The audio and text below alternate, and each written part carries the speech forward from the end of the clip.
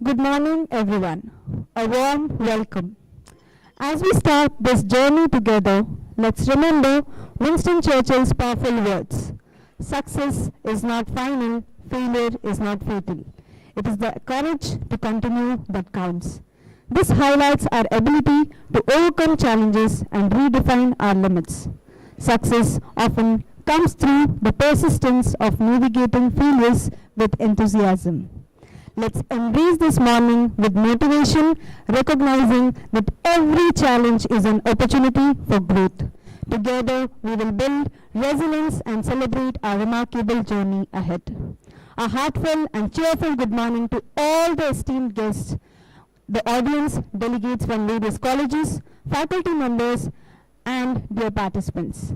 I'm truly thankful for the opportunity to welcome you all to this 2-day National Level Research Methodology Workshop 3.0. My name is Mrs. Fatima and I'm an Assistant Professor in the Department of Pharmacy Practice. I will be guiding you through today's inauguration ceremony. I kindly request everybody to make a note to please set your phones to silent mode and refrain from moving around during the program to ensure it proceeds smoothly without any interruptions. Thank you for your cooperation. So now I would like to give a bit of introduction to what Yenepoya is all about. In 1991, the Islamic Academy of Education was established by Dr. Yenepoya Abdullah Kunni to uplift minorities, especially Muslims, and address gaps in healthcare professional education by founding a dental college. Over the years, it expanded into Yenepoya deemed to be university, recognized in 2008, and has since developed multiple health professional colleges, including those for medicine, nursing, and pharmacy. The university is located in Mangalore, Karnataka, and is known for its commitment to quality education and research, achieving NAC accreditation with A+ grade, and notable rankings in national assessments. With a focus on holistic development, it offers various undergraduate and postgraduate programs while fostering a vibrant academic environment. So that's all about the university. Moving on, what is YPCRC? That is Yenepoya Pharmacy College and Research Center. It was established in 2017, has quickly become a leading institution in pharmaceutical education and research. It aims to transform students into technologically advanced, globally competitive, and ethically grounded professionals. The college offers a range of programs including DPharm, BPharm, PharmD, MPharm, and PhD degrees, supported by a strong faculty of 33 members and over 31 staff. In just a few years, it has achieved significant milestones. And just recently, that is in 2024, YPCRC has achieved first place among all colleges in the university, recording 75 publications, 3 books, 13 book chapters, and 4 intellectual property rights. Come on, give a round of applause, everybody. So till date, the college has a total of 222 publications, which includes several books, 22 book chapters, and 37 intellectual property rights across various countries, resulting in a faculty publication ratio of 2.5. The college not only prioritizes research by fostering collaboration between academia and industry, securing extramural grants totaling 53 lakhs from various funding bodies from DST SERB and VGST. Besides, the college has also received nearly 13 lakh seed grants from university. Additionally, it has completed around 100 undergraduate and postgraduate projects, contributing to its reputation as a center of excellence in pharmacy, education and research. So with this beautiful introduction about YPCRC, I would like to invite our principal and vice principal ma'am to escort all the esteemed guests to their seats on the stage.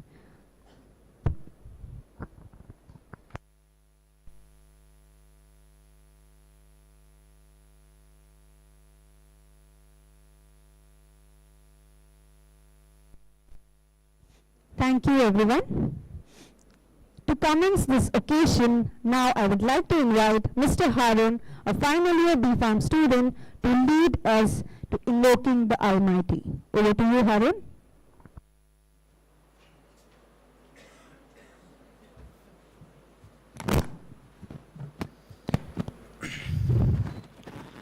أعوذ بالله من الشيطان الرجيم. بسم الله الرحمن الرحيم. ولقد خلقنا الإنسان من سلالة من طين ثم جعلناه نطفة في قرار مكين ثم خلقنا النطفة علقة فخلقنا العلقة مضغة فخلقنا المضغة عظما فكسونا العظام لحما ثم أنشأناه خلقا آخر فتبارك الله أحسن الخالقين. ثم إنكم بعد ذلك لميتون ثم إنكم يوم القيامة تبعثون. And indeed, we created humankind from an extract of clay, then placed each human as a sperm drop in a secure place. Then we developed the drop into a clinging clot, then developed the clot into lump of flesh, then developed the lump into bones, then covered the bones with flesh. Then we brought into being as a new creation. So blessed is Allah, the best of creators. After that, you will surely die. Then on the day of judgment, you will be resurrected. Thank you, Harun, for the beautiful invocation. Now, I would like to invite our principal sir to welcome our esteemed guest with a sapling presentation, starting with our Honorable Vice Chancellor, Dr. N. Vijay Kumar sir.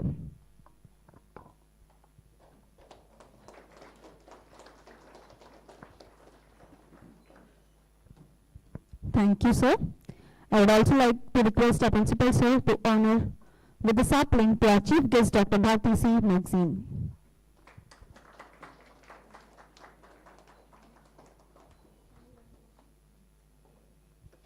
Additionally, I request the Vice Principal Ma'am to extend a warm welcome to our guest of honor, Dr. Rekha, PD, also with the sapling.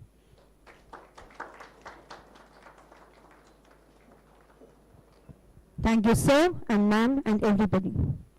Now let's talk about SRB, the Scientific Review Board of YPCRC, which was established in 2017 with the institution's head as chairperson, who plays a vital role in promoting research and inspiring young researchers. SRB aims to enhance research skills through a 2-day workshop designed to improve participants' technical writing and overall research competence. This workshop will cover various aspects of research, including study design, hypothesis development, data analysis, and publication strategies. By blending interactive lectures with practical examples, SRB seeks to address research challenges and empower participants for successful outcomes. The event will commence with which is an inauguration ceremony, which is going on right now, with invoking blessings to further success. So I would also like to take a moment to acknowledge and express my appreciation for the participants from all the 18 esteemed institutions, including various constant colleges of Yenepoya University, who have enrolled in this workshop, which includes Geetanjali College of Pharmacy and Malla Reddy College of Pharmacy in Hyderabad, as well as National College of Pharmacy in Shimoga, KLD College of Pharmacy in Bangalore, Dhanvatri Ayurveda College and Hospital in Siddhapur, and Sonia Education Trust College of Pharmacy in Dharwad, and Favikya College of Pharmacy in Mysore, and the fellow colleges from and around Mangalore, that is Nitya Institute of Pharmaceutical Sciences and Alvas College of Naturopathy and Yogic Sciences, as well as Sri Devi College of Pharmacy. So as we continue with today's program, I would like to take a moment to appreciate all these participants who has participated and made it sure that the workshop runs successfully. Thank you again, everybody. So as we continue with today's program, I encourage everyone, all the students and faculties to engage with one another to share knowledge and explore collaborative opportunities to enhance our shared mission of promoting health and well-being in our communities. So before we begin with the ceremony, I would like to provide a brief overview of today's schedule. Following the inauguration, we will have our first session, which will be led by Dr. Bharti C. Magazine, focusing on Introduction to Research Methodology, which will be followed by a short tea break, and after the break, we will be continuing with in the same location for the second session on Research Design and Literature Review, which is presented by Dr. Julian Mohanraj. And the third session will cover Research and Publication Ethics, conducted by Dr. Ravi Vaswani. After the lunch break, the next session will address manuscript preparation and journal publication, led by Dr. Rajesh Shastri, concluding with a session on thesis writing by Dr. Vinita R. Pai. I would also like to inform all participants that our two-day workshop includes an assessment component. Today we will be conducting a pre-assessment before the session begins. On the second day, after the workshop concludes, a post-assessment will take place. And all participants must note you must complete both the assessments and provide feedback on the workshop. This is essential for earning 1 credit point for the workshop and to achieve a minimum of 70% on the post-assessment to receive your certificate. So your insights will be invaluable for our ongoing improvement efforts. Thank you for your cooperation. So with this, we would like to continue our inauguration ceremony. So as we know, a true leader not only guides but also inspires passion and nurtures growth within their community. So at our college, we are fortunate to have such a leader in our principal and dean, Dr. Muhammad Gulzar Ahmed sir. His steadfast dedication to education and his ability to motivate both students and faculties have transformed our academic environment into one characterized by collaboration and innovation. It is with great respect I invite Dr. Muhammad Gulzar Ahmed sir to the stage to address the gathering. Over to you, sir. Good morning, one and all. Respected dignitaries on the dais, Honorable Vice Chancellor Dr. M. Vijay Kumar, today's chief guest, Dr. Bharati Magazine, guest of honor, Dr. Rekha PD, the Vice Principal of YPCRC, the faculty members of Pharmacy College, off the stage, the resource persons for the next session, the faculties from our own sister constituent colleges, and the delegates from across the Karnataka as well as outside the Karnataka. It gives me a great pleasure to extend you all a warm welcome on behalf of Scientific Review Board of Pharmacy College, then Yenepoya Pharmacy College and Research Center, and Yenepoya deemed to be university for this auspicious occasion of the inauguration of 2 days national workshop on research methodology. For the information, I think this is the 3rd year consecutively we are doing this exercise to conduct the research methodology workshop, and this time we could able to get the overwhelming response by the delegates who are outside the Karnataka too. First and foremost, I take the opportunity to welcome Honorable Vice Chancellor Dr. M. Vijay Kumar. Is always a guiding force and encouraging whenever we need to conduct this kind of the program. A renowned oncologist, a great teacher and a dynamic leader. Under Sir's leadership, Yenepoya deemed to be university is marching towards the heights of success. On behalf of the entire organizing committee, I welcome Dr. M. Vijay Kumar sir for this program. On the days, we have Dr. Bharati magazine. She is the chief guest and also the Deputy Director of Manipal Academy of Higher Education. In fact, if I remember, more than 2 months before, we have contacted Madam for this program. And 2 days or 1 day before, she was traveling from various places. In spite of that, she accepted to be here.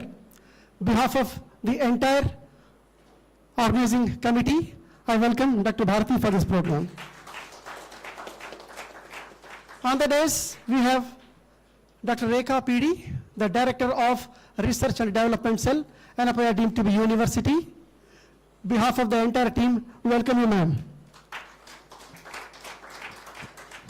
I also take the opportunity to welcome my own colleague, Dr. Rukia Sultana, the Vice Principal, and most importantly, the Organizing Secretary of this workshop, working tirelessly more than 1 month for arranging the entire event. I welcome you, Dr. Rukia.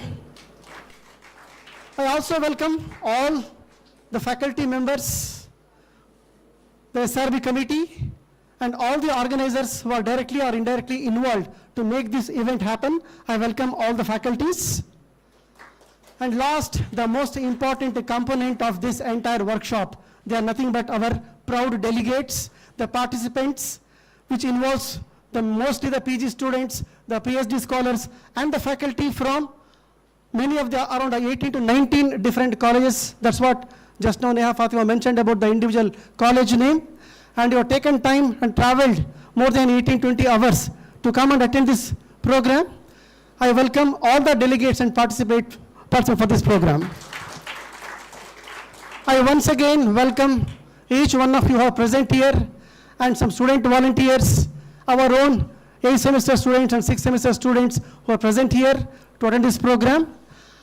And I wish this program a great success. Thank you.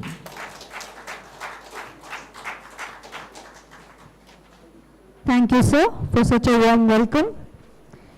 It is my pleasure to introduce our esteemed chief guest, Dr. Bharti C. Magazine, who currently serves as the Deputy Director of Research in Health Sciences at Manipal Academy of Higher Education, and as an additional professor in pharmacology at Kasturba Medical College, Manipal. Dr. Bharti completed her MBBS from R&T Medical College, Udaipur, and earned her MD in pharmacology from Government Medical College, Jammu. With extensive experience as a senior resident at Maulana Azad Medical College and as an assistant professor at KIMS Manipal, ma'am has significantly contributed to education by mentoring undergraduate and postgraduate students. Ma'am has published 72 research articles on topics including diabetes, respiratory pharmacology, and predictive analytics. And she is also a AHE certified instructor for basic life support and advanced cardiac life support. We're truly honored to have her with us today to share her valuable insights. Over to you, ma'am.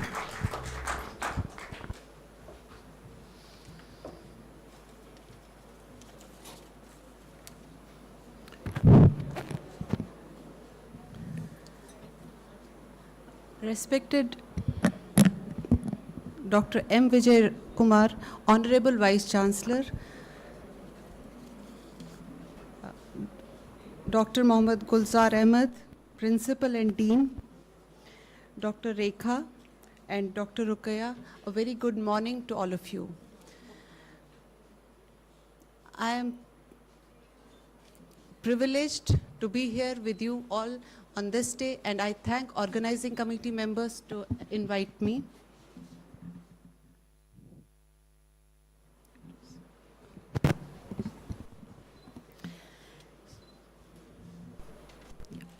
So it's both an honor and privilege to be here on this two-day workshop on research methodology. As we look at the scenario around the world and even in India, it is that we see that the academic institution to research institution, there's a transition. And if we look at our national policies also, your NEP 2020, it also sees shifting the higher education institutes to the research institutes. So at this point of time, upgrading ourselves with in our research skills, this workshop holds a great importance. Because if our methodology is strong, because that forms the core of your research foundation, and if that is strong, our research will be better. And that is how we can come up with a good research outcomes. As we talk of the research outcomes in terms of publications, patents, extramural grants, we see that a fundamental thing is our core research capabilities. And such workshops can really help us in improving our research capabilities. So during these 2 days, you will be having a lot of things by which many of you must be knowing about it, or you can upgrade it and again learn more about it. This will really strengthen your research capabilities. The most important thing as young researchers, all of you should take care of is the research integrity. You have sessions on publication ethics, but research integrity is something that you take along with you throughout your research journey. So I hope that all the participants have a great learning during these 2 days, and you will carry this learning and use it in your research projects. If you are a student, if you are a faculty, to your research journey. So wishing you all a very good, very enriching experience for the next 2 days. Thank you. Thank you, ma'am, for such captivating words. I would like to invite Vice Chancellor Sir to present a token of gratitude to our esteemed Chief Guest, Dr. Bharti C. Maxine.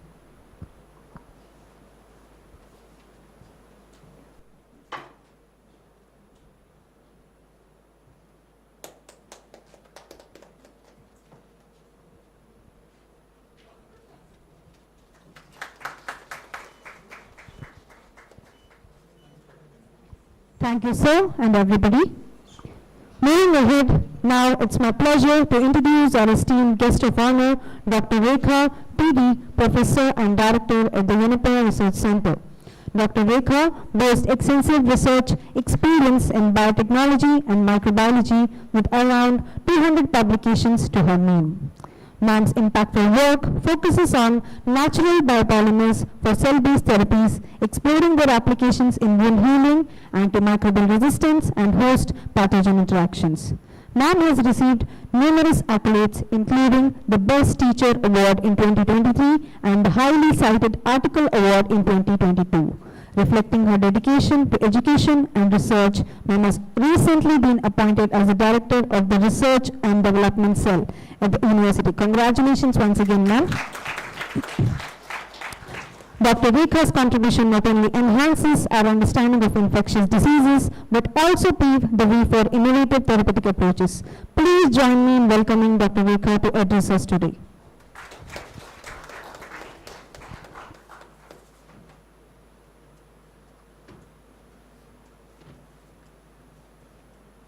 Good morning, respected Vice Chancellor, respected Chief Guest Dr. Bharati, the Dean, Pharmacy College, Dr. Gulzar, Organizing Secretary Dr. Rokia Sultan, the SRB committee members, the delegates from all the colleges and universities across India. Welcome all of you to this 2 days national workshop on research methodology. Dr. Bharati has already set a note on importance of research methodology workshops in conducting research as well as taking it forward with meaningful outcomes. And as we know, the technology, mostly the information technology has developed vastly thanks to the robust, the transformation that has taken in 1990s, like more than 30 years of growth in information technology has given and made research simpler, but yet a complex task for all of us to get updated into that. The statistical methods, what has been used, like we were working with Excel or the spreadsheets, has been moved in vast bounds, and then we have a lot of softwares or the AI tools like programming tools what you can apply for your data visualization, data summarization, and other things. Keeping updated on that is most needed, because unless you use all these, the current engaging technologies in your research, the outcomes cannot be compared with the outcomes that are already being inferred from the international research. So where we will be lacking it, unless we are trained on that. That's the most important thing. All of us have to be having a little bit of knowledge on programming, coding, particularly onto the statistical and data visualization techniques. That is one thing. And second thing, Madam has talked about the research integrity, and what we see is an alarming, I think a side effect of the technology is that the artificial intelligence.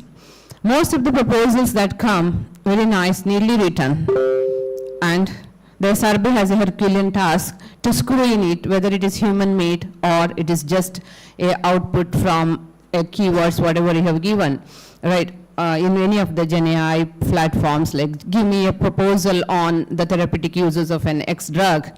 It gives a beautiful one with the possible deliverables, milestones, everything. And neatly print it and submit it to SRB with your sign. It becomes original for you, but it becomes a Herculean task for us to review what is original, what is not original. So be honest. That's the most important one. I know every one of you in your urgency to prepare a proposal would have used it, and there's no excuse that, but use it wisely, right? Whenever you need. Suppose you need language help, like you have written this statement, just give an alternate word for this or improve this, make the para better than this, and then judge with human judgment is better than whatever comes out from that, the machine learning tools that has been already programmed. And be cautious about uploading your personal research, means the research information onto the public databases for the want of generating a figure or anything, like, because data privacy, piracy are key. Like tomorrow when you publish, somebody else would have published that as their own because it was there in the public domain. So these are some of the words I just wanted, I thought like I'll share with you. Be cautious when this workshop definitely will help you out to learn the real scientific method or the research method technological, this one. Though it is little harder, but engage in ethical practices with integrity. So I wish all the best for the workshop, and I'm sure you're going to take a lot of good message back home, and the success of this workshop will be when all of you are engaging in research in one or the other way for make this field a great success. Thank you. Thank you so much, ma'am. It was truly a motivation for us. I would like to invite Vice Principal Ma'am, Dr. Rika Sultana, to present a token of gratitude to our esteemed guest of honor, Dr. Rika.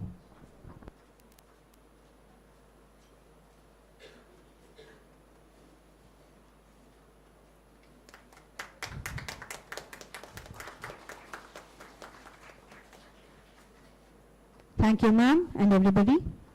Now we arrive at the highlight of today's program, the prestigious Best Distinguished Researcher Award for 2024. This award recognizes individuals who have made substantial contributions to their research field at YPCRC, evaluated through their publications, books, book chapters, and intellectual property rights, and the contributions of 33 faculty members were meticulously evaluated by the designated team who assessed various criteria such as the classification of journals, Q1, Q2, Q3 or Q4, Scopus or Web of Science indexing, as well as the number of books, book chapters, research and review publications, and intellectual property rights. The recipient of this award has achieved the highest scores across all evaluating parameters, boasting 20 publications, including research and review articles in Q1, Q2, and Q3 journals, all Scopus and Web of Science indexed, along with 1 book, 6 book chapters, and 1 granted Indian patent. And now, the moment we've all been waiting for. It's time to unveil the remarkable individual behind today's celebration. Any guesses? So let's give a big round of applause. It's none other than Dr. Mohammad Gulzar Ahmed sir. Congratulations sir on this outstanding achievement. Your dedication and contributions to the field are truly inspiring. So I would like to invite Vice Chancellor sir to do the honors.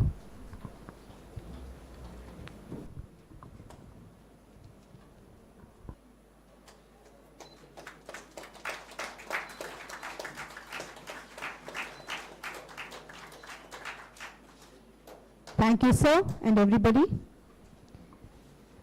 So, ladies and gentlemen, it is my great honor to introduce our Vice Chancellor, sir, Dr. N. Vijay Kumar, a distinguished surgical oncologist whose career exemplifies hard work, dedication, and a commitment to excellence. Sir was born in 1957 and earned his MBBS in 1979 from Madras University, and furthered his education with a DNB in general surgery and Masters in Surgical Oncology and a PGDHM in Hospital Management.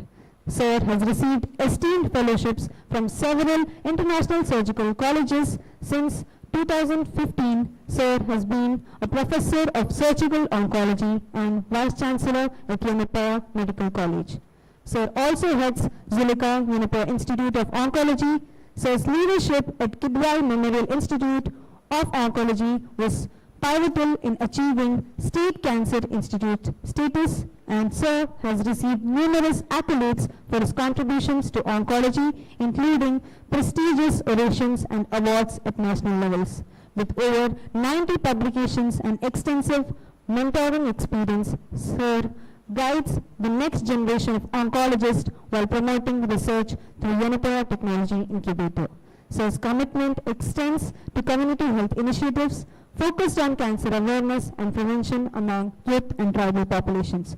Today, we are privileged to have with us Dr. N. Vijay Kumar sir to deliver the presidential remarks. Please join me in welcoming sir to the stage.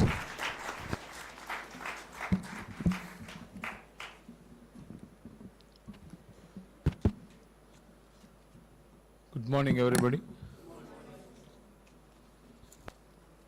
Respected Chief Guest of the program, Dr. Bharati Maxim, Guest of Honor, Dr. Rekha, the Principal and Dean of the Pharmacy College, Dr. Gulzar, and the Organizing Secretary, Dr. Rukia Sultana, and all other faculty members of the Pharmacy College of Yenepoya, and more importantly, all those who have come from far off and from neighborhood and our own university, scholars, staff members, and the delegates who come for this.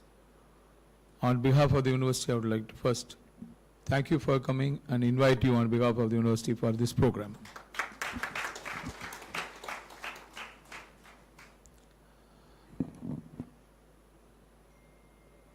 I completed my MBBS in 1980. That's now 45 years ago. Those days nothing was a part of a separate or a part of our curriculum, and I don't think it is there even now as far as MBBS is concerned. Of course, there was a separate subject called biostatistics was there in the first year, and typically of us, when there is no exam, no studying, except for mean, median and average, nothing else was we used to remember. And that was the scenario those days, and that was the importance given for research those days. As you grow, you know the importance of it and also the deficiencies which we have. When we particularly move to a subject like oncology, which I am, we realized that so many people can cheat us with statistics, right? I'm telling you the word, cheat us with statistics, because we don't know the statistics. How to interpret we don't know. And we don't know what is a p-value, we don't know what is 2p, and we don't know what is clinical significance, we don't know what is the difference between statistical significance. They come and tell us p-value less than 0.00, etc., and we all feel very thrilled about it, and then we just go with them. Then we slowly grow, and then we realize that what is the importance of the clinical significance vis-a-vis statistical significance. So all this happened over a period of time of 45 years of journey, but we always, at least I always regret that they should have started doing all this for us. At least some of us would have taken it and we would not have got cheated. This is what the first thing I would like to tell, how we got cheated because of our deficiency in knowledge. And secondly, the curriculum did not have it, and so nobody bothered. No, we never will take anything seriously unless there is an exam. At least in India it is so. Unless there is an exam, we don't take that subject so seriously. And that is why probably today, at least in MBBS curriculum and later on postgraduate curriculum, they have made even thesis a part of the exam. Earlier it was only a part fulfillment. Now it is not partial fulfillment, it is a part of the bio-OC where 20 marks are going to be given, so that hopefully the students take it a little more seriously. Having said that, I don't know whether you people will understand all this because I am going back to 45 years. Currently what is happening, let us see. One of the candidates distinction in the university went for an interview. There they asked only one question, do you know our language? The answer was no. Then they asked, do you know Python? The answer was no. They said, go read and come. The candidate, obviously a lady, so she said, no, I got a distinction. I said, that is why we called you for the interview, but not to select. Please understand, your curriculum, what you are doing, and the academic work, etc., degrees, qualification, there are thousands of people will come out, and just imagine me sitting as the chairman of the interview committee, and all 10 of you come from the same college. Let us imagine a situation like that. And all of you have done well in the qualification. Whom you think I have to select? All 10, but I got only one or two vacancies only. How do I evaluate? I have to evaluate you more than what you got evaluated in the qualification exam. That you already got. You got a first class, you got a distinction. So I am not a subject expert to go into the subject. But I am going to see what you have done more than what you are expected to do as a student. Meaning, how have you done as far as your research is concerned, co-curricular activities, anything more than your social skills, etc. I am going to see. I am not at all going to see your qualification, which your examiners have already done. There is an evaluation done by both by the internals and externals. Then what more we are supposed to do? So remember, you are in simple English. We are going to ask how many publications you have done. If you say no, publications are not mandatory, then you are out, because you are expected to do something more to get more. You cannot come and say all of us have got distinctions and so you give me the job. Even in employability will become a problem. Please understand, in a good institutions now, they are going to look at the CV, not by just your qualification alone, but what you have done more. Are you ready for the industry? Are you ready for research? Are you ready? What have you done more? So all these are now becoming an issue as the number of graduates coming out and postgraduates coming out, and the employability is an issue. Even for your employability, we are going to look at your publication, etc. Coming to the research component per se, here at least in Yenepoya University, how do we support you? If you are a graduate, there is a seed money for the graduate. If you are a postgraduate and you are doing it, there is again seed money. And apart from that, if you are going to do something and publish it, we help you in publications. We help you in attending conferences by financially. Help you means I am talking financial help from the university. Of course, your staff members will be helping you at your college level. But I am talking from the university side, we encourage you by financially to encourage you to go and attend the international conferences, national conferences, publications. And when your publications are more, and particularly in the index journals which we want, You should know maximum number of publications come from any university, if you look at in South at least, is from which college, can you guess? I mean, not the name of the college, which stream? It is pharmacy. It is pharmacy. I don't know how many of you know this at all. It is pharmacy. Madam is sitting there. In Mahe, you ask her, how many are coming from other streams and pharmacy?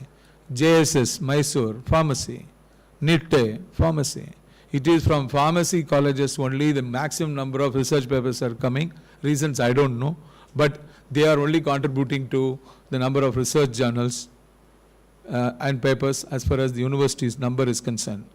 As somebody was, the master of ceremony was introducing, I don't know how many of you heard her, the number of papers coming out from this place, and she also said it is the teacher publication ratio is 2.5, correct? 2.5. And the university is 0.8. Yenepoya University's staff versus publication is 0.8. It is going down because we are expanding very rapidly. Reasons be anything, but it is only 0.8, less than 1. Whereas a pharmacy college, the only place where I see it is 2.5.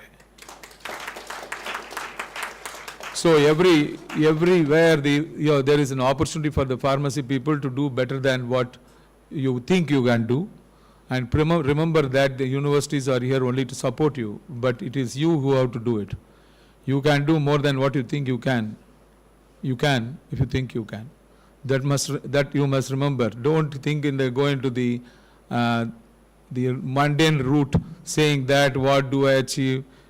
After all, anyway, this I do, nothing will come. Unless you excel, nothing will come. So remember that you are not the only one. Unless you excel, you are not going to get what you are planning to achieve. You must always dream big, but work for it. And to dream big, what is research and what is the methodology, how to go about it, that's what they are going to put you in the track today and tomorrow, which is more important as far as research is concerned, because without methodology, you will be doing something, you will be probing, and then get snubbed by somebody saying that the papers will not be there. As Dr. Rekha said it, I am associate editor of Indian Journal of Surgical Oncology. So the type of papers which are coming today, she was very polite. Horrible it is. So it is horrible because they don't know what they are writing and they expect me to publish whatever they send because they send it to me. But unfortunately it is not so. If you are talking about an original article, you are talking about something like statistics, something methodology, you have to do that. Your objectives are poor and you don't know how to write it. Writing comes last, but you have not done a work at all properly. After all, in writing, if your content is good or the substance is there, we can always put you on somebody, your language, etc. can be corrected. But not the way you have done the research itself.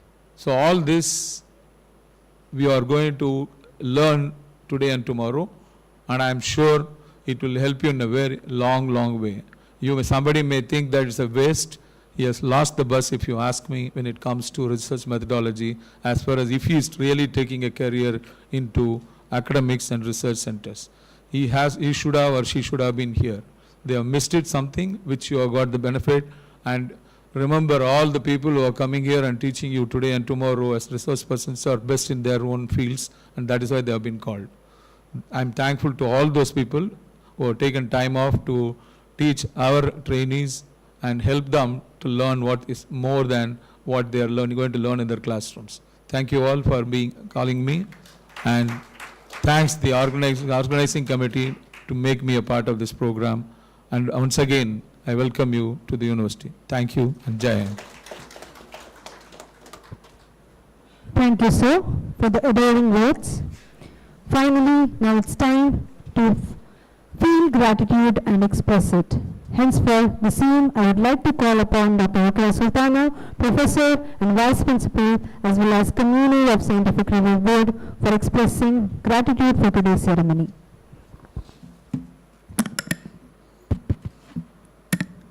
Very good morning to everyone. I am grateful to the Almighty for blessing us with this special occasion today. Thank you is a heartful prayers, and I feel honored to propose this vote of thanks. I sincerely thank our Chancellor Sir Pro-Chancellor, Pro-Vice-Chancellor, Registrar and Finance Officer for their administrative support for organizing this program. First and foremost, I extend our deepest appreciation to our esteemed chief guest, Dr. Bharti C. Magazine, Deputy Director, Director of Research, Manipal Academy of Higher Education, for gracing this occasion with her presence and for delivering an insightful and inspiring inaugural address. Your words have set the tone for the workshop, motivating all participants to embark on this journey of learning and discovery with renewed enthusiasm. Thank you so much, ma'am. On behalf of organizing committee, I convey my deep regards and heartily thanks to our Honorable Vice Chancellor, sir. We will ever remain grateful to you, sir. We thank you for being with us today. Thank you so much, sir. We are honored to have Dr. Rekha Fidi, Director of Yenepoya Research Center, as our guest of honor. Her presence, inspiring words, and commitment to academic excellence has been invaluable. We deeply appreciate her support and guidance. Thank you, ma'am. I would like to thank our beloved and dynamic principal, Dr. Gulzar sir, for his constant help and guidance that radiated a source of energy within us. Thank you so much, sir. I would like to express our heartfelt gratitude to all our distinguished guests, dignitaries who have honored us with their presence today. Your support and encouragement mean the world to us, and we are truly honored to have you here with us. This event would not have been possible without the dedication of our organizing committee, volunteers, support team, including student welfare, transportation, accommodation, IT, media, photography, catering teams. Your efforts are truly commendable.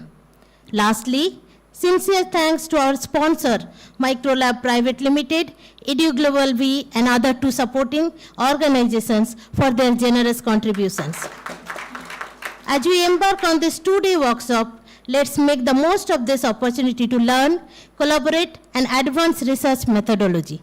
Thank you all, and have a wonderful workshop ahead. Thank you. Thank you so much, ma'am, for your words. Now, I would like to request all the SRB members and the organizers to join for the photo session.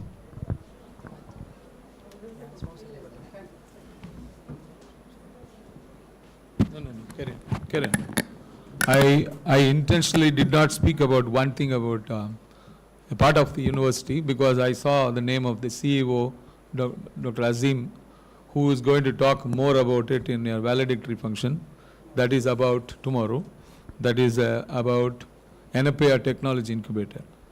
And Yenepoya Technology Incubator, he will tell more in detail. That's why I skipped it. But anyway, you people should know what is an incubator, how you can be an incubator, what you can do in the startups there in Yenepoya. It is not meant for only Yenepoya. It is meant for everybody. And at least 56 startups are with us, out of which only 20 are Yenepoya university-related people. All others are from outside. I wantonly am not going to expand on that. Just put one question mark in your mind till you see that in valedictory function. Thank you. Thank you, sir.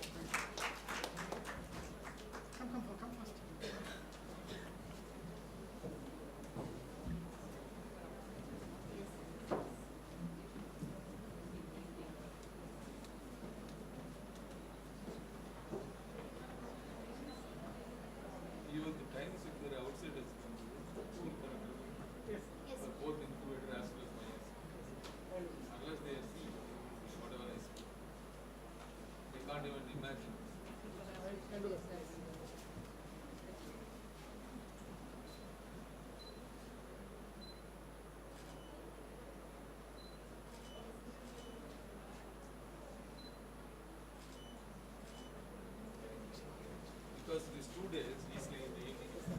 Okay, right, thank you. So before we conclude, now I would like to request everyone to please rise for the national anthem.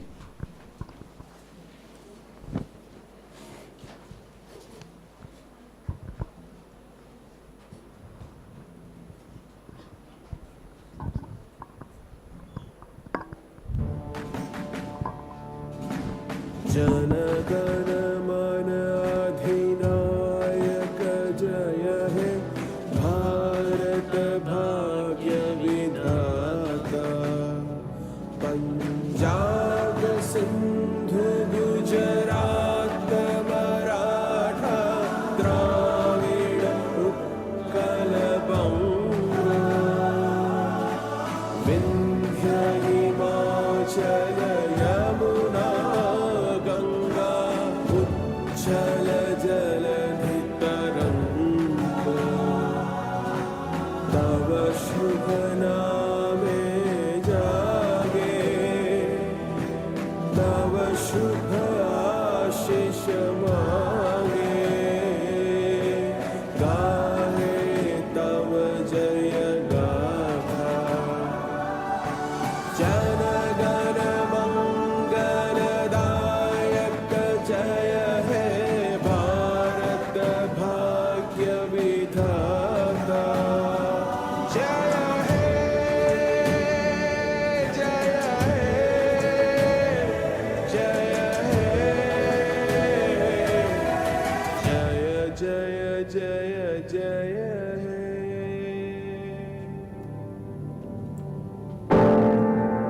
Kindly be seated. So I request all the dignitaries to take the seats off the stage, allowing us to proceed with the next segment of our program. So as we prepare to start the session, I invite the pre-assessment team to begin the assessment. So all the participants kindly note, a QR code will be shared. It is as it is displayed on the screen. You need to scan it and then perform the pre-assessment. So all the participants kindly note, you have to scan that QR code to undergo the pre-assessment.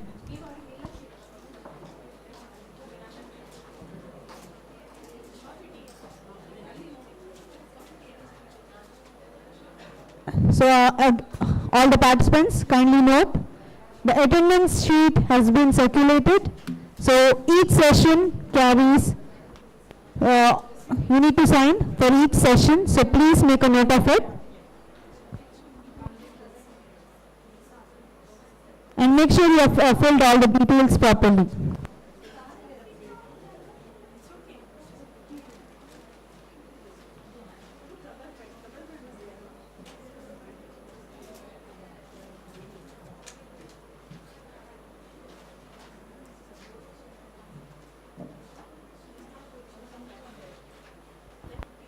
So participants, after the assessment, we will be continuing with the first session, and once the first session is done, then we will be having a short tea break.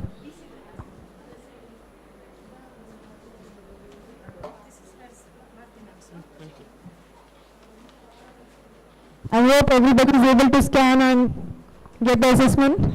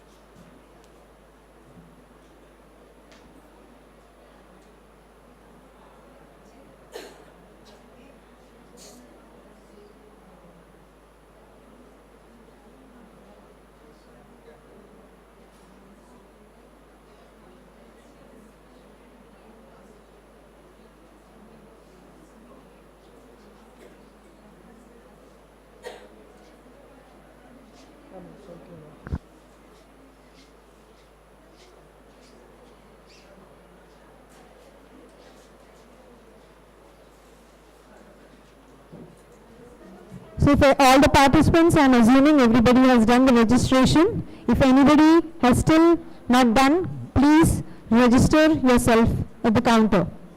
And then you can come and sit here. Is there anybody who is remaining?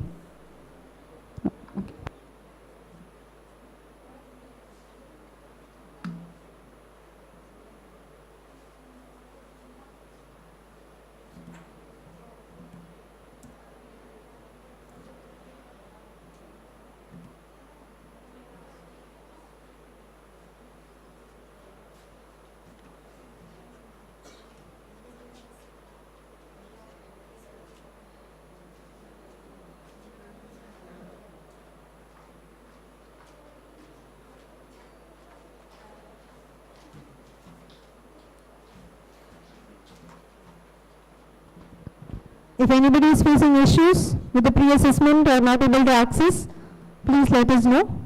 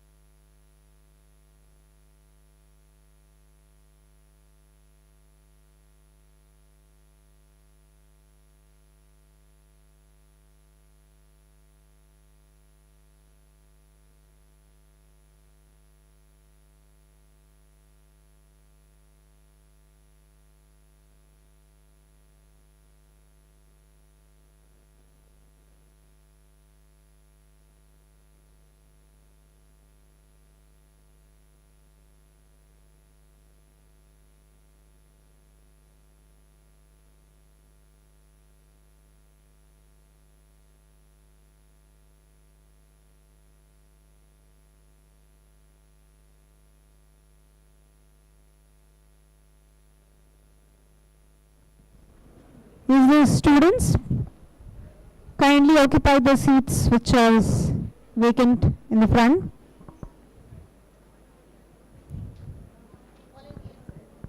Volunteers, please make it.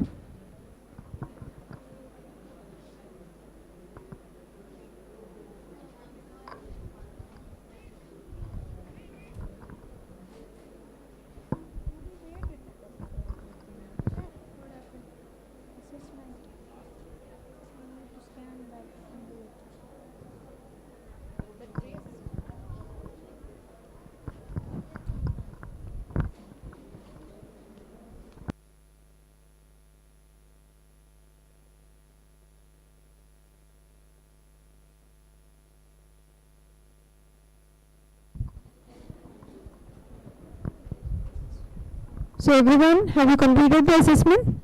Everybody? So shall we start the session?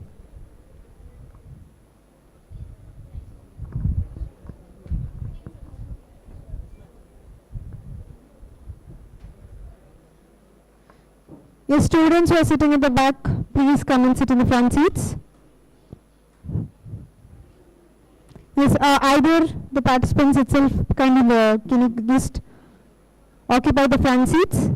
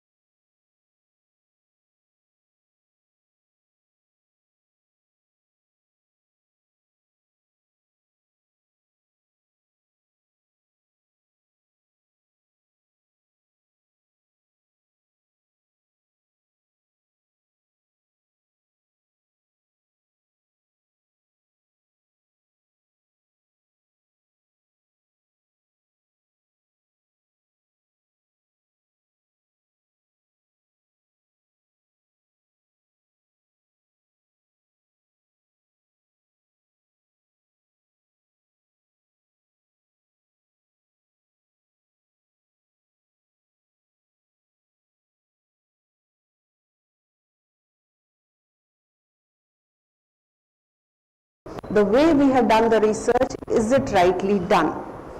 Because if you do some research, you publish a finding, I look into literature and I try to work on it, and other person will take it still forward.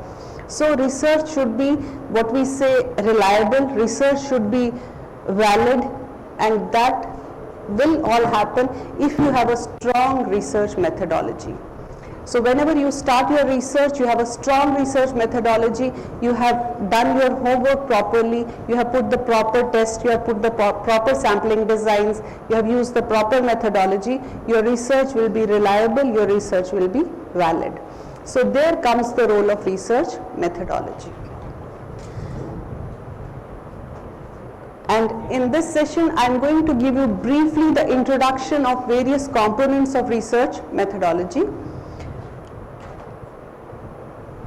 So it was Clifford Woody who has defined research, which comprises defining and redefining problems, formulating hypotheses or suggested solutions, collecting, organizing and evaluating data, making deductions and reaching conclusions, and finally carefully testing the conclusions to determine whether they fit the formulating hypothesis.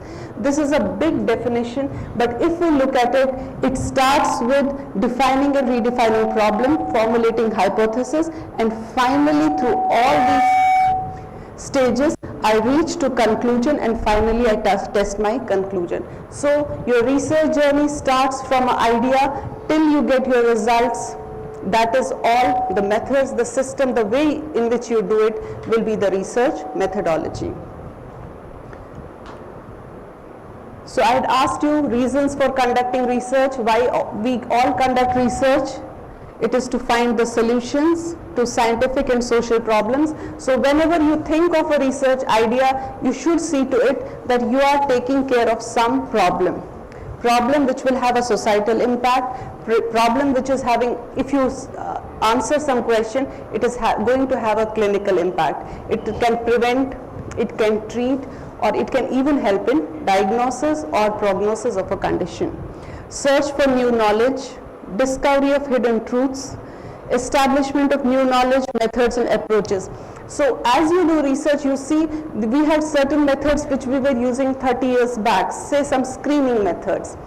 Are we still using them? No, we have definitely upgraded over those. So during the process of our research journey, we definitely refine our methodology. We see that this is little obsolete, we can just leave it out. We can go for something new, something better, something which is little more quick also.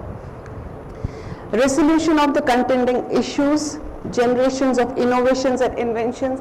So innovations is something thinking out of the box. When you do research, you said, okay, this is not the only solution. I can think in this lines, I can think in that lines. So you can have multiple groups and you can do multiple interventions. And building knowledge and for facilitating learning. So these are some of the reasons why we conduct research. And which one do you Yes, which one do you feel is the best one of these? Anyone? Just have a look at the slide. Yes, building knowledge. Okay. Anything else you find interesting? Okay, generation of innovation and inventions is also important. This side, last side. Yes, creating new knowledge. So we see all these ways, all these reasons for conducting research.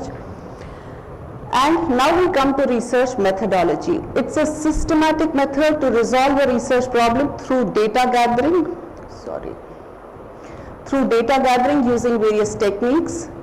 Once you have gathered the data, the next thing is that you are providing an interpretation of that data gathered and drawing conclusions about the research data. So this all systematically doing, collecting data, which methods to use, and finally interpreting data, and finally coming to conclusions is the research methodology, and it is blueprint of a research or study. So if you look at what is the blueprint of your study, it will be your research methodology that should be really strong, on which your research is based. This is a trio of research methodology. What all it encompasses? It It is the methodological approach, the data collection and data analysis. So this is how we look at research methodology. Now we have two terms, research methods and methodology. Many a times these two terms, they are used interchangeably. We sometimes write methodology, we sometimes write methods. But the difference between the two is there, whereas methods, they are the behaviors and instruments used in selection and construction of research technique. What you normally write in your paper, what tools you have used, what instruments you have used, that is research methods. But research methodology is science of understanding how research is performed methodically. So if you look at this, research methods is a part of research methodology. One of the components of your research methodology will be your research methods. Again, little more of clarity on that. So your research methods, what you write in a paper, conducting experiments, test surveys, various procedures used, algorithms used in research, aims at finding solutions to research problems. So this is about research method. But when we talk of research methodology, it is learning of various techniques that can be used in conducting research and test experiments, surveys and critical studies. So what are the various techniques we can use? It paves the way for research methods to be conducted properly, and it aims at employment of correct procedures to find out solutions. So research methodology tells us that if we have used this approach, why are we doing this type of analysis and not this? Why are we doing sampling? Why my sampling design is this? So the logic behind whatever you are doing comes under research methodology. So if you are sure about what you are doing and whether you are doing the right things, why you are doing this and you are not using this test, so that all comes under research methodology. But when we talk of research methods, it is per se in that study, I have used this survey, I have used this test and I found this, that is in a study. But methodology gives you a logic behind why you have done this, why you have not done this. So that is a proper blueprint of your study, and if you, that should be very much valid and reliable. So the components of research methodology include research design. It should be selected based on the research question and the data gathered. So first is the research design, which is mainly based on the research question. Now if you look at the research, you can do research of different types. You are doing health sciences research, you are doing in different branches you are doing research. Your research can be of different, it can be a questionnaire study, it can be experimental study, it can be a retrospective, prospective, analytical, any type of study. So based on that, what is the design? Your design will also always be based on what is your research question. Research method can be quantitative, qualitative and mixed. We'll be talking about it in the coming slides. Reason for selecting a specific methodology, why this methodology is most suitable to answer your research problem. So I have selected this methodology. What was the reason? Why didn't I go for qualitative? Why I have gone for quantitative method and I didn't go for qualitative method? So that all comes, and that is one of the components. What are the research instruments I used? Mainly referring to data collection methods, interviews, surveys. Sampling, it involves selecting a representative subset of population being studied. So what type of sampling design is mine? Data collection, which involves gathering data using several data collection methods. Then data analysis, describe the data analysis methods you will see once you have collected the data. Research limitations. So research limitations also comes under research methodology, because if I have done, say I have done a qualitative study and I have certain limitations to it, I should be able to understand what are the limitations of my study. I took just I took around 10 subjects and did a focus group discussion. Okay, I did a study. So I know the limitation of this study will be that it is not generalizable. I cannot say this is something which I can generalize on a population. I just get an idea about what is happening, what is in the minds of people, what they are thinking, what they perceive. So for any study that you do, you should be knowing that if I use this method, what are the limitations of this method? That also should be in your mind while you are conducting a study. And ethical considerations, this is very important. The research ethics is part of research methodology. You have to be aware of the ethical components related to patients, related to researchers, related to animal research, whatever study you are doing, based on that you should be aware of that. So these are components of research methodology. So we'll take these one by one. Types of research methodology, you have other types also, but I am mainly focusing on these three types: the quantitative research methodology, the qualitative, and the mixed methods. So, quantitative, yes, quantitative research methodology, anything? When I say quantitative and qualitative, what is the major difference?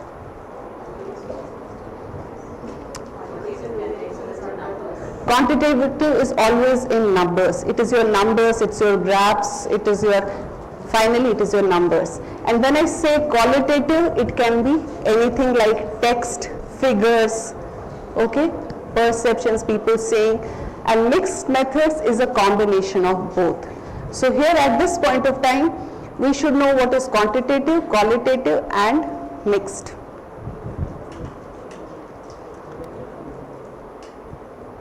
So if I am doing survey in this class and I just want to find out the number of students who are listening attentively from that group. So what type of study will be that?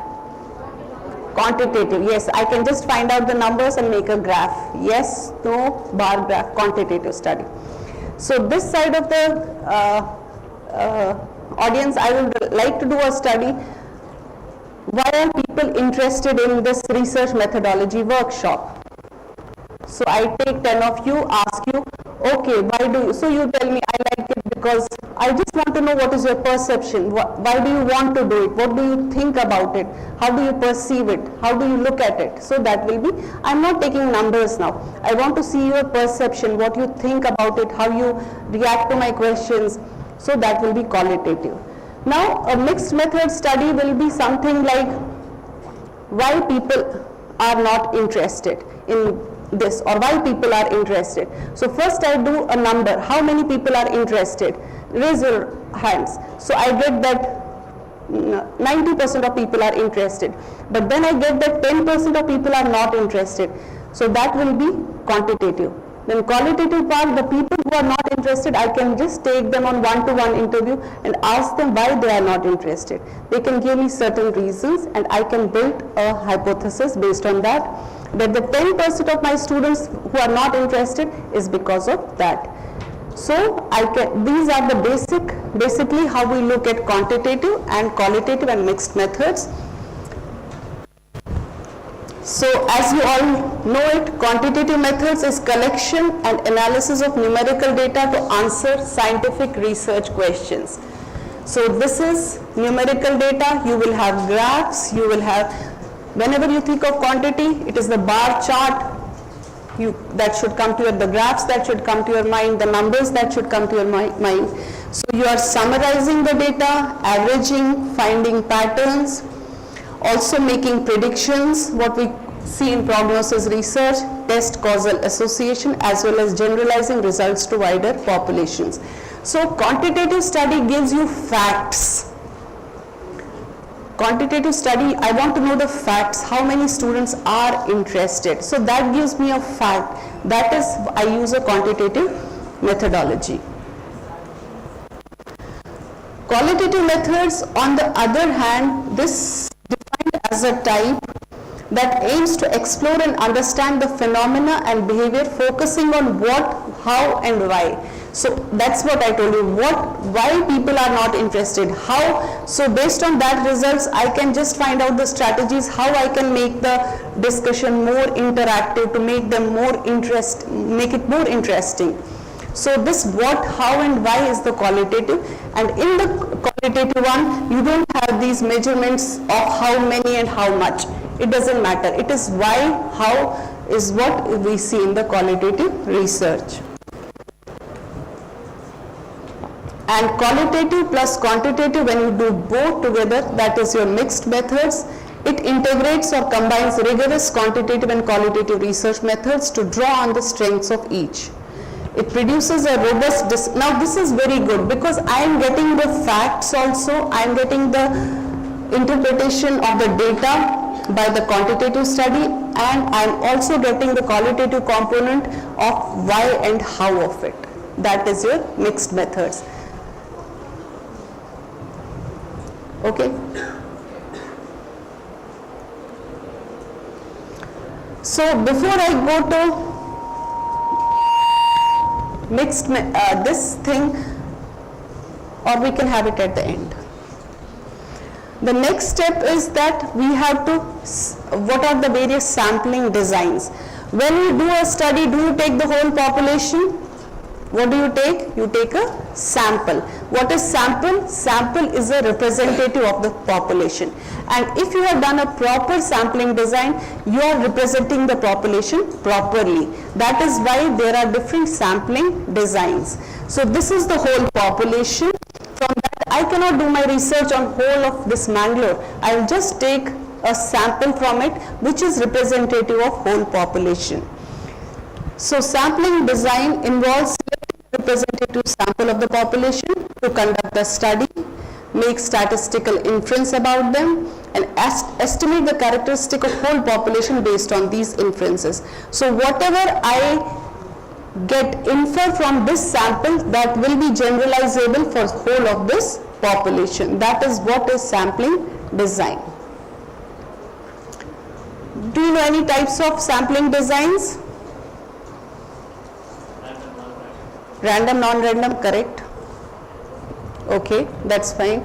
So we see that we have two types of samplings, designs, probability sampling and non-probability. So this is probability sampling is the one which we do most commonly. What we do is the probability sampling, where each participant has a chance of getting selected in the sample. It can be simple random, systematic, stratified or cluster. And non-probability sampling, it is not a random sampling, it is like what I feel. I feel that I should take only this population. That is more of subjective, and it doesn't have that randomness. So by not being random, what will be affected? What will happen? If my sampling design is not, I have not selected population randomly, I just subjectively I feel I should take these patients, these participants, there will be more of bias. So to make your study having less of bias, you should mostly what we do this probability sampling.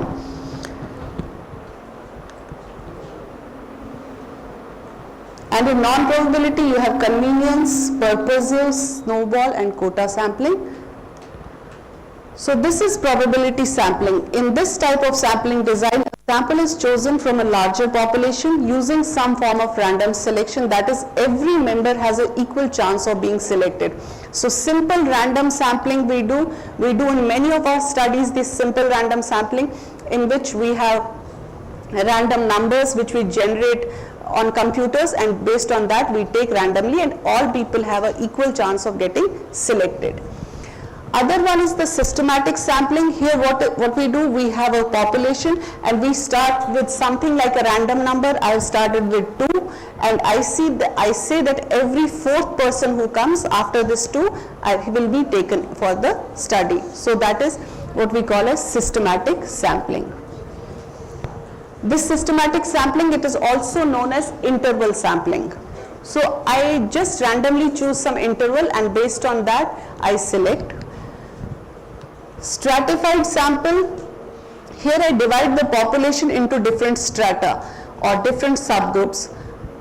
So these subgroups can be divided on the basis of, say, their geographical location, or on the basis of their age. I make different groups, or on the basis of their sex. So I make different groups, and then I take randomly one person from each of the strata or the subgroup. So what happens when I do stratified sampling? Say age group, I have taken 0 to 10, 10 to 20, 20 to 40, and more than 40. And I then randomly select from each of these subgroups. So what happens that I have representative from all the groups or all the strata. So that is what stratified sampling means, that you want to have the representativeness from all the groups, you do the stratified sampling. And cluster sampling, again here you make clusters, randomly you make clusters, and say I want to do a study in children of Mangalore schools, how many of them have malnutrition. So I take all the schools as groups. In all schools I take again a subgroup of number of these children, and finally at the end of my study I take 3 schools, 3 clusters, all the students in 3 clusters, and do my study in that. That is cluster sampling. Now here these all types of samplings, they are done based on this, what my study question is, what my study objective is. Based on that I do it. And this is non-probability sampling.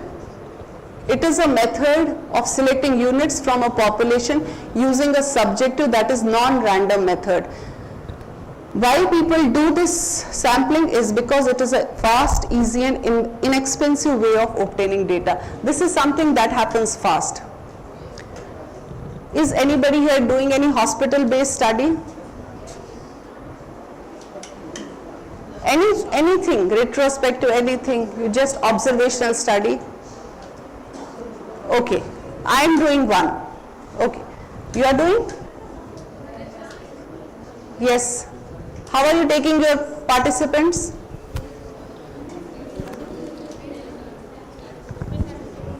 Whatever way you are taking, just tell to everyone. So she is doing a hospital-based study. Well, how are you taking your participants? Random means?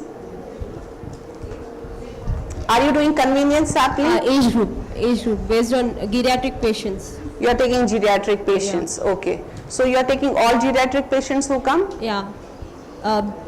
Who has LRTI, basically. Okay, you are taking those who you have an inclusion criteria, you are doing those, yeah. Fine. That's okay. So I do a study, I take a patient's, I also did a study on LRTI, and I took only those patients. I thought that whoever are the first 100 patients who come to clinic A, I will take them. That is something like during this period, in 1 month, as many patients come to this LRDI clinic, in this place I am going to take them. This is something like a convenience sampling. I don't have a sample size, I am just taking whoever comes there. So this is something, or I want to do study of seeing the skin rashes or photosensitivity. I have a drug formulation I want to test. I take a sample of people who are just, you have a lot of construction going on, you take all the workers from here who are nearby and just try that formulation. That is convenience sampling, where you don't have any randomness. So it is as per my convenience, I am just taking all those participants. Then you have purposive sampling, okay. So, or judgmental sampling, here it is participants are selected at researcher's discretion. I feel this patient has got a severe disease, I will take him, this patient doesn't have, I will take him. So these all sampling procedures are subjective, they lack objectivity. Snowball sampling is something, anybody snowball sampling? Okay, so I want to know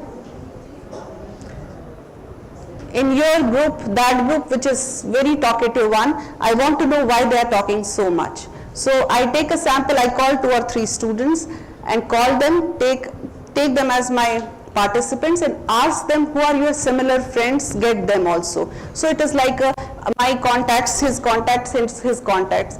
Or this is mostly done in cases where you have limited access to the patients, participants. So for instance, I am working with some group where I can directly access only 3-4 participants. So then I ask those 3-4 participants, get 3-4 of your friends, 3-4 of your neighbors who are living in similar conditions, who are living in similar this. So it creates a snowball effect, and that way I get the sample.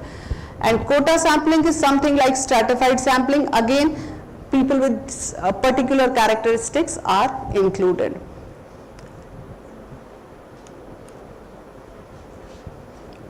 Then once you have done the sampling, you have taken your samples, the next thing is the data collection method. How do you collect the data? Now again, data collection methods depend on whether you are doing a qualitative or quantitative research. And in qualitative research, as I told you, we want to look at the behaviors, we want to look at what person is thinking. It is something like abstract, it is not a fact.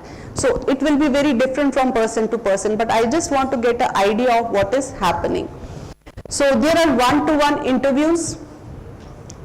You can have focus group discussion, quantitative observations, and even document study and literature survey. And in quantitative, we do samplings, we have interviews, observational studies, document reviews, survey, and questionnaires. So one-to-one interviews here helps the interviewers understand the respondent's subject opinion and experience pertaining to specific topic or event. So these are one-to-one interviews. You can even do the qualitative research in cases of, this is secondary research, document study, literature review, research articles, guidelines, policy documents. Focus group discussions. Has anybody done a focus group discussion? A qualitative research? Okay, so focus group discussions is a small group is taken, you have 6 to 10 participants, you have a moderator, and you start with the opening questions and see how they discuss, what are their, whatever they say, you keep on recording it. So what are you recording here? You don't have numbers, you have the text. Whatever they are saying, you are recording that. So that is how you do it, you record it, and then you later analyze it. So what happens in qualitative research, that you get the data and then you make a hypothesis. But in quantitative research, we start from a hypothesis and then see whether it is null hypothesis is accepted or not accepted. But in qualitative research, we don't start with anything. We don't have any idea. We just want to see the perception, behavior, sensitivity of people. So that is how we started. And qualitative observations, researchers collect data using they just listen to what people are saying, they just observe them, they just look at them, how they behave. So this all here, we don't have any numbers. But once it comes to quantitative research, the sampling, most common type is probability sampling. We have sample, we do that. Interviews, which can be done telephonic or done in person. And in COVID time, we had a lot of interviews which were done online. Observations, structured observations are mostly used in quantitative research. Document review, where we review the existing research or documents to collect evidence. And surveys and questionnaires. Surveys can be administered both online and offline. So this is how you can collect the data in quantitative and qualitative research. Fine. Finally, after you have collected the data, what is the next step? Analysis of the data. So that data analysis will also be different when you are doing a qualitative or a quantitative study. Now coming to data analysis methods, for quantitative research we have descriptive analysis. What does descriptive analysis means? What do you say? What we do descriptive analysis? Yeah, just analyze the patient characteristics. We just describe whatever we have. So this is my sample. In this population, we have this many males, this many females. This is the mean blood age group. This is the mean of their, what is their smoking status, yes, no. Okay, so basic description of our sample is the descriptive statistics. And finally, we have to come to an inference. Whatever, as per my study question, I come to an inference, and that inference can be put for the whole population. Okay, that is inferential statistics that we do in cases of quantitative research. And for qualitative research, we do inductive method analysis. So descriptive analysis is analysis that describes the data. Now you have got the data, you are just describing the data. How many this, you are putting in. When you write your paper, in your results section, what is the first thing you write? Say you have a study, effect of some drug on, say a new drug, molecule X on inflammatory bowel disease. So you start writing results. What is the first thing you write in results?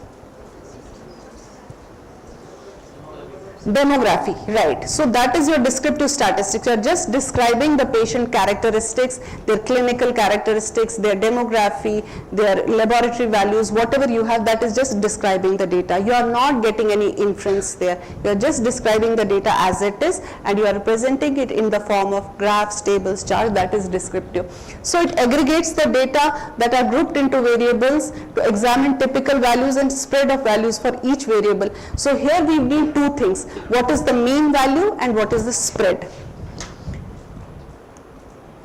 So the various statistics that we use for descriptives, this is the measures of central tendency, measures of variability and frequency. So measures of central tendency, that is your mean, which gives us sum of all the values divided by number of observations. It describes all responses with average value. Median, how do you find median? You put the values in ascending order or descending order and you take the central value. Where is median used most of the times when you are in your descriptive statistics? Most of the times we use mean, right? Mean age is this much. When do we use median? When you have lot of outliers. If you have lot of outliers, you have people with extreme values, very high values or very low values, which can distort your mean value, that time you use median. That is again a measure of central tendency, and mode describes the most common value. So that gives you the measure of central tendency. But this measure of central tendency is not enough. We see there is lot of variation. So what are these measures of variability? You have variance, which provides an indicator of spread. Then you have standard deviation, square root of variance, which gives an indicator of spread by reporting on average how much values differ from mean. And range, which tells you the difference between the minimum and the maximum value, again gives a general indicator of spread. So we have a central value and we have what are the variations, how much our data is spread. And in many cases we take frequency, provides distribution of how many times each value occurs. So anywhere where you have calculated frequencies,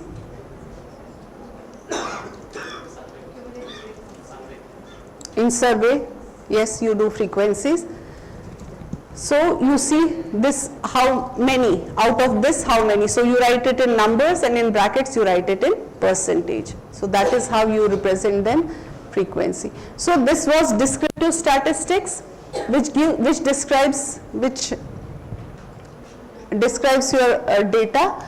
The second part is the inferential statistics. Inferential statistics finally draws conclusions from sample to a population. So whatever you have done in a sample, you have done this inferential statistics. This will tell you what will be the result in how you can extrapolate it to the population. So you have different statistical tests for here.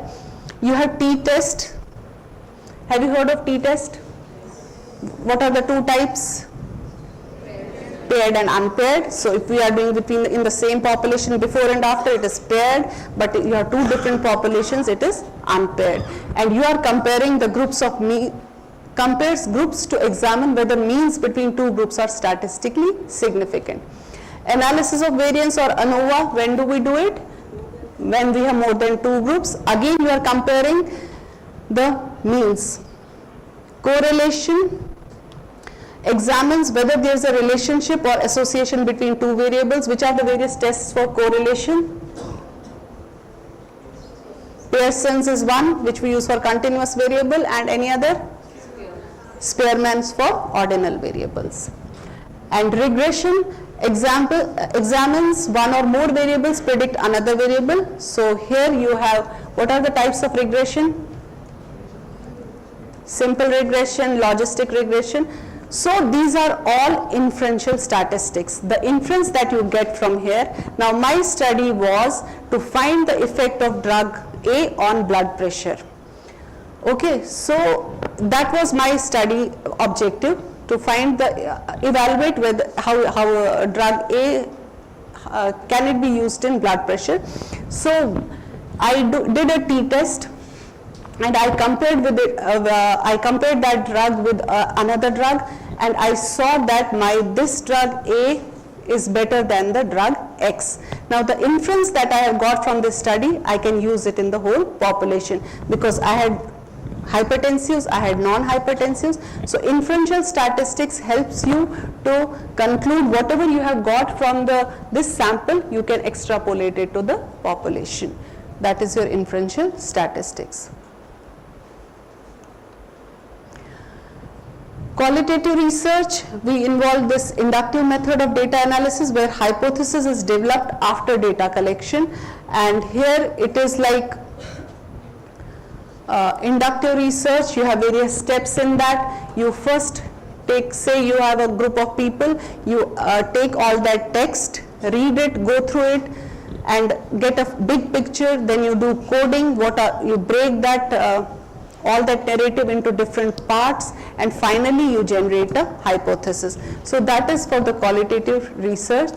Here you have different type of analysis. You can do content analysis, where for analyzing documented information from text and images. So you see, in qualitative data you don't have numbers, you have text, you have images, so you are trying to read from that, trying to categorize it, break it up, finally making it into finer details, and just seeing as per your objectives what is the hypothesis you get.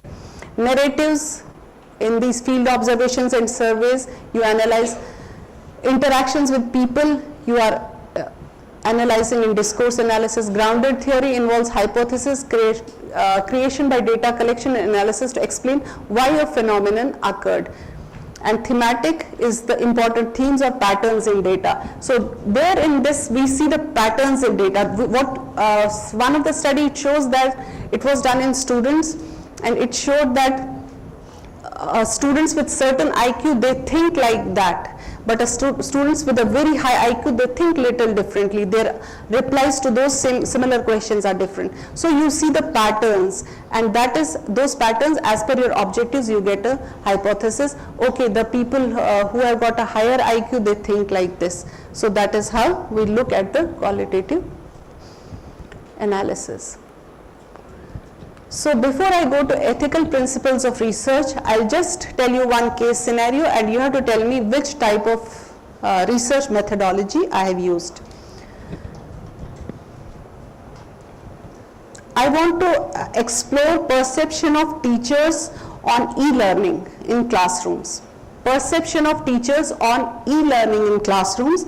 I do in-depth interview of 20 educators across 5 schools. Analyze the data using thematic analysis, and I get insights into challenges and opportunities associated with e-learning. What type of methodology will you use here? Is it quantitative, qualitative, or mixed? Those for quantitative, qualitative, mixed. Okay, fine. Second is a structured survey was distributed to 10,000 participants to find the relationship between physical activity and heart disease. I want to see the relationship between physical activity and heart disease. I give a survey to 10,000 participants, and I analyze it using logistic regression, identified the significant predictors. It is a quantitative because I take the numbers. The previous one was qualitative. I just take a in that I just did an in-depth interview of 20 students and got 20 educators and got what do they think about e-learning, and by that I got the outcome, what are the challenges, what are the opportunities. So that will be a qualitative. So in qualitative you don't have numbers, you just have what is the perception, how people feel about it, what are the challenges they are facing, what are the opportunities they have. And this was one more study which was done on impact of urban green spaces on community well-being. Urban green spaces on community well-being. So the first part of the study was through the quantitative study, they found out the mental health metrics. So that was a quantitative part. Then they took personal experiences of people who are there. That was the qualitative part. And finally they mixed it up. They saw the mental health of these people vis-a-vis the urban green spaces and they tried to mix it. So that is a mixed method. So that is how we try to incorporate the truths and the facts from the quantitative, the perceptions and the behaviors from the qualitative, and get our interpretation incorporating both of them into the final study. That is how we do it. Okay. Now we come to the next part of this, that is ethical principles of research or research ethics. So ethics in research, what do you know about it? How do you see that your research is, you are doing research ethically? What do you do? Any steps you take?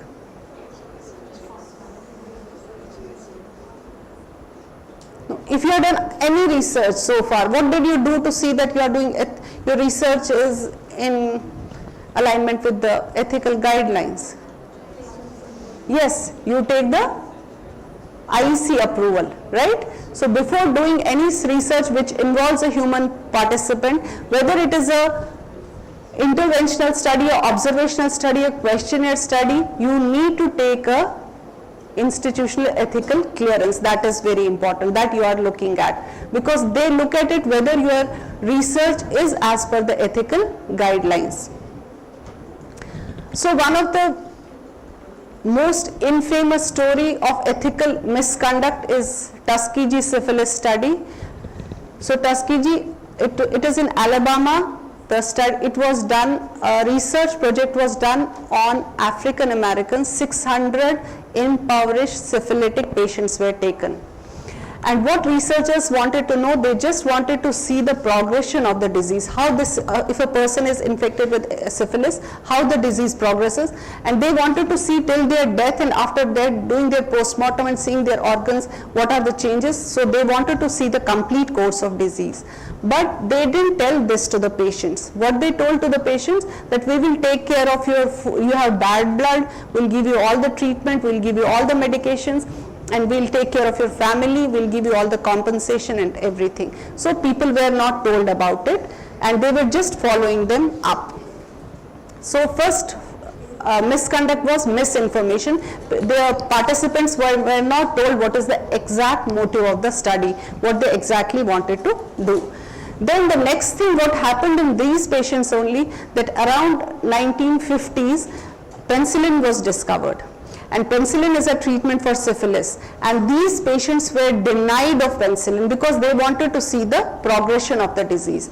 So this was second big research misconduct. They didn't give them the drug which was available, they wanted to do their research. And finally when this news came out, there was a wide outrage and this study was stopped. And in 1990s, US President actually apologized to one of the survivors. So after this Tuskegee syphilis study, if you can just Google it and see what all had happened in the Tuskegee syphilis study. It is really shows all the research misconduct that was done. After that, there was a report, Belmont report, on which the ethical principles of research are based. So ethical principles of research say that all research that you do, there are three main principles, that is autonomy, beneficence and justice. What does autonomy mean? That each individual is an autonomous person and that individual has a right to take his decision whether he wants to take part in the study or he doesn't want to take part in the study. So that is autonomy. Then non-maleficence is do no harm. You don't have to harm the patient at any cost. And justice is you have to weigh the risks and benefits always. It should never be that you take more of, you give more of risk and less of benefit to the patient. And the justice also says that the risks and the benefits should be equally divided in the society. So based on those principles, based on this Belmont report, this autonomy, we always talk of this autonomy, beneficence and justice. But when you look at the ethical principles in research, a researcher should have integrity, that is really important. Then competence, if I am doing research in particular part, I should be competent enough. It's that I don't have knowledge of that part that I am doing research in that is again considered to be unethical. Honesty and responsibility, of course. For participants, dignity, confidentiality, privacy are important. Now this confidentiality of data is something very important in your research. Whenever you are taking any participant's details, how do you take it? You put a name of the participant? Do you write the name when you collect the data? No, we never reveal the identity. The data should always be kept anonymized. So that is very important. You have to maintain the confidentiality, you have to maintain the patient privacy. You don't have to leak out that data. When the person gives you an informed consent to participate in the study, you are only the one person. You cannot share that data with somebody else. But there are some studies now we do where we'll take the patient data, give it to the second party to make those AI algorithms. What do? We are taking the data from the patient, I do a part of study, and then I give it to the second party because they want to make that AI algorithms. So I have to take again consent from the patient. Can I share your data with second party? Okay, so sharing the data is also, you have to ask the person, you have to take a consent again for that. So ethical considerations in research, 7 main principles which guide the conduct of ethical research. Social and clinical value. So your research should have a societal benefit. It should be, now we say research is not just about publications. It is more than that. Your research should be beneficial to the society. Your research should improve the life of a person. And if you look at the Sustainable Development Goals, WHO SDG 2030, to make world a better place, as per that, our research should be aligned with those SDGs. If your research is aligned with those SDGs, you will get your publications get better accepted, and if your grant applications are aligned with SDGs, your applications also have a higher chance of getting accepted. So we say nowadays it's very important that our research should have a societal impact. It should be aligned with SDGs. Anybody knows about SDGs, Societal Development Goals? Just see WHO SDGs. There are 17 goals, and if you just find out, many of you must be working in SDG 3, good health and well-being. In addition to that, you will be working in other SDGs also. Have a look at that and you will see that your publications and your grant proposals are accepted better if you align it with one of those SDGs. Scientific validity, definitely. I should not do a research which is not valid. I should not look for a question which is unanswerable. So scientific validity is very important. Fair subject selection. The subject selection should be fair. I told you the example that convenience sampling, I take just the people who are nearby. That is not the ideal study. If I want to, because tomorrow if I discover something, I find out a drug, it will be used by everybody. So my participants should also be from the different strata of the society. Favorable risk-benefit ratio.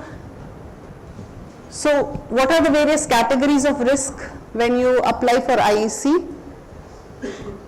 You have less than, if I am doing a questionnaire study, less than minimal risk, very less risk, more risk. So interventional studies have a little higher risk. So you have to see that risk-benefit ratio, you have got, the risk is less. So when you submit your application to IEC, they will see what is the level of risk, how you are going to take it. Independent review. So this independent review is very important. Any study involving human participant, you have to submit your proposal to individual this institutional or independent ethics committee. Once they see your proposal, they okay it, then only you can take your first patient. After IEC, do you do anything else? After IEC clearance, anything else you do? Any registration, CTRI?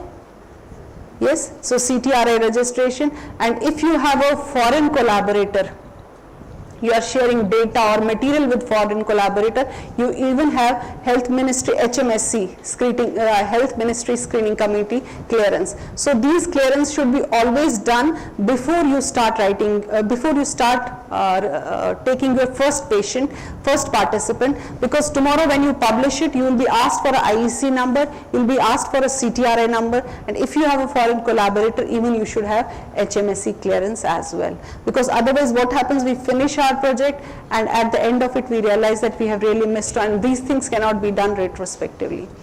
Okay, so institutional ethics committee, when you submit your project, earlier it was just submitting your project and getting the clearance, but now these IECs even monitor the project throughout your when you are doing the project. So that is one more thing that is happening. Informed consent, we have to take consent from the person. If you are taking his data, if you are doing any intervention study, so what do you do in informed consent? Just ask him for a signature, or you do something more than that?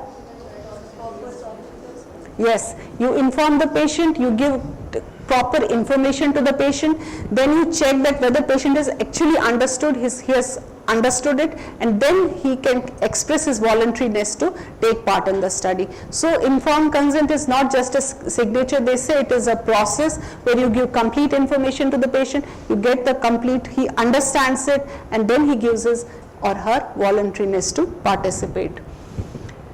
And respect for potential and enrolled subject, this is very important. Now you have participants, and at some point of time your participants tells you, I want to withdraw from the study. He should be allowed to do that. He wants to know something more, you have to send it to some other independent researcher. He wants to, you get a better drug for the study, you have to inform him, okay, this drug is not working, a new drug has come to the market. So welfare of your participants is very important. You should not just think that they are guinea pigs there for your experimentation. No, they are participants who are risking their life, who are taking part of your study. On the behalf of, as a researcher, you should see that you respect their dignity, their confidentiality, privacy, everything is taken care of. In animal studies, so for animal studies also you take clearance, Animal Ethics Committee clearance, IAEC is there. Which are the guidelines on which IAEC is based now? Now it is CCSCA. So on basis of CCSCA, everyone should read those CCSCA guidelines if you are doing any study related to animals. It gives a complete document which tells you, what you have to do, what you don't have to do, how many days you have to quarantine. So all those things will be there. But the ethical considerations here, which are again based on the CCSA guidelines, that there should be a justification of research. I am doing just on animals doesn't mean that I can do anything. I should justify how it will be useful, how I can extrapolate it, how to the human beings, what extra I can do. The people in the animal house, they should be well trained, and the researchers who are doing the study, they should also be knowing the procedures. They should take a training before they start their study. Care and housing of animals, the complete guidelines for care and housing of animals, you can get it from that document of CCSCA guidelines. Experimental procedures, we have to take care that you don't induce pain and anxiety. If such is the case, you have to use anesthetics, you have to use analgesics. Every time those all principles should be followed. Euthanasia or humane killing of animals, this is again a separate you have 1 or 2 pages on that document in this guidelines. So euthanasia, what do we mean by euthanasia?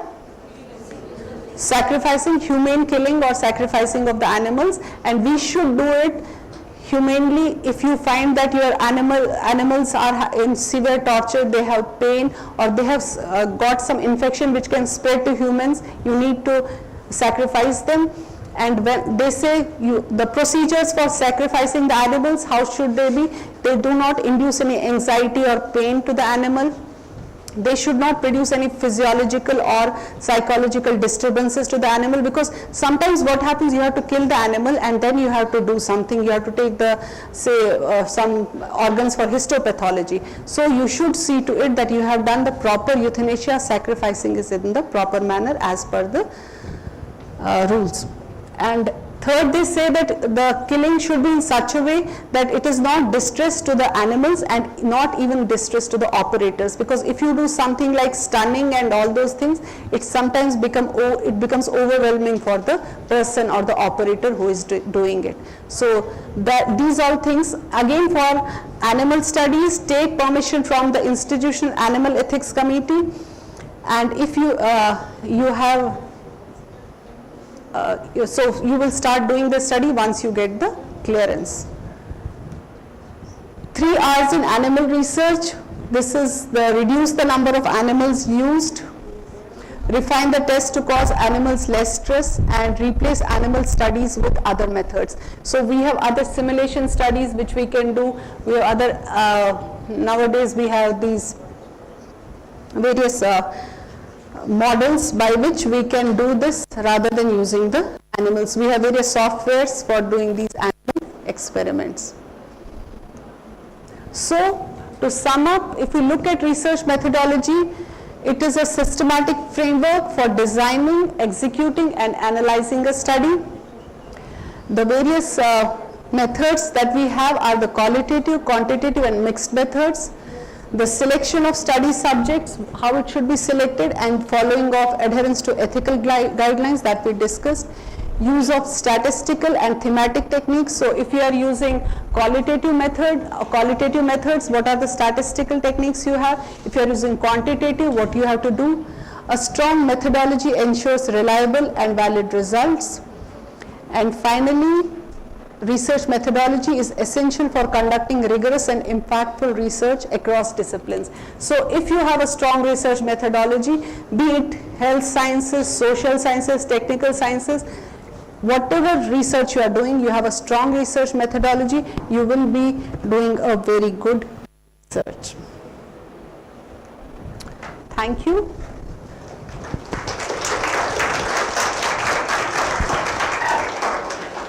So if you have any questions, I'll try to answer them. Yes, participants, is there any questions? Yes.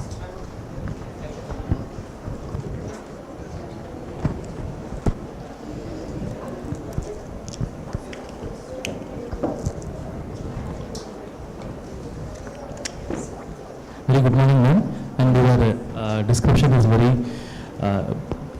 interesting and very summarized way. It's very difficult to sum up whole research methodology into a single lecture. Really, you've done very wonderful job, ma'am. Thank you. I have a few queries, ma'am. In your quantitative methodology, or generally we see survey comes under quantitative methodology, but there is a misconception is there is a qualitative survey. Some people they used to mention it.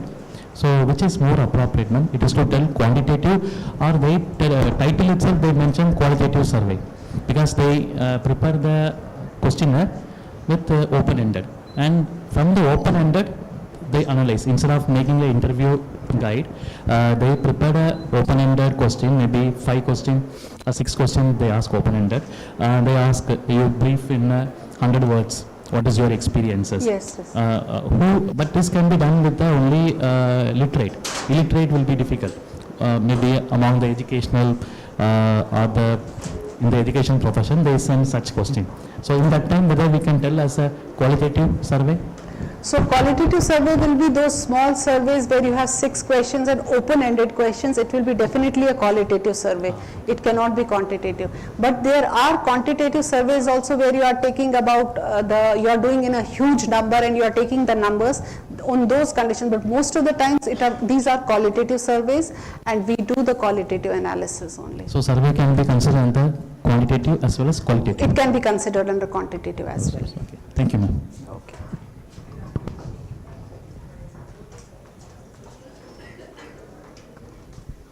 So it is the difference whether you are dealing with numbers or whether you are dealing with the perceptions, behaviors. So when you have these open-ended questions, they cannot be analyzed, the data cannot be analyzed in terms of quantitative or numbers. You have to analyze it it will be a qualitative thing. But there are certain surveys which they do, like we do say population survey or something like that. So that will be a quantitative because you are just looking at the numbers, how many are in this, how many are this. So you have surveys where you are taking huge populations and you are taking numbers, it comes under quantitative surveys. Okay. Good morning, ma'am. Good morning. Thank you for your talk. It was very knowledgeable. I just had some very simple questions. So a little bit, could you tell about how is quota sampling different from stratified sampling, because in both we are making groups? Yes. So quota sampling, stratified sampling is a part of probability sampling. Okay, so stratified sampling will be something like a random sampling, but I stratify, say I make different groups of people. Say I make people with diabetes, I make people with CKD, I make people with hypertension and one more group, say these 3 groups. And randomly I pick up one person from all the 3 and I take them in my sample. So this is, I have done this stratification because I want representativeness from CKD, I want from diabetes and also from hypertensive, and here all the people have a chance of being selected in the sample. So it is a probability sampling and it's a good type. But the quota sampling is something like I feel, now it is I feel that most of the nephropathic changes I will get from, say, diabetic nephropathy, I will get from the diabetic patient. So what I do that I only take diabetic patients for my survey. I again stratify them too, but I take most of the people from here, very less from here and here. So this is something like more of subjective and more of what a researcher feels like. It is not, and the randomness is lost there in quota sampling. Okay, so it becomes 2 different types. Understood, ma'am. I had one more question. Could you tell a little bit more about how data is analyzed in focus group discussions? Because in interviews it is very structured, right? But in focus group discussions, if I'm imagining, I'm assuming that if we are having a discussion, someone could talk over someone else, and that structuredness is lost. Yes. So how is it analyzed? Yes, focus group discussion, it has around 6 to 10 people and there is a moderator. So if as a moderator, I am the moderator and I have 10 people in front of me, if they start going away, they get distracted. We are discussing about, say, a vaccine for HIV. So how do you think how much beneficial it will be there? There are experts from different fields and they are discussing about how beneficial how will people take it? So it will be something like what are their views about people's, what people feel about it. So people will say yes, some will say, for instance, that yeah, people will like to take it. Some will say no, they don't want to disclose this thing. And suddenly they start going into some other part. The moderator intervenes and just gets them back. And there is one recorder who keeps on recording. Most of the days now they record it. They don't, earlier we used to write it, but now it is recorded. So then when we read it, so one person is recording and I am the moderator and discussion is going on. And if it goes haywire, I try to get in and make it again. Okay, that's fine. Let us come to the topic. Again, just set on the stage one more question. And a person here who is recording, then all this narrative is all written. And what we do is that once we write it down, what all has been discussed, then that write-up is divided into various fragments. So some people who are for it, what do they say? Some people who are, so you try to then segmentalize it. So I am for it, what do I say? This person is against it, these are neutral people, what do they think? I further break up, why do they say yes? So then that analysis is done later by the team, the researchers, And in that way, they finally come up with the hypothesis. The people who are for vaccine, they feel like this. Those who are against, they are finding these are the limitations. So that is how they finally come up with the hypothesis. Thank you so much for explaining. Okay.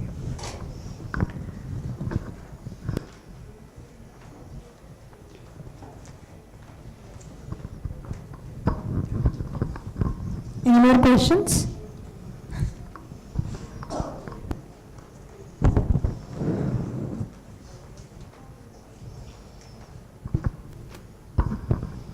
Kindly apologies for taking the chance again. Yeah.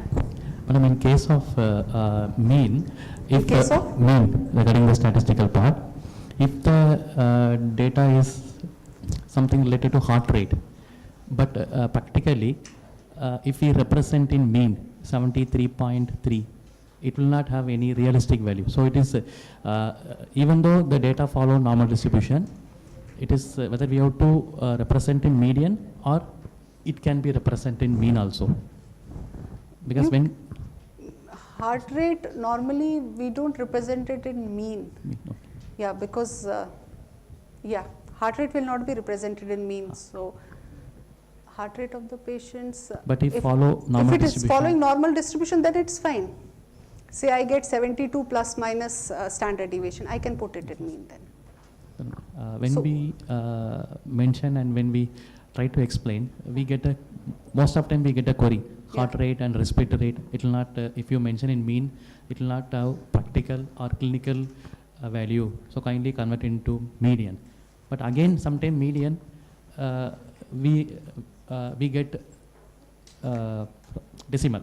So that will be only in cases if you have a huge standard deviation. But if your standard deviation is less than half of your mean, then it should not be a problem. Okay. Then Fine, you can fine. put Thank it you. as mean.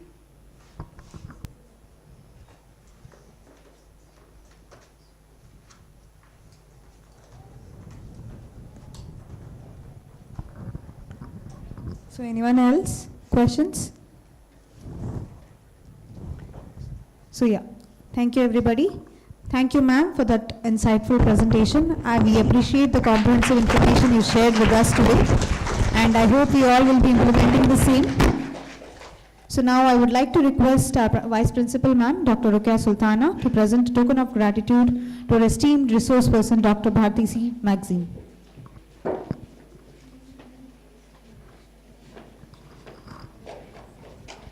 Yes, a big round of applause, everybody.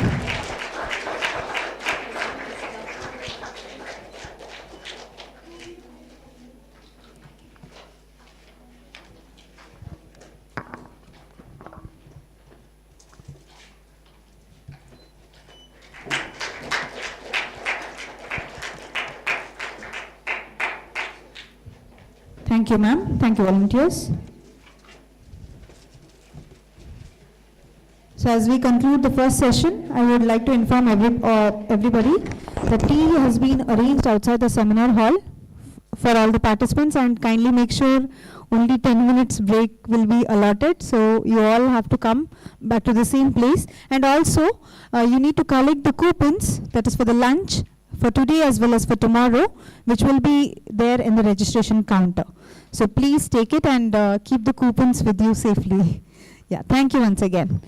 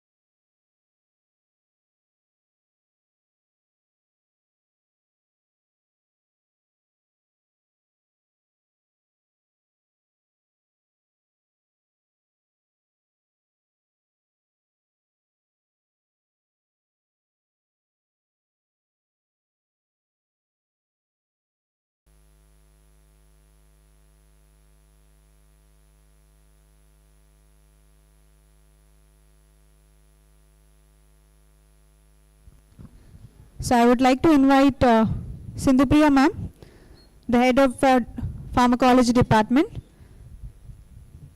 to introduce the chief guest as well as to honor ma'am with the sapling.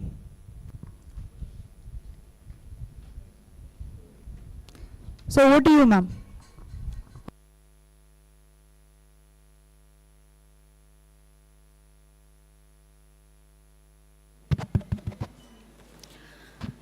Good morning, everyone. So I'm here to give a brief introduction about our second resource person. So we are honored to introduce Dr. Juliet Roshni Mohanraj as the esteemed resource person for the Research Methodology Workshop 2025 at Yenepoya Pharmacy College and Research Center. So Dr. Juliet is an assistant professor in the Division of Infectious Diseases at Mitte University Center for Science, Education and Research, Nuksar, Mangaluru. With a strong academic background, she holds a PhD in biological sciences from Mitte University, where her research focused on bacteriophage-mediated antibiotic resistance in gram-negative bacteria. With over a decade of experience in academia and research, Dr. Juliet has made significant contributions to microbiology and infectious disease research. She has authored 36 peer-reviewed publications, including 33 original research articles and 3 review papers. Her expertise spans molecular microbiology, phase biology, antimicrobial resistance, and rapid diagnostic technologies, with 5 patents to her credit. Dr. Juliet has been the recipient of several prestigious awards, including the Best Researcher Paper Award from Mitte University, a Summer Fellowship from the Indian Academy of Sciences, and a Travel Fellowship from the National Academies of Science USA. She has also contributed to the multiple funded research projects supported by ICMR, SERB, and DST. So a dedicated educator and mentor, Dr. Juliet has been actively involved in guiding research scholars and facilitating workshops on research design, scientific writing, and publication strategies. She has served as a resource person for numerous faculty development programs and national conferences. Today, she brings her expertise to enlighten us on key aspects of research methodology, equipping scholars and faculty members with valuable insights into effective research planning, scientific writing, and data interpretation. So we extend a warm welcome to Dr. Juliet Roshni Mohanraj and look forward to an enriching session on research design and review of literature. We welcome you, ma'am. I request Dr. Salim Jahid to welcome ma'am with the sapling.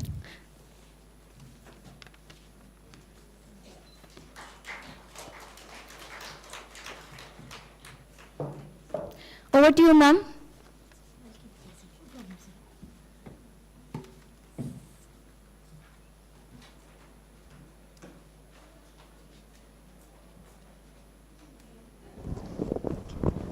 Thank you, ma'am, for those warm words of introduction and welcome.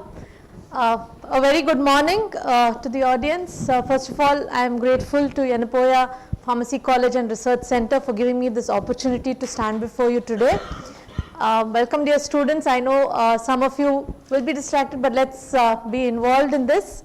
So the topic that I'm dealing with today is research design and review of literature. We'll first look at what research design is.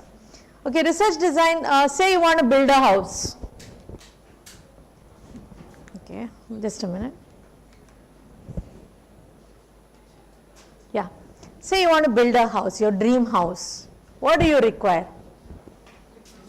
Money, okay. A plan, okay. Land, right? You basically need these things. So research is also like building your dream house. To make it a reality, you need land. This land is nothing but your plot or the research topic or your research hypothesis. You need, people said, money, materials, resources, everything come under materials. But the most important thing which can make this into this, on this, is the plan. Okay? And this plan, which is the blueprint, okay, when you think of designing a house, is what we call as the research design. And today we will be looking at what are the different types of research designs. We will go on an overview of it, and you would have to choose which design would most fit your study. Okay? So research design is defined as the blueprint for the collection, measurement and analysis of data. Now when we choose a research design, there are three main things that we have to look at. A good research design should justify the purpose. Why are we doing things the way we do to achieve our objective? Okay? So that is the first thing. Your design should be such that, see, when I plan the design, I already have the dream house in mind. So this is how your research design should first justify the purpose. You should always have the end in mind before you start. Second, you have to, your design should permit for you to collect the type of data that you want to collect. Say you want to study the weight of people, your design should have it in it that you should have a weighing scale and that people should be able to be weighed on that. And the third important thing is not just the design and collecting the data, you should be able to, at the end of the study, based on your design, you should be able to analyze your data correctly. So when all these things fit together, your research design comes into play. So research designs, like how, see, there's a lot of gray area between research methodology, types of research and research design. There will be a lot of terms that we will be re-looking at, but I will not go over things that we have done already. So we've already looked at this. You have inductive reasoning and deductive reasoning. So both these type of research are accepted. If you already have a hypothesis and then you're working on it, trying to prove it, then it's called as a deductive reasoning. And inductive reasoning, on the other hand, you have data. Based on that data, you analyze it and you come up with a hypothesis or a theory. So very broadly, we've already looked at what quantitative and qualitative research is. So if we start at somewhere where you have all your observations going on, if you go on qualitative research, most often qualitative research is known as the interpretive type of research, whereas if you go on quantitative methods, we call it as a positivist type of approach. Okay? So irrespective of all this, you have different types of research designs that come in. Most of your qualitative designs, descriptive designs come into the interpretive manner, whereas your quantitative designs, experimental designs come into the positivist manner of research. So broadly, like how we did, how research methods were described, even research designs are broadly classified as either based on your qualitative research or quantitative research. So we'll first look at what, see, qualitative research.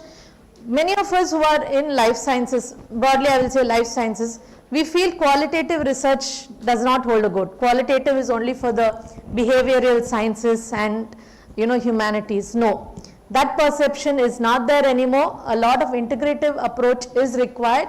So qualitative research also plays an important role. So you have different designs. So qualitative research designs would include phenomenological method, model, the ethnographic model, grounded theory method, case study model, historical model and narrative model. Very quickly, phenomenological research design is wherein you want to study, say you have a person who has survived some natural disaster. So you want to look at what are the behavioral effects on that. So the phenomenon is that natural disaster. Response to that phenomenon is what is done in this phenomenological method. They've already gone through it and you study the description of it, what they have gone through, why they have gone through it. Ethnographic model is, I think many on History Channel and those channels that you have these celebrities who go and live in a forest somewhere, right? They live in some tribe, go and live with that tribe and study that tribe. That sort of a study is what is known as the ethnographic model, wherein they want to study habits So they will go and live in the same habitat. The researcher will fix himself or herself in that habitat and then study what happens, try to describe what happens. Then you have grounded theory, where you already have a theory in mind and you want to prove it. Then you have case study model. This is, you have a single study object and you follow that object through the entire course of a phenomena or through the different phases of growth, and you study it. Historical model is wherein you see something and you look back in history, you see if there is a similar occurrence and then try to map the two. Okay, so all these are qualitative research designs. Narrative model is what ma'am had already covered, wherein you just describe what has happened. You know, you narrate and you describe everything. So on the other hand, we are more interested in our quantitative research methods. Why? Because these are more structured and you know, what most of us would use in our research today. So quantitative research methods again are of three different types, what we call as the descriptive methods. Under descriptive, again you have what are known as observational. See, we should not mistake observational for qualitative. Observation is, you can even record the weights, that becomes observation. Qualitative on the other hand is very subjective way of, you know, trying to describe height or weight. Okay, so you have observational research, case study research, archival and survey. All these will form under descriptive. Say you want to, there is some you know, people are observing that many okay, the easiest is recent cases of GDB in Pune area. Okay, so you want to describe what those patients are going through. So you would use any of these methods. Observe all the patients, what are the features in it, and try to deduce what is the reason. One single study subject also can be followed, track back what all they have done and try to deduce it. Archival, go into the materials that are already available in that area and try to study it. And the last is survey, a real-time survey of what is happening in all the areas there.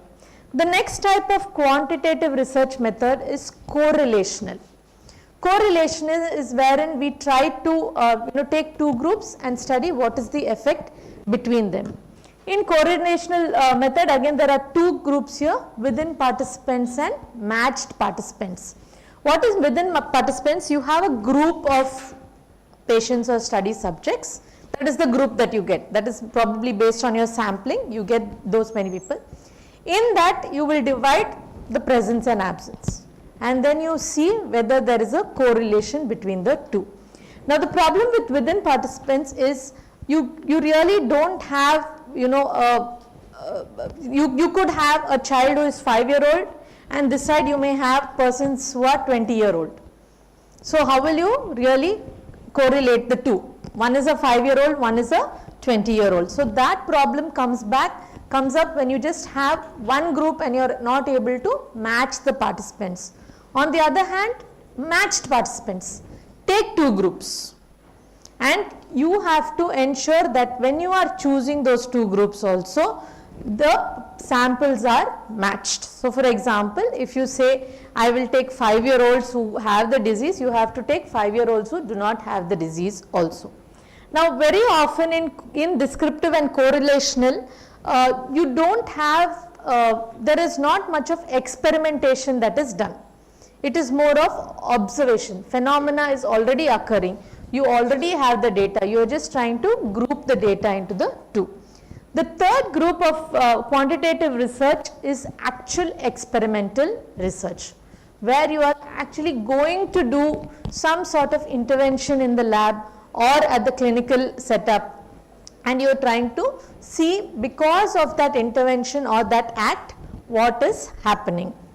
So under experimental research designs, we have the randomized experiments and the quasi experiments. Now what are these quasi experiments? I'll go to quasi first and then come to randomized. Quasi experiments most often, especially when we are trying to look at clinical samples, invariably we will have to do as quasi because those groups already exist. You know, you have a group which is showing the disease, you have a group which is already not showing. So you are not experimentally forming those groups. They are already present. Okay, that is why we call it as quasi-experiment. The grouping is already done and the intervention probably is already done. So maybe you want to study the effect of say people who are taking paracetamol regularly. Okay, so that group already exists. It's not that you are calling patients and giving them paracetamol and then studying them. That group already exists. But the experiment here is presence and absence of the paracetamol. So under quasi experiments again you will have different types, which are the non-equivalent groups, wherein same thing like the within participants, you may not have the same weightage in both the groups, so there is no difference. You really can't weigh the two differences. Post test is wherein you just see the after effects of the medication. You don't know what has happened before the exposure to the medication. Pre-test and post test is same participants. You see before the exposure to a certain treatment and after the exposure to a certain treatment. An interrupted time series, you give the medication over time and see what happens at different time points. So most often right now a lot of focus is on randomized experiments, or what are known as true experimental designs. Okay, so true experimental designs are grounded on three basic rules. The first rule is randomization. Randomization is random sampling. You are not purposefully sampling. You are not going by your quota method or a very convenience method. You are putting people into group in a random method. So what happens when the moment you do randomization is you are decreasing bias. The fact that you choose patients that have a disease is already created a bias, no? People who have reported versus those who have not reported. So randomization ensures that you are not grouping them based on any bias. The second rule is replication. Anybody, anywhere in the world, given the conditions that you report, should be able to repeat the same experiment. That is what is known as replication. So always in true experimental designs, you have to report as replicates, either duplicates or triplicates, or for example, even when you take samples, you should have multiple samples that are taken, and then within those samples you see whether there is a deviation in the report, and based on that you are able to choose your variables. And the third one is what is known as local control. What is local control? Anybody? Why should you have control over your experiment?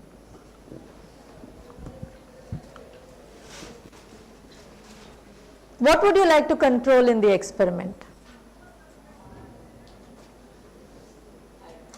Bias is taken care of in randomization.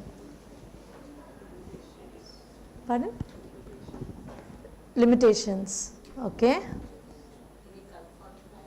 Any confounding factors, yes. Any confounds or any variations or errors that can occur should be controlled by local control. Now what do I mean by local control? Local control is, you say you want to do an experiment in a particular setup. So you set up the temperature of the room. Most of your experiments in the laboratory will be at a particular condition. Yes, room temperature is described. You will use a blank. You will use some standard also along with your target of choice. Why do we do all this?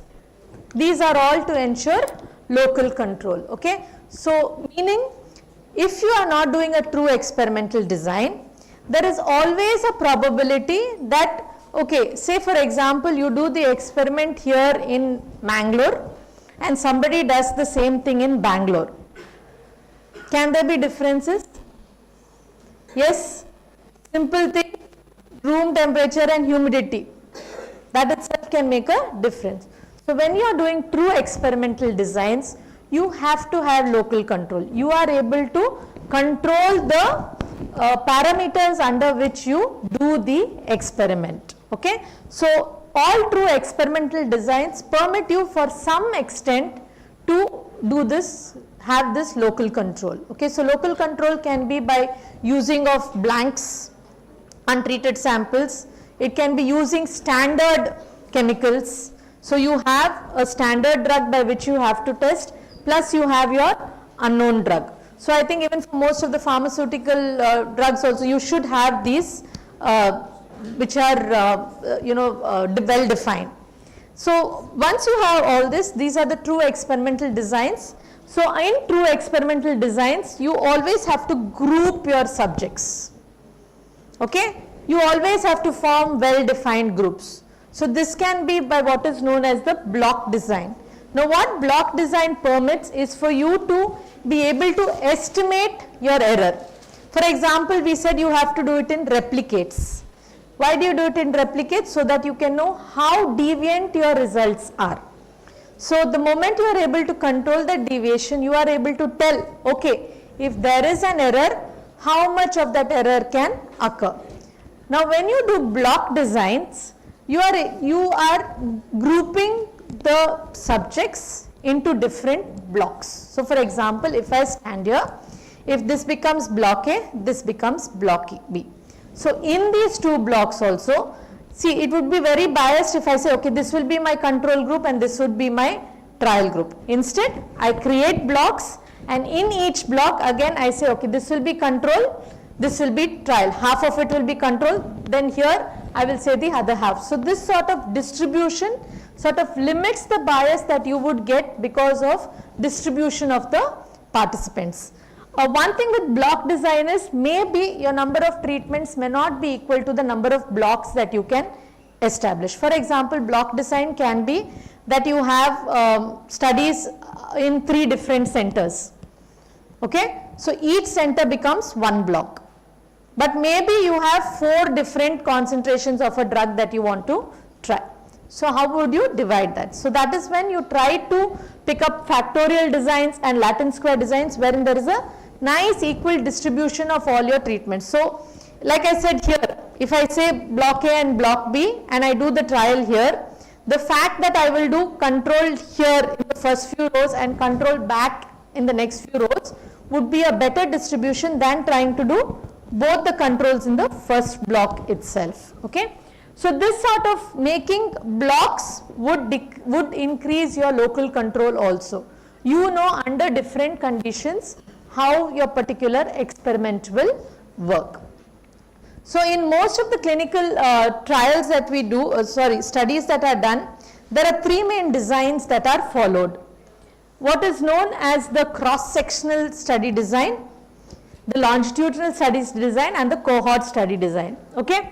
Now what a cross-sectional study design is basically, at a given time you sample the population.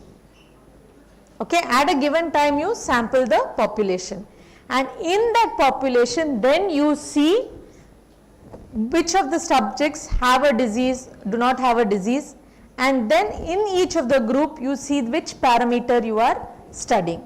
Okay, so this is what you say, at your study begins at a particular time and then you study it ahead. On the other hand, you have what are known as cohort studies. In cohort studies, see the difference between cross-sectional and cohort study is, cross-sectional is at a given time. You are not doing experiment with that group ahead in time.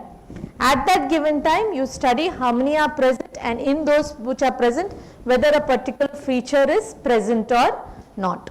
On the other hand, when you do a cohort study, this is wherein you get to group your participants. You select a population, in that population then you study the population which does not have the disease, then you group it with the presence and absence of the factor, and then you see whether the disease comes up or not. For example, say tobacco exposure, okay, passive tobacco exposure and the onset of lung disease or something like that. So when the study begins, you take a population where everyone is healthy. Then you group them based on one is exposed to tobacco and the other is not exposed to tobacco. Then you see in each of those groups how many of them will get the lung disease and how many don't get, and based on that you are able to infer whether passive exposure can give rise to lung disease. Okay? Now, case control studies on the other hand are retrospective in nature, wherein you start at a given time, you see the study population and then you break down whether it was present or not, whether the factor was present or not. Now, all these again, the groups, you really can't randomize your participants because you may be limited by the number of groups that you can get, the number of participants that you can get, and you can't always say because of this, because there can be other factors also. You are not studying those other factors, so those can be confounds to your research. So the most important experimental designs that are done right now are your randomized control trials or your randomized control experiments also. So this works grounded in the theory of, in the 3 rules of your experimental designs of randomization, replication and local control. So in randomized control trials, first of all, your sample is, you enroll patients or you can randomly choose samples for taking into account for your study. Then you enroll and you randomize them. Then you allocate them into groups. Then you follow up and analysis. See, the good thing about RCT is you keep a track of every single subject in the study. So if there are dropouts, you start counting how many of those dropouts are there and calculate based on that. So in the previous study designs, there is not much control of what if somebody drops off in between. But however, in an RCT, you have a good robust system in which you can control each of the patients. If they drop out, then you will not take them for your final analysis. Okay? So RCTs are very important, especially when you want to give a cause and effect relationship. To say for sure, yes, because of giving this drug, there is improvement, or because of exposure to something, there is this disease. So if you want to establish a good causal effect relationship, then it is recommended that an RCT is followed. But we have to remember, in reality, sometimes you cannot always get these conditions. Okay? So this is with all the study designs that you would take up. Nowadays, there is a lot of importance given to mixed methods. Okay, gone are the days wherein if I say I am doing quantitative study design, I will not look at any qualitative data at all. No, we have to take up mixed study designs as well. So there are 3 basic ways in which these mixed method study designs can be done. The first is what is known as the parallel study design. You do your study, along with taking your quantitative data, you take qualitative data as well. And you interpret your analysis based on both the quantitative and the qualitative data that has been collected. You try to correlate. So say for example, in the quantitative data, you see that there is a increase in some feature. Then the qualitative also, maybe the person has answered the questionnaire to report some habit. Okay, so based on that you can compare and relate and interpret. This is the very basic form. The other one is what is known as the explanatory sequence design. In an explanatory sequence design, you first start with quantitative data. You come up with an inference based on your quantitative data.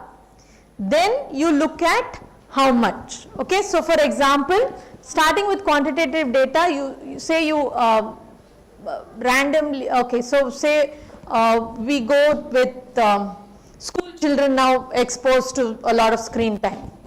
Okay, so your quantitative data would look at how many hours of screen time they are exposed to. So based on that you collect all your quantitative data. Next we want to know why do they spend so much time. Okay, based on that you have already defined, so then you will go into the qualitative data. Based on what results you basically want to go further and find out more about. On the other hand, in an exploratory sequencing data, you start with qualitative, gather qualitative data, based on that you reach an inference, then you want to say, okay, this this happens, but I want to know how much of it happens. So based on that, you go ahead with explanatory sequence design. So these are all the research designs that we can use in research. How we apply it, how much of it applies it, depends on our dream house. Right? Remember the first thing? It depends on the dream house, it depends on the plot and the materials that you have. But that defines it based on research design. So your research design will tell you what type of sampling that you need to do, how many samples that you need to draw, how do you need to analyze your data as well. Because the moment your research design is defined, you can even decide what sort of analysis you need to take up for your data. So now we'll come to the next part of what I will discuss, review of literature. Now very often, why do we require review of literature? It's a big part of our thesis. Is that why we want to review literature? No. For what, why do we need to review literature? You need to get a background, you need to know what is happening in that particular study. So four basic things for which we do review of literature. First of all, describe. You want to know what is happening, why it is happening. So basic description, you need to study your subject in more detail. So that is the first thing for which we need to do a review of literature. Summarize it. There is so much in data and information available nowadays, but how much of it that you need to do. So while doing your review of literature, you are able to not just describe what your topic is, but you will be able to summarize what the key points are as well. An important thing in the review is you being able to categorize your data. Can I group it in chronological order? Can I make categories based on age? Can I make categories based on some feature? Okay, so a review of literature helps you to categorize your information that you already have. It's not the data that you generate, but based on information that is already available, how you can categorize it. And the most important thing is your review of literature helps you to evaluate a topic. It helps you realize what is the research gap and how you need to go ahead with your research problem. Okay, so when we do a review of literature, we are able to refine our research questions. So we always say, don't start with the topic in mind. Start with the theme. Read, get back to it to then define your research question. So a review of literature will enable you to refine your research question. Based on review of literature, you will be able to define what the inclusion and exclusion criteria are for your study. Because maybe someone would have included it and they would have realized there's no point in including a particular group of participants. Or you realize that a lot of studies have been done in one particular age group but not in other age groups. So based on your review of literature, you can define your sample criteria. You can choose the databases that you need to use. So this is especially important with the growth in data sciences that is happening. You know, data is readily available for us. We should know where to look, which is the right database for it. And very often it is these articles that are already available. Good literature review will even tell you what sort of databases that you have to go to. Now this databases need not be only narrative databases. It can be access for other data as well. Then once you finish, it will help you to review the search results. Okay, you need to look, once you get so much of data, what you need to look, focus. You know, there's so much of information.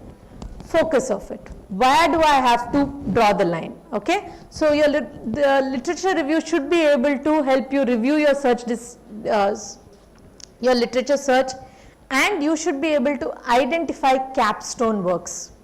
See, when you do literature survey, maybe you may go through hundreds of articles, but in those hundreds of articles, you will know that there are these 4-5 ones which everybody is referring to, or they are going back to these.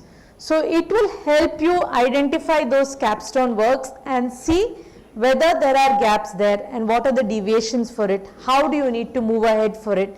If you are stuck, which one do you go back to? So your review of literature should give you a good foundation to which you can go back to if you are ever stuck while doing your research. Then you should be able to synthesize information. So it's not just data. Once you get your review, once you get so much of, you say you give a search word on NCBI or PubMed, you get so many articles. You get about 2,000, 3,000. So you read based on the title, you screen them, then you look at the abstracts, then you read the actual papers. Okay. Here, especially for the students, I want to make a note here. Please just don't go by what is in the abstract. You have to read the entire paper to know what is the actual information in the article. In the abstract, everyone will give you, most of them will give you very broad statements. It doesn't tell you what the actual study is. So for you to synthesize information, that is to change this data into knowledgeable things in your review, you need to synthesize this information. So that happens only when you can read the entire article. And you should be able to analyze the information based on your review of literature. It's not just, okay, I know that, okay, all these papers are talking of an increase in a particular trend. It should even tell me what is the reason for that particular trend. And most important thing, when you finish your review of literature, you should be able to highlight research gaps. I think the major mistake that happens is that many of them think review of literature is for thesis and dissertation. No. Your review of literature should happen when you are designing the research problem itself. When you are designing your research project itself, you should have done sufficient review of literature to take it ahead. And when you are doing this review of literature, it is not done and kept aside once your research proposal is ready. It is a continuous process. Why? Because science is moving ahead so fast. Every day, every week, there will be so many articles that come up in your field of studying. So we need to be updated with it, because very often, be it research projects, be it articles, your time from the time you submit to the time it comes to revision will be already be few months. So in those few months, there could be new articles, there could be new insights. So you should be updated with that. Okay, so this is how to do and what is the purpose of your review of literature. Now when you come to writing your review, okay, so the first thing is think what you want to do. Okay, think what you want to study about. Brainstorm. Very often this is a gap that we are seeing. People want to work alone. No. Brainstorm with a group. Brainstorm with your research team. Okay, they too will give you ideas about what to look at, what is your focus in which you are trying to do the review of literature. Now, see, the thing is, because we are in an era where data and information is so easily available on our fingertips, we don't know what to choose. We don't know how much to choose. So it is during this brainstorming that you will be able to create a focus. Okay, what exactly should I look at? New perspectives. Maybe as an individual you will be looking only at A, but maybe your colleagues will tell you, no, it's not just A, you look at B also. Maybe there's a relationship between these two. Okay, so brainstorm and come upon, what are the articles that you should look at. Record what you read. And it's not just archiving, taking it off the internet and keeping. Like I said, read the entire article, highlight the points that you require and note it down somewhere. This noting down can be in a word pad, it can be an Excel sheet, it can be however you want. I mean, you all will know of more tools that are available to record these. So make a record. See, record is not organizing it. Record is just when you write the key points you take and you note it down. Then you organize it. Make it into sections. When you are writing your review of literature, break it down. Based on all the information that you are reading, you know what are the groups that you have to put it into. So put it into those groups. Then very important, revise. Go back to it and revise. When you revise, you may remove a lot of information. You may realize things are not in place the way you want it to be. So bring it back in place. Okay, put it and reorganize. Once this is over, again it will go back into your recording and organizing, because you need to refine your review. Review it on your own. Give it to your colleagues or your peers to review. Give it to a supervisor to review. Okay, there are 3 levels in which the literature review has to be reviewed. Somebody has to look into it, somebody has to tell you what is wrong, what is right, and then move ahead with it to get a nice robust review of literature. Okay, so when you review the literature, so this is what I call it, review the review. When you are looking at your literature review, there are a few key points that you need to look at. The first thing is accuracy and clarity. Scientific data, when we are reporting, we need to be very clear whether we are reporting the accurate data. This is why I said don't read the abstract only. Go into the paper, read the actual results of the paper, and only then record it in your review. Okay, so that is what accuracy and clarity means. Accuracy is how correct it is, clarity is how well you are able to explain what you want to convey. Okay, conveying what you want to convey. Organizing, whether your review is in a way in which someone who is unknown to the subject reads it, is able to understand it. Start with basic concepts, the same funnel rule. Start very broad-ended and then narrow it down to the key, more specific elements that come into the review. Choice and consistency of words. Is your reader able to understand the review on its own, or do they require some sort of added help to understand it? Okay, so this will go on the audience who is going to read the review. So based on this, you have to choose what wording you are going to use. Consistency of wording. So this would require, am I using the correct words in the correct place? Very often, at least as a teacher I have seen now, people use Google synonym. They put one word, they put it in Google synonym, they will get 10 words, the most fancy word they will pick up. Okay, please remember, every synonym also has a different meaning.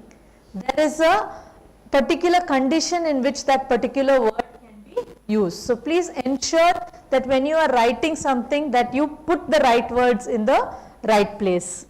Okay, concise, be concise. Don't try to explain the same thing repeatedly in different forms of the sentence. In one sentence, if you are able to bring out the essence of 10 research articles, very good. In that one sentence, you should be able to bring it out. That is what it means by being concise. Look at the formatting. Whether the text is correct, whether it is in order. Look at the grammar and the spelling. Okay, for this, if we need to take help, we need to take help. There's nothing wrong with it. Okay, so grammar and checking, and the most important thing is accurate citations. When we are citing any references, I'm sure there is a session on references, so I will not go into that in detail. But when we are citing references, we need to make sure that we are giving the correct credit to the correct authors.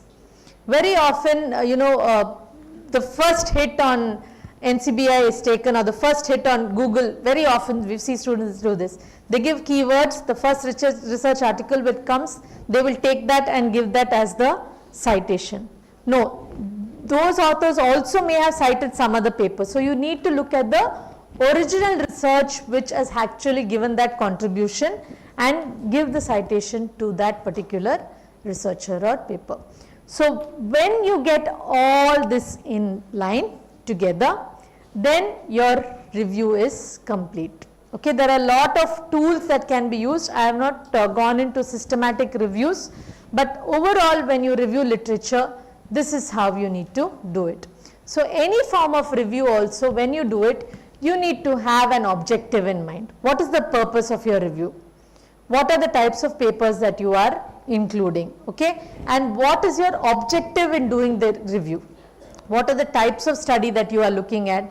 You need to filter your data, you need to analyze it, and you need to write it, okay? So with this, I would like to close my session. Any questions, any doubts on research design and review of literature?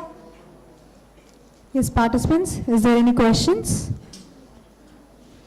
If you have questions, please raise your hand. So, I'm assuming no questions. Yes. Thank you, ma'am, for your presentation. You have a question? Yeah, there's a question from a participant.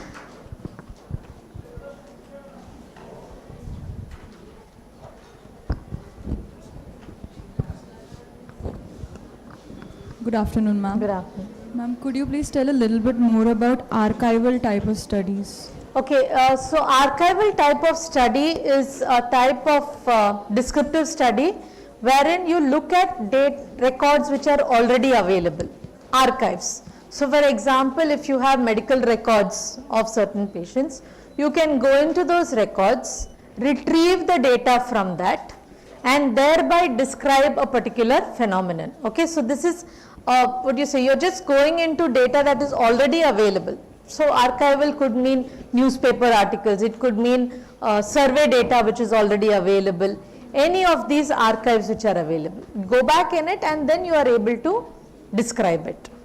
Thank you, ma'am.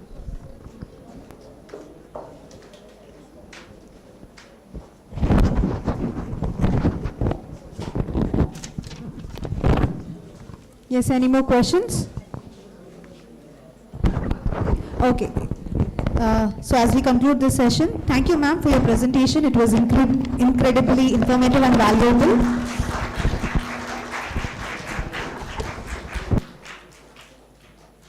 So now I would like to request our Vice Principal, ma'am, Dr. Rukia Sultana, to present token of gratitude as well as goodies to the speaker, Dr. Juliet Mohanraj.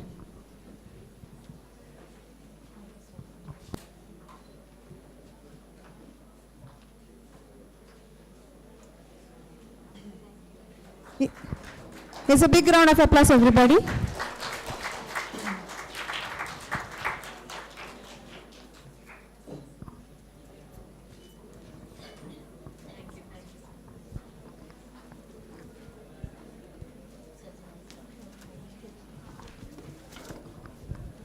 Thank you, ma'am. So now we'll be continuing with the third session, which will cover research and publication ethics. So I would like to invite Mr. Abdul Rahman, sir, to introduce the guest.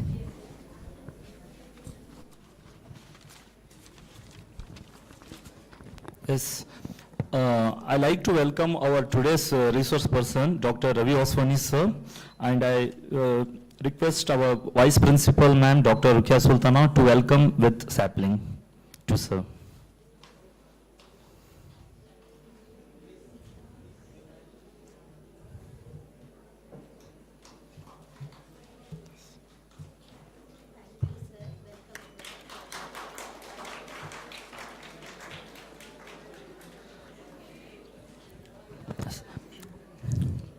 Yes, thank you, sir.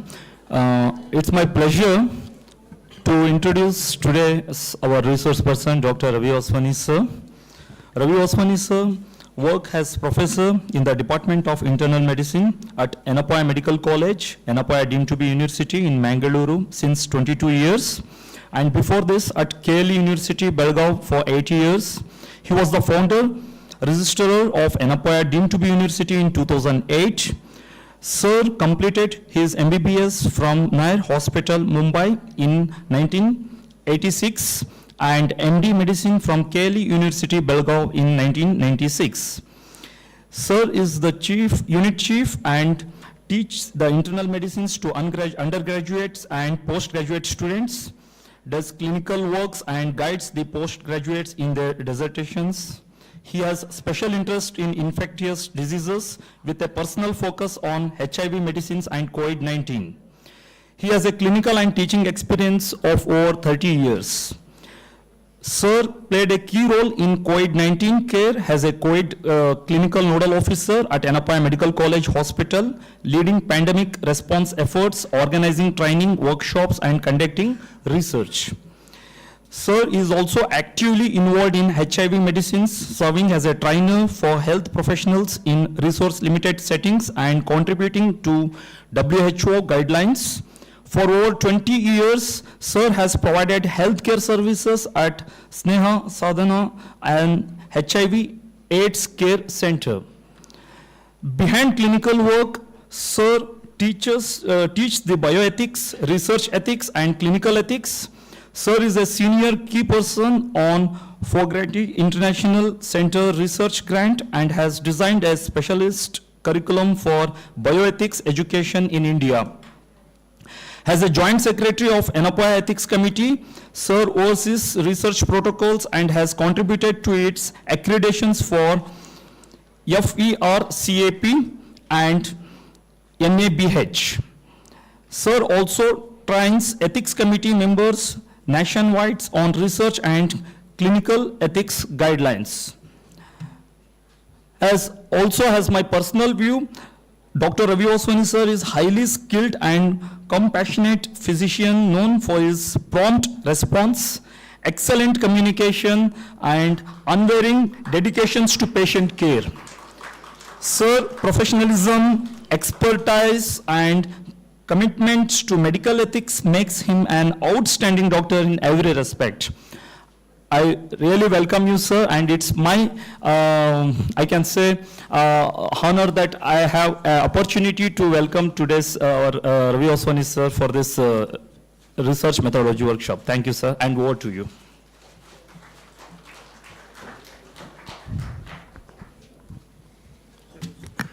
Thank you, sir. Thank you for those kind words. I am overwhelmed by the love and affection offered to me. Before I start, I have a small request. I request the audience to bear with me. My wife, Dr. Veena Vaswani, who is Director, Center for Ethics, would like to make a few announcements about the upcoming programs at the Center for Ethics. So, Veena.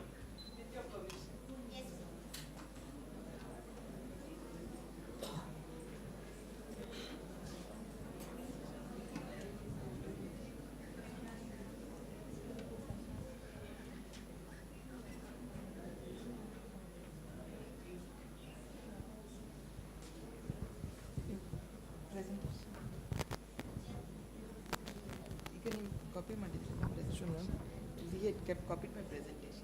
Which one?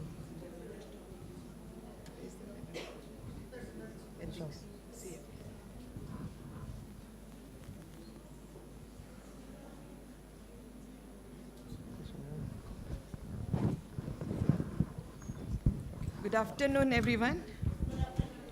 I'd like to express my gratitude and thanks to the Professor Gulzar, the Dean, as well as the faculty and administration for giving me this opportunity.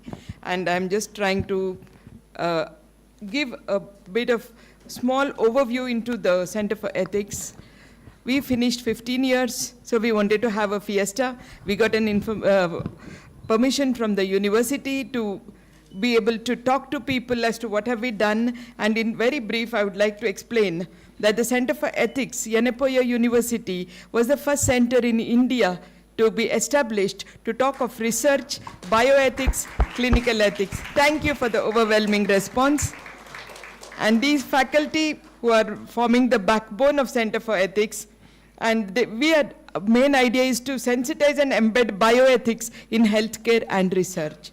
And we know that with this, we are able to make better people, better researcher, better interprofessional, as well as professional people. So this is the innovative, multidisciplinary academic program. And vision is to bioethics into mainstream of academics, clinical research, as well as into any administration. So the mission is to be one of the topmost in clinical responsibility towards their job, family, and society. And we assure that we are able to do that through the course that embeds a lot of professionalism. We have PG Diploma in Clinical Ethics, PG Diploma in Bioethics, Medical Ethics. We also have an intensive summer workshop which is for 1 week, and also MSc Research Ethics program which is 2-year-long program. So we also have value-added courses, bioethics, environmental ethics, clinical ethics and medical humanities, gender, health and human rights, and the latest on the field, what we have is research integrity publication ethics, which is use of AI, how to use it effectively, how to give citation, and how also to give reference whenever you have used the other this thing. So these are a part of value-added courses. Anybody can register. It's only 1 week from 4 to 6 in the evenings.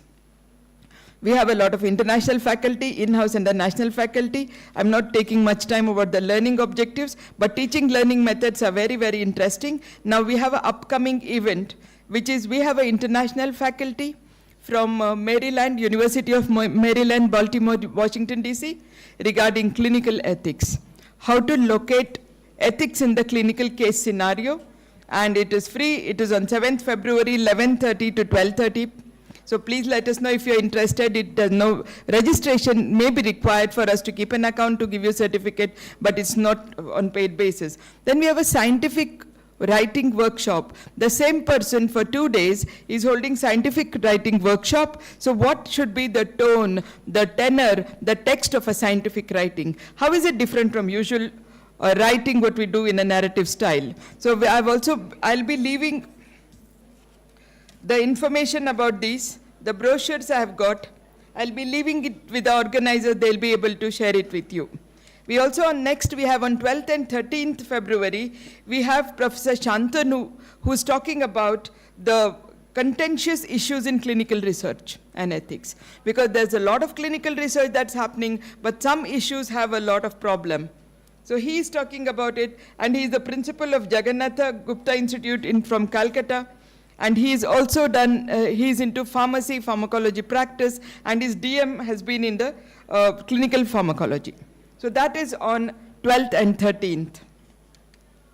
Next, we also are hosting a quantitative and a qualitative research methodology. I'm sure we are well aware of all the methodologies, but just in case you are interested, quantitative is by Mala Ramanathan from THSTI. Again, we'll be sharing this with you, the brochures. And then also qualitative research methodology. Now, many a times, those who are in pure science, we think we don't require much of the qualitative, but most of the time, to get a well-balanced view, medicine is for people, but ultimately, the perception of people matters, so one should also have a quantitative approach. Similarly, we have research integrity publication ethics, where we are trying to use of AI effectively to make publications. And in the month of June, we have 2 workshops. One is AI and health-related technology assessment. How to use AI in healthcare, and also how to use AI in research. So by doing this, you're able to, because you cannot stop progress. AI is bound to happen. Nor can we say we are not interested, because you could be a teacher and some of your students could be interested, even in the years to come. So instead of being left out, you should be into it so that you know what are the pluses and minuses. And these are all I had to offer. These brochures will be with the organizers. You can take it from them. Wish you all the best. Thank you, Dr. Ravi, and thank you, the organizers, for giving me, and students. Thank you, ma'am.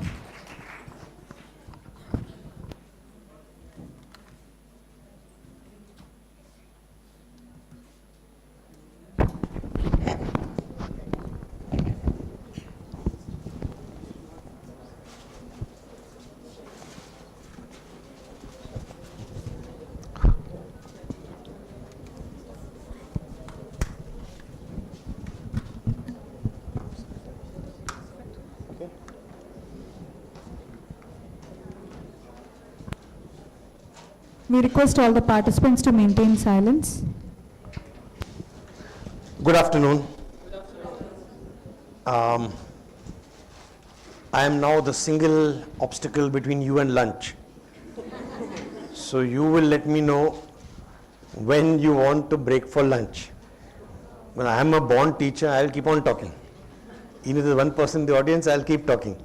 So I will try to finish much before the time allotted to me, because you're running late. Then also we had an introduction to the Center for Ethics, so I may have to go fast. Anyway, the topic is too big.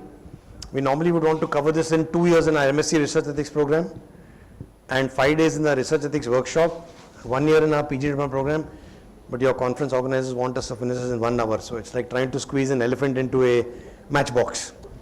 We will try. So the topic is research and publication ethics. So there are going to be 2 parts to this. One is research ethics, and then the second part will be publication ethics. At any point of time, if anybody wants to clarify any doubts, please just raise your hand and stop me. Okay, so that 1, I will know you're awake and alive, and 2, I will know that you're interested. So please, let's try to have some interaction. All I'm going to be able to give you is a flavor, a whiff or an aroma of the whole gamut of ethics, but we will try our level best to produce some interest. So first thing a researcher will need to know before he starts his research is know the terrain.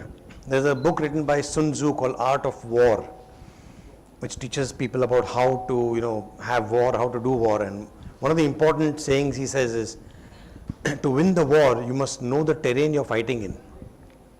So the important thing for researchers to win is to know the terrain, that is the rules, regulations that govern research. So you must download and also read these research guidelines. Many of the researchers download them but don't read them. Most researchers don't even bother to download it. But every researcher will sign the synopsis saying, I have read the guidelines and I have promised to abide by them, and they sign. But they are not actually downloading and reading it. They're simply signing it because it's something that needs to be signed. But if you want to be different, please try to download them, and you want to be still more different, please try to read them also. The 2 guidelines basically are for clinical trials and for all the types of research. So there is research. In this whole big sphere of research, there is something called clinical trials. Not all research is clinical trial. To know whether a research is clinical trial, ask 4 questions. Is the research study involving human participants? Next question, is the study prospective? Third question, is there going to be randomization? And 4th question, is there going to be any improvement in health outcomes or health behavioral outcomes? So if the answer to these 4 questions is yes, then you're dealing with a clinical trial. So there should be an intervention, it should be prospective, it should involve humans. The very 3 important things.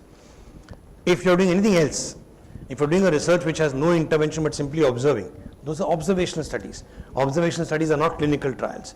So now, world of research in India is divided into 2, those doing clinical trials and those doing everything else known as biomedical research. If you're doing clinical trial, you have to follow the new drugs and clinical trials rules of 2019. This is laid down by the government of India. It's not by you or me or Yenepoya or anybody, any institution. It's something laid down for all researchers in India. Anyone doing clinical trial in India has to abide by these rules. It's come out since 2019. For all of the biomedical research, ICMR's National Ethical Guidelines for Biomedical and Health Research Involving Human Participants 2017. So there are 2 main guidelines that we will need to choose and follow depending on what type of study we are doing. In addition, all researchers must need prior EC approval. The EC stands for Ethics Committee. In the country now, the law says that no one can do research on human participants without first getting Ethics Committee approval. Only after the approval date is given can the recruitment start. A point to remember here is we call the committee Ethics Committee. We do not call it Ethical Committee. It's a very common mistake that most people in India do, is we refer to Ethics Committee as Ethical Committee. The name is Ethics Committee. We hope that Ethics Committee is ethical, but we can't assure it. Okay, so ethical is a way of being. Every Ethics Committee should be ethical. But when you refer to it, you say Ethics Committee. Okay, if it's an intervention study with potential commercial application, if you're doing something, you created a new drug in your laboratory, and you want to try this new drug on human beings, and if it works well, you're going to make a company, produce this drug, get license from the DCGI, and start marketing it. That's called commercial potential. You have to get DCGI approval. All intervention studies need to register with the Clinical Trials Registry of India. It takes about 2-3 days to do this. All foreign collaborations need Health Ministry Screening Committee approval. And now to do this, you need a BioRap ID. all researchers and EC members should undergo Indian GCP guideline certification, which is valid for 3 years. This is mainly regarding clinical trials, but some of these are also applicable to other biomedical researches. Any research being done with collaboration outside will require HMSC clearance, and for getting HMSC clearance, you need to first apply for a BioRap ID. Our university has a BioRap number, so you can apply to the registrar's office. They will help you with getting the BioRap ID. Okay, what does the researcher need to do at the study site? The study site is most often your department. Please note there can be only one principal investigator at each study site. In India, we are very fond of showing our respect to people, and I am the principal investigator. I'll make my wife co-principal investigator. I'll make my friend co-principal investigator. I'll make the head of my department co-principal investigator. That's all unethical. And it's not only unethical, it's also not within the framework of the law. The law says very clearly there can be only one principal investigator for each site. If I'm doing multi-centric study in different places, one center in Delhi, one center in Bombay, one center in Calcutta, and one center here in Mangalore. For each of these centers, I can have principal investigator. But for Mangalore center here, only one principal investigator. Everybody else will be co-investigators. So avoid gifting research positions. At the research center, at the research study site, also make sure that you have this available for keeping your data secure. Okay, now when you write your synopsis, what do you need to do? What do you need to know? Use an active voice while writing. So if you say blood sample will be collected, it's a passive voice. An active voice needs a subject followed by a verb and followed by an object. If I switch it around, it becomes passive voice. In passive voice, I don't need to write the subject. Blood sample will be collected doesn't tell me who is going to collect the blood sample. In active voice, it has to be written as author or principal investigator will collect the blood sample, or investigator number 3 will collect the blood sample, or so and so person will collect the blood sample. Then it becomes very clear. So in active voice, you're telling the reader everything that the reader needs to know, especially ethics committee needs to know who is going to collect the blood sample, who is going to transport the blood sample, who is going to give the drug. All of this we need to know. And if you write in passive voice, we will not be knowing who is going to be doing what. So please try to write in active voice. Define the contributory roles and the author positions for each research team member right in the beginning, before you start your research, especially amongst the faculty. If there are 3 faculty members from the pharmacy college who are conducting a study together, the person who designed the idea and thought of it and is seeking the help of the other 2 staff members should write an email to other 2 staff members saying, I invite you to be a part of this study. In this, I'll be the principal investigator, both of you will be co-investigators. When this paper goes for publication, I'll be author 1, so-and-so will be author 2, so-and-so will be author 3. This should be written in an email and sent to the research team members so that there is no confusion, no fighting, no enmity afterwards. And ethics committee also will have it very clear. In the ethics committee application form, there is one point in the column which says who of these investigators will be author number 1, author number 2, and so on. This is basically because in the past, many guides were pushing their students to the side and claiming first authorship for a work done by some PG in his research work, in his study, in his thesis. This is not ethical. Sometimes the researcher would, the guide would just completely ignore the PG and take all the work upon himself and say, I am the only author. It's also not ethical. So to prevent all these things, now ethics committee in the application form asks for authorship position. Be transparent and describe the methodology in great detail. Everybody has a complaint about ethics committee saying ethics committee is always delaying, taking too much time. Many people go to the vice chancellor and complain saying ethics committee is delaying. Most of the delay comes because the researcher does not write transparently and does not describe methodology in great detail. And many times when we give the comments back, the researcher takes a long time to reply back. So people don't see their own faults, but it's very easy to see other people's faults and go and make complaints. And so this is what happens when people make noise about ethics committees. Do not plagiarize. You have heard of plagiarism? You know what plagiarism is? Copying somebody else's text and making it appear as if it's your own words. Okay, so plagiarism should be avoided because in our university the rule is not more than 10% plagiarism is allowed. Some plagiarism has to happen because words are common. So some 10% of the text is allowed to be plagiarized, but if it's more than 10, you may be asked to rewrite the review of literature or some other part which is having plagiarism, such that after you rewrite, the level comes down below 10%. Write a balanced review of literature showing some positive and some negative results. There's a very important concept in ethics called clinical equipoise, which means there should be some doubt about that particular area where you're doing the research study, which is why you want to do the research, because there is some doubt. If there was no doubt, there's no need for you to do the research. We all know aspirin works very well in preventing heart attacks. And if I'm going to do one more study on aspirin preventing heart attacks, it is going to be silly, because already there are thousands and thousands of data available on how well aspirin prevents heart attacks. So doing a study in an area which already has no role for me to do it is going to be a waste of resources. So there should be something called clinical equipoise. Most of us, when we submit our synopsis to the ethics committee, we want to impress the ethics committee. We want to show them that all the studies that are there are in the direction of my hypothesis. That means all of them are showing positive results.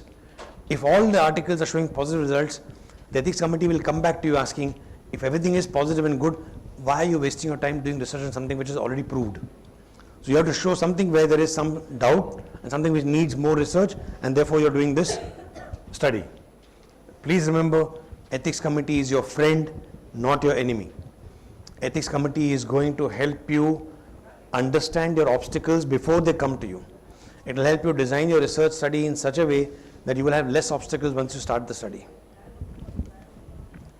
Okay, the next important point for researchers is taking a good informed consent. Unfortunately, in our country, what we do is we call the patient, we mark an X on the form, and we say, don't waste your time reading, just sign here. Because you can save time, I can save time, it's too complicated, you won't understand.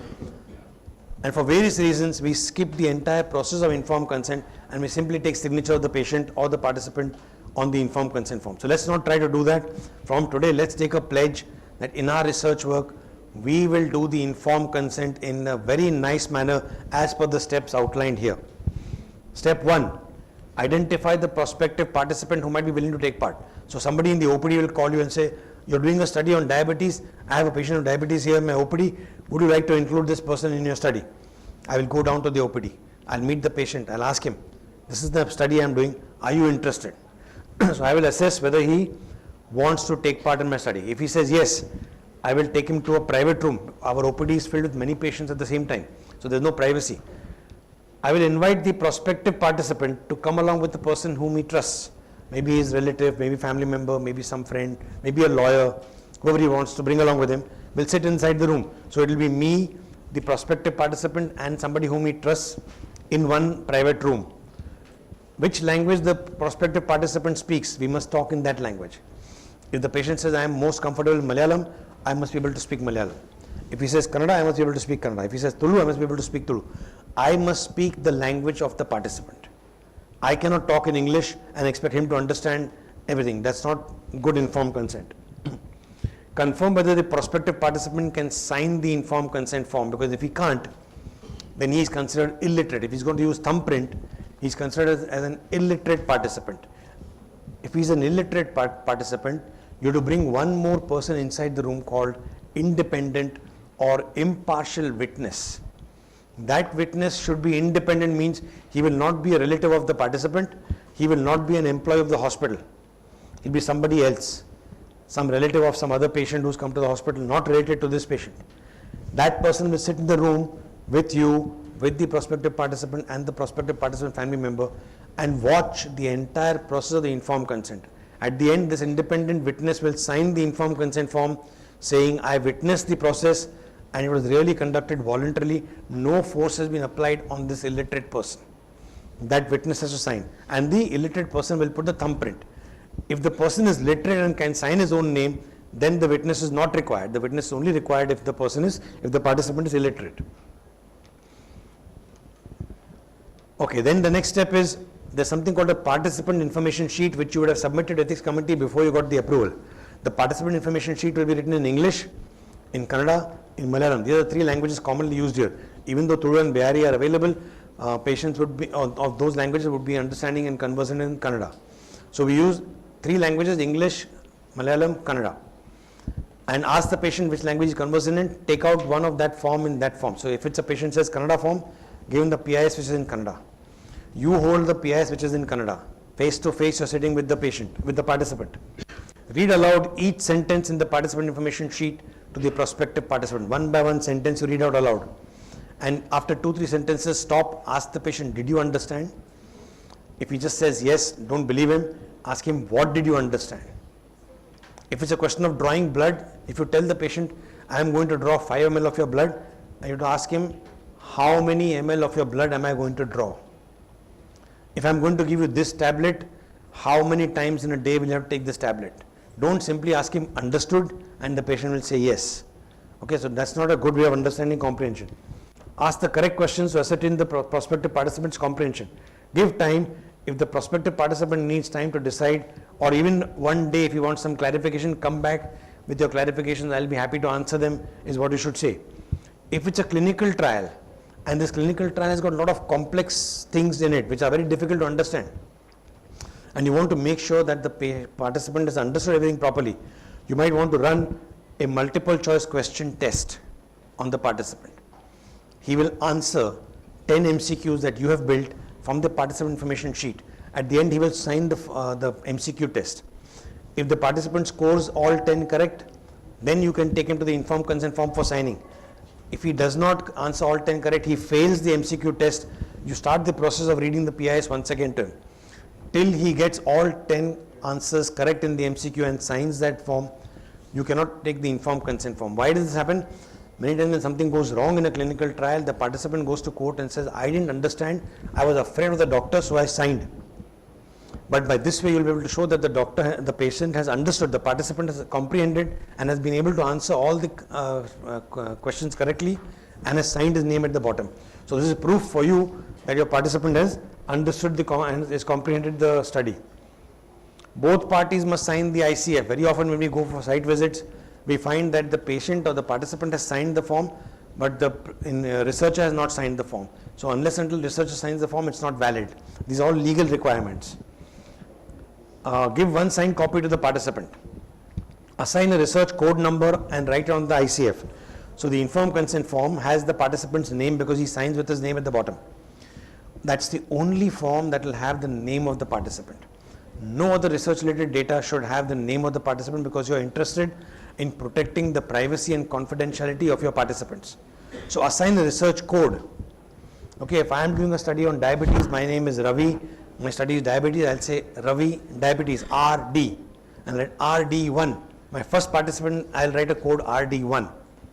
The informed consent form has the participant's name, but every other form, the data collection form, everything else will have only RD1 code. When I fill an Excel sheet, I will write RD1 instead of name.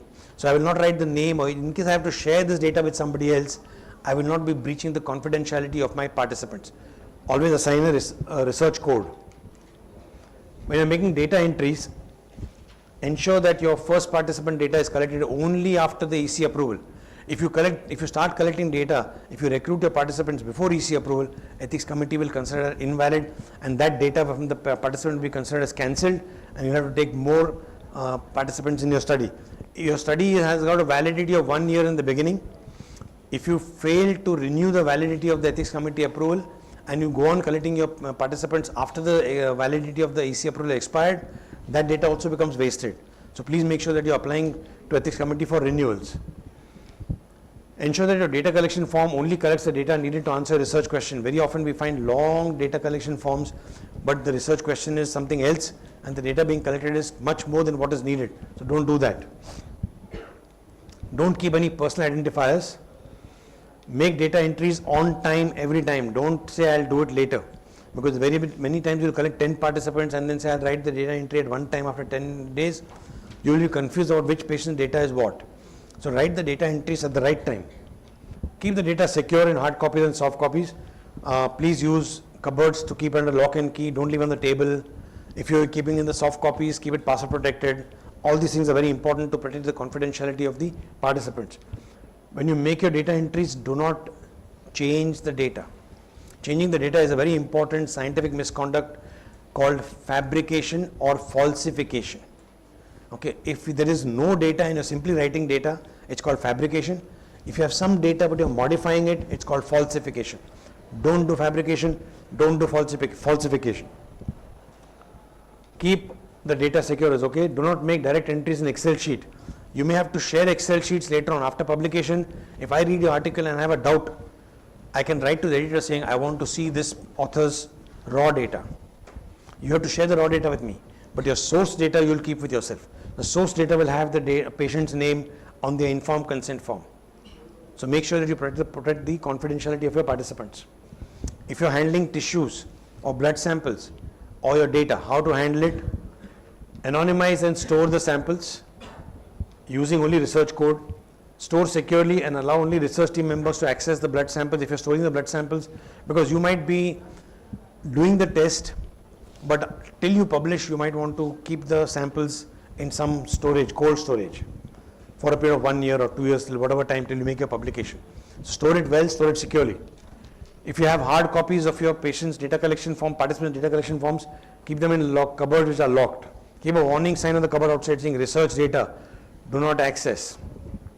If it's soft copies, keep it in password-protected laptops or computers, give restricted access, and keep changing your password frequently. Store the data until published. According to the laws, it is minimum 3 years, or if it's a clinical trial, 5 years. So if you're doing a clinical trial, you must store all the data for minimum 5 years.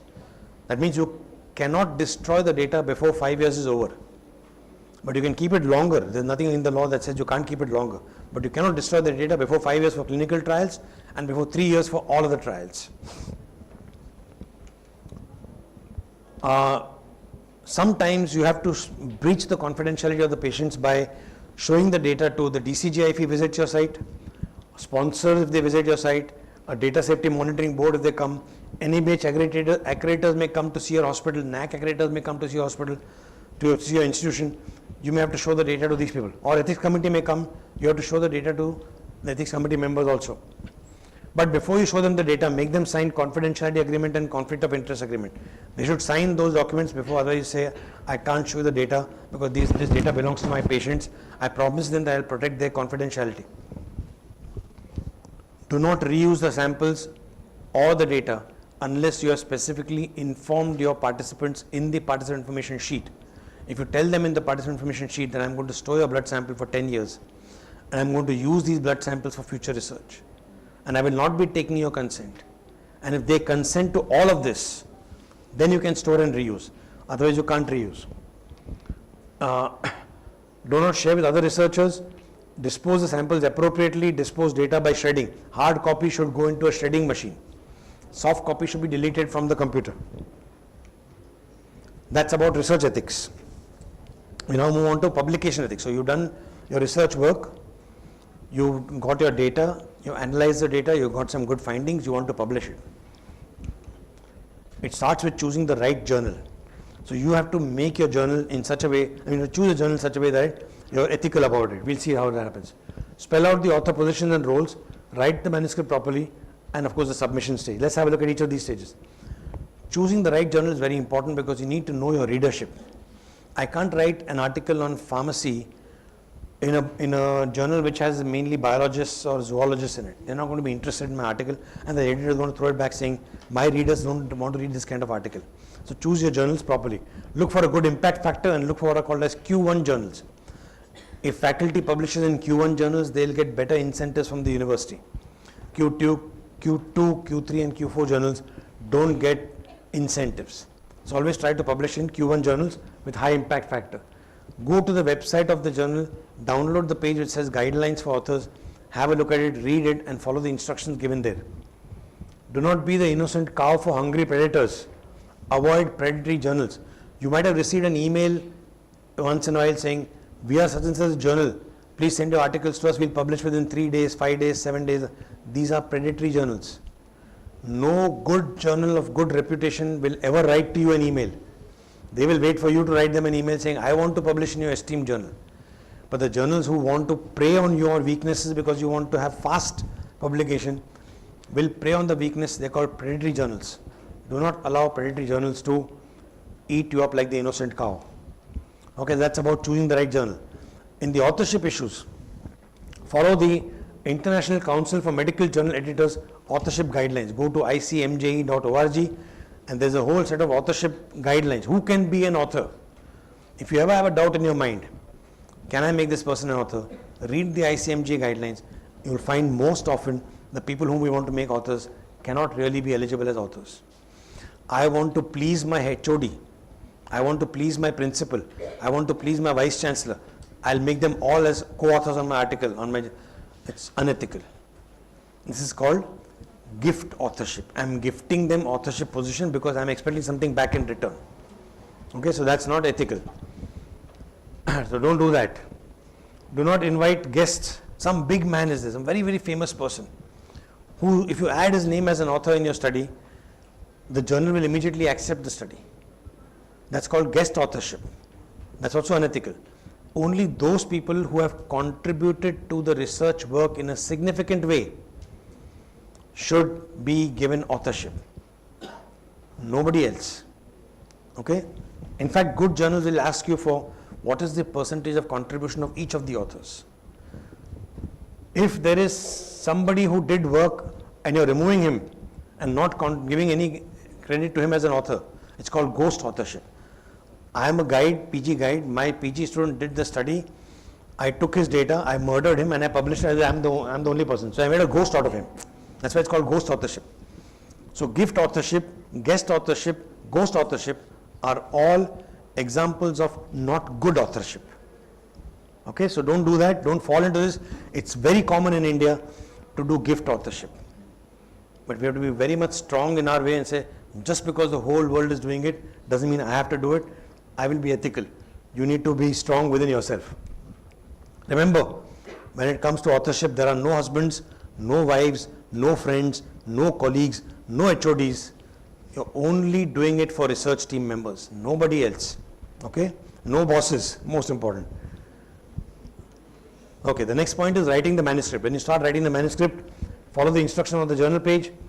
Most healthcare journals will follow what is called as the IMRAD format, the introduction, the methodology, the results, analysis and discussion. This is called as the IMRAD format. So they will probably be using the same structure, but if they have a different structure, try to follow that structure. Please write in your own words and not in Chat GPT's words. Everybody has become Chat GPT and AI based. AI stands for artificial intelligence in the world, but in my opinion it stands for actual idiots. That's what we are making of ourselves. Our brains are going to go smaller and smaller, our neurons are going to grow smaller and smaller because we have stopped using them. In order to impress the world with good English, we are using AI. Now everyone is embracing AI, but at least do it by continuing to use your own brains. Don't replace your brains by AI. It's very, very important. We ask our student, I'm the guide, my student has done some Chat GPT thing, he writes something, I see some fancy words, it's very easy to make out. Ask him, what is the meaning of this word? Sir, I don't know. That means he's obviously not using his brains, he's just using Chat GPT as some tool. Please do not do that. I hope. I don't think it will be possible for you all to not do it, but because it's so tempting. We are all inherently lazy, indisciplined, relaxed people who want to put less effort but get back more results. We are all human beings are basically like that. And so if some brainy computer can do the work for me, why should I break my brain over this? I'll spend more time seeing Netflix and Prime Video and then rather than trying to work out the correct words. So that's unfortunately how we are. Do not copy paste because that becomes plagiarism. Even if you have published an article somewhere earlier on and you're using your own words from the article in the second article, you can't do that. It's called self-plagiarism. Because the moment you publish an article, even though those words are yours, the copyright belongs to the publisher, to the journal, not to you. So if you want to use your own words again, you paraphrase your own words, change the wordings and cite yourself from the earlier reference. That is the correct way of doing it. If multiple authors are working simultaneously, then use Google Docs. It's very important because if you use Google Docs, you can show how much each author has contributed to the manuscript writing, because manuscript writing is a very important component of authorship guidelines as per the ICMG criteria. All authors should have significantly contributed to the manuscript. By significant, we mean critical inputs, not please remove the comma from here, please put a full stop here, please make the T capital. Those are not critical inputs. So we need critical inputs, and this is proof that all authors have contributed to the development of the manuscript. If you're including photographs, make sure that the same was consented for at the time of signing the form. Informed consent forms will have one line that if I take your photographs, please permit me for taking photographs. I assure you that I will maintain your privacy and confidentiality. If you're including photographs, make sure to blacken the eyes region. The photograph, this portion should be made black. If you're showing any eye changes, you want to show the eye changes, blacken the rest of the face, show only the eyes. But make sure that it's very difficult for anyone to make out who that person is.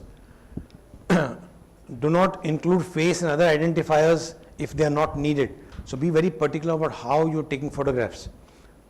This also applies not just to articles which are being published in journals, but to all case reports, to all seminars, to all conferences. I go to a conference, I stand on stage and I show a photograph of my patient saying, here is a patient who I treated who recovered.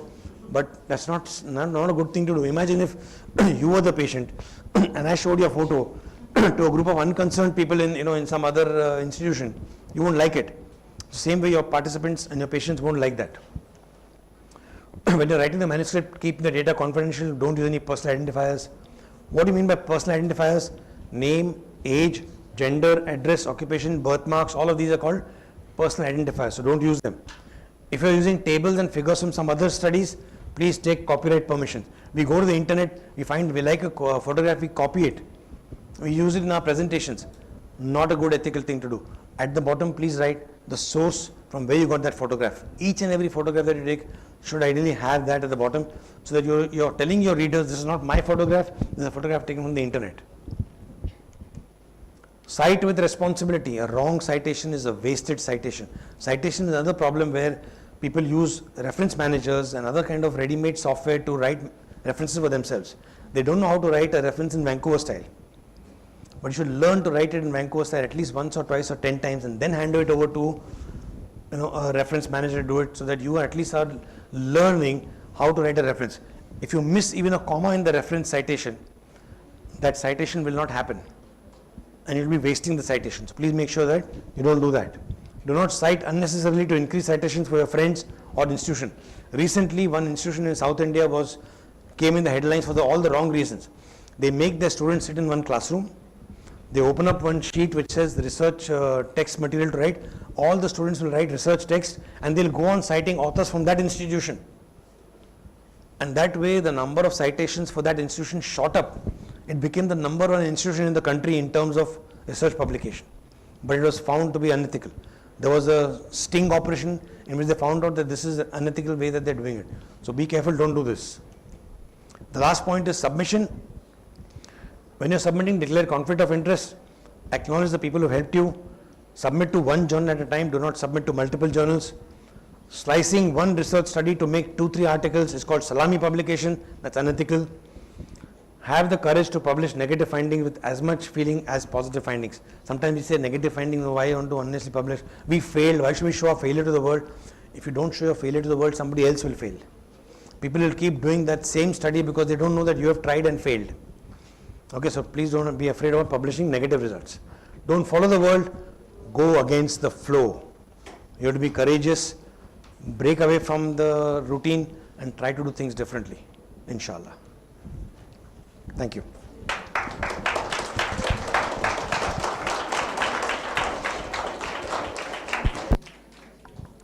Thank you, sir,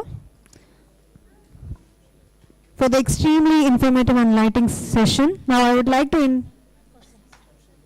is there any question and answer? Questions? Yeah, please. Good afternoon, sir. I'm doing my research in forensic entomology. So this is not a clinical study. It involves insects and its application in forensic science. So in this case, if I need a foreign collaboration, which all guidelines I need to follow and which organization's approval I need?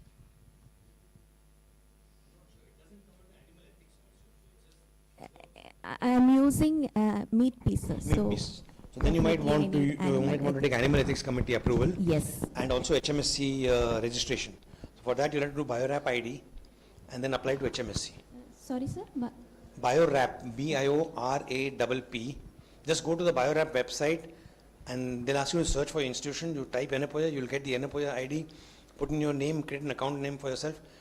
The moment they say approved, it will go to the assistant registrar with your name saying that she wants to have a BioRap ID, please permit. Then the assistant registrar will open his account and permit. All this has to happen within 24 hours. If you miss the 24-hour window, you have to apply once again. Okay. Once you get the sir. BioRap ID, you can do HMSC approval submission. Thank you, sir.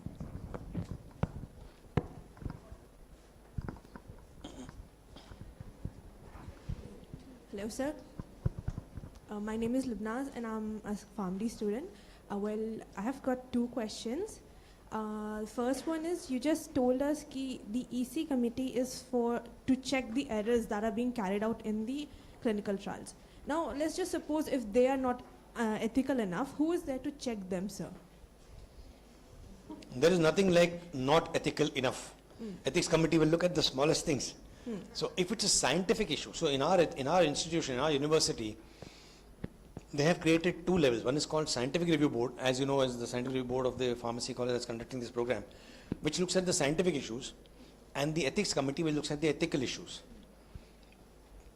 Unfortunately, the people in power, in their wisdom, when they created this division, and they told Ethics Committee, do not look at the scientific aspects, did not understand that you cannot dissect the scientific aspects from the ethical aspects. So Ethics Committee, a Scientific Review Board, can look at the science without looking at the ethics. But Ethics Committee cannot look at the ethics issue without looking at the science. Moreover, there is no such legally recognized body as Scientific Review Board. Scientific Review Board need not do its work, nobody will catch their neck. If Ethics Committee does not do its work, its neck gets caught, because it is a legally recognized body. If something goes wrong, along with the institution, the Ethics Committees are dragged into the court. We have a friend from Trivandrum who has spent more time in the Ethics Committee in the court than in the Ethics Committee. But that's because Kerala is very fond of going to the court very frequently. So there is no such thing as the smallest ethical issue which may not be covered. Everything gets covered. But it's possible that we may overlook something, we may not have seen it. So it's good that we assume every researcher to be honest and ethical unless proved otherwise. And one more question, sir. You just mentioned that no patient could be recruited before the EC registration. Now, once the EC registrations get expired, obviously while applying, there is a gap of certain period of time to get it registered and all. So within that period of time, can that clinical trial be conducted, or any registration, anything can happen? So in order to get seamless continuation of or extension of your Ethics Committee approval, it's a good idea to apply when there are 11 months of the studies over. The first approval is given for 12 months. When the 11 months are over, start the application for renewal. If you've finished your study, just submit a closure report. If you need more time, apply for extension. You apply for the extension when there's still 1 month remaining. Well, we will take usually around 15 to 20 days to continue the approval, and that will happen. If you apply late, usually a period of 7 days late application is accepted. Beyond that, it's a break in, it's called lapse in your Ethics Committee approval, and in that period you can't collect data. So if you collect data in that period and we come to know about it, we will ask you to delete that data from your study and not use it for analysis. You have taken more participants to include in your study. So do not start your recruitment before the EC approval.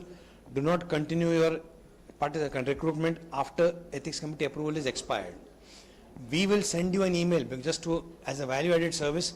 Ethics Committee will send you a reminder email at 11 months saying your study validity, EC validity about to expire in 1 month. If you are interested in renewing, kindly renew. So that's the way we help. Thank you so much, sir.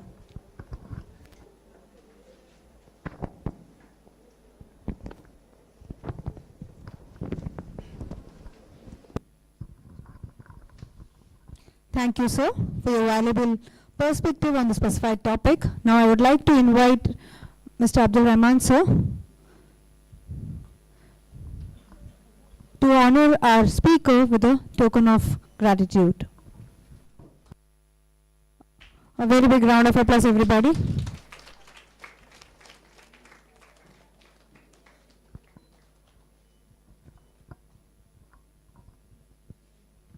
Yes, thank you, sir.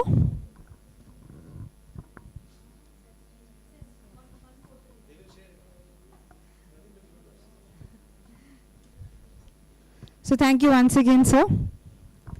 So now we would be concluding the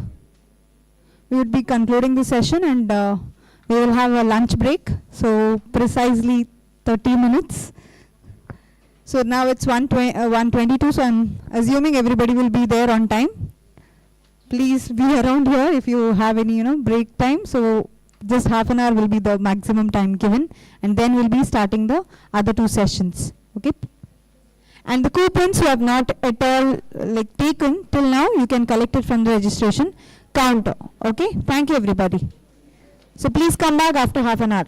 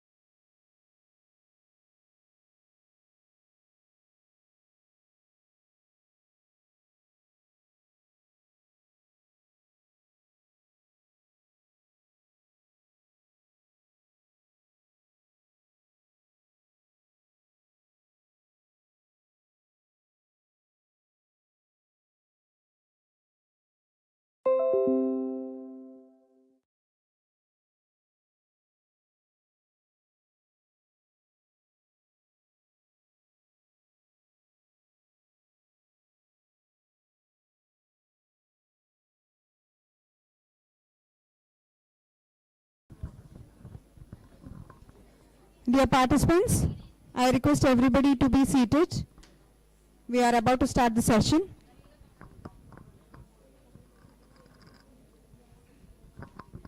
And also to mention, if anyone is interested for the Center of Ethics workshop, which was displayed earlier, the brochures are here. You can come and take.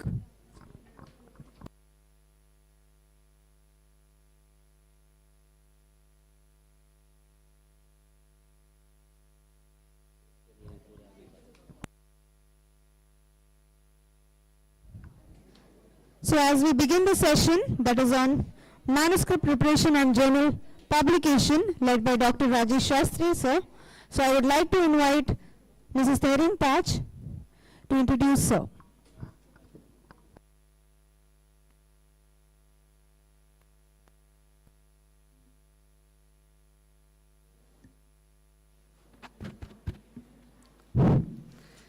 Good afternoon, everyone. I, Mrs. Tehrin Taj, Assistant Professor, Department of Pharmacology, welcomes everyone to the afternoon session of National Level Workshop on Research Methodology organized by SRB YPCRC.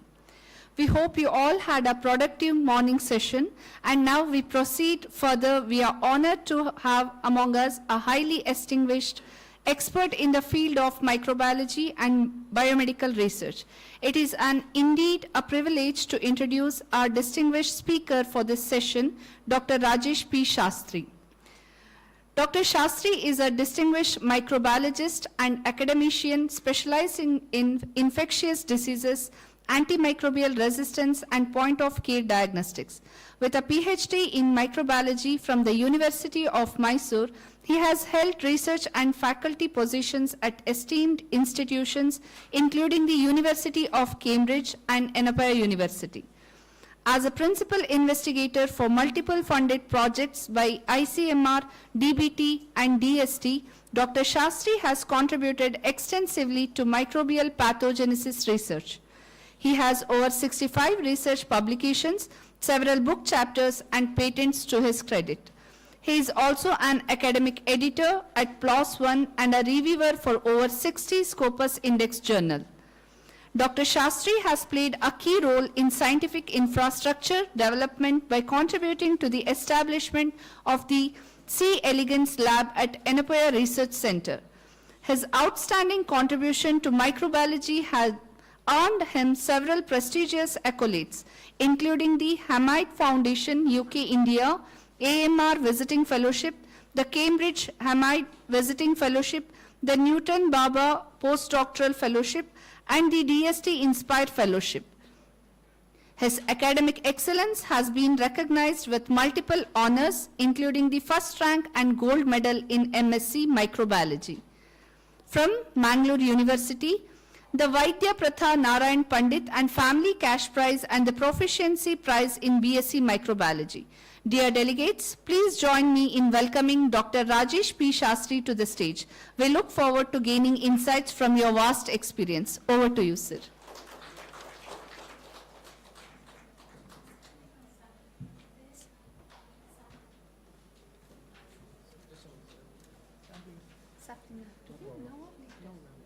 Later, no? Later? Yeah. Okay. Not now. Without any delegates. This one? Thank you so much. Yes. Yeah, I would like to request Tehrin ma'am to honor the speaker with the sapling.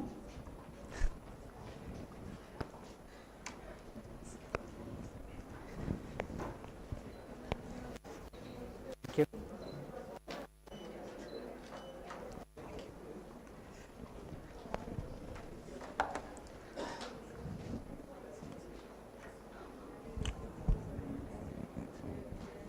Yeah, good afternoon all. Yeah, first of all, I would like to thank for Scientific Review Board for inviting me for this sessions. And when I was a student, even I used to struggle to publish. That's the first quote always, right? So we used to write to manuscript without a background of manuscript most of the time. Even though we did a fantastic experiments, but writing skills and following the journal guidelines, it's not easy, right? So there is some of the tips, that's what I'm going to tell you now.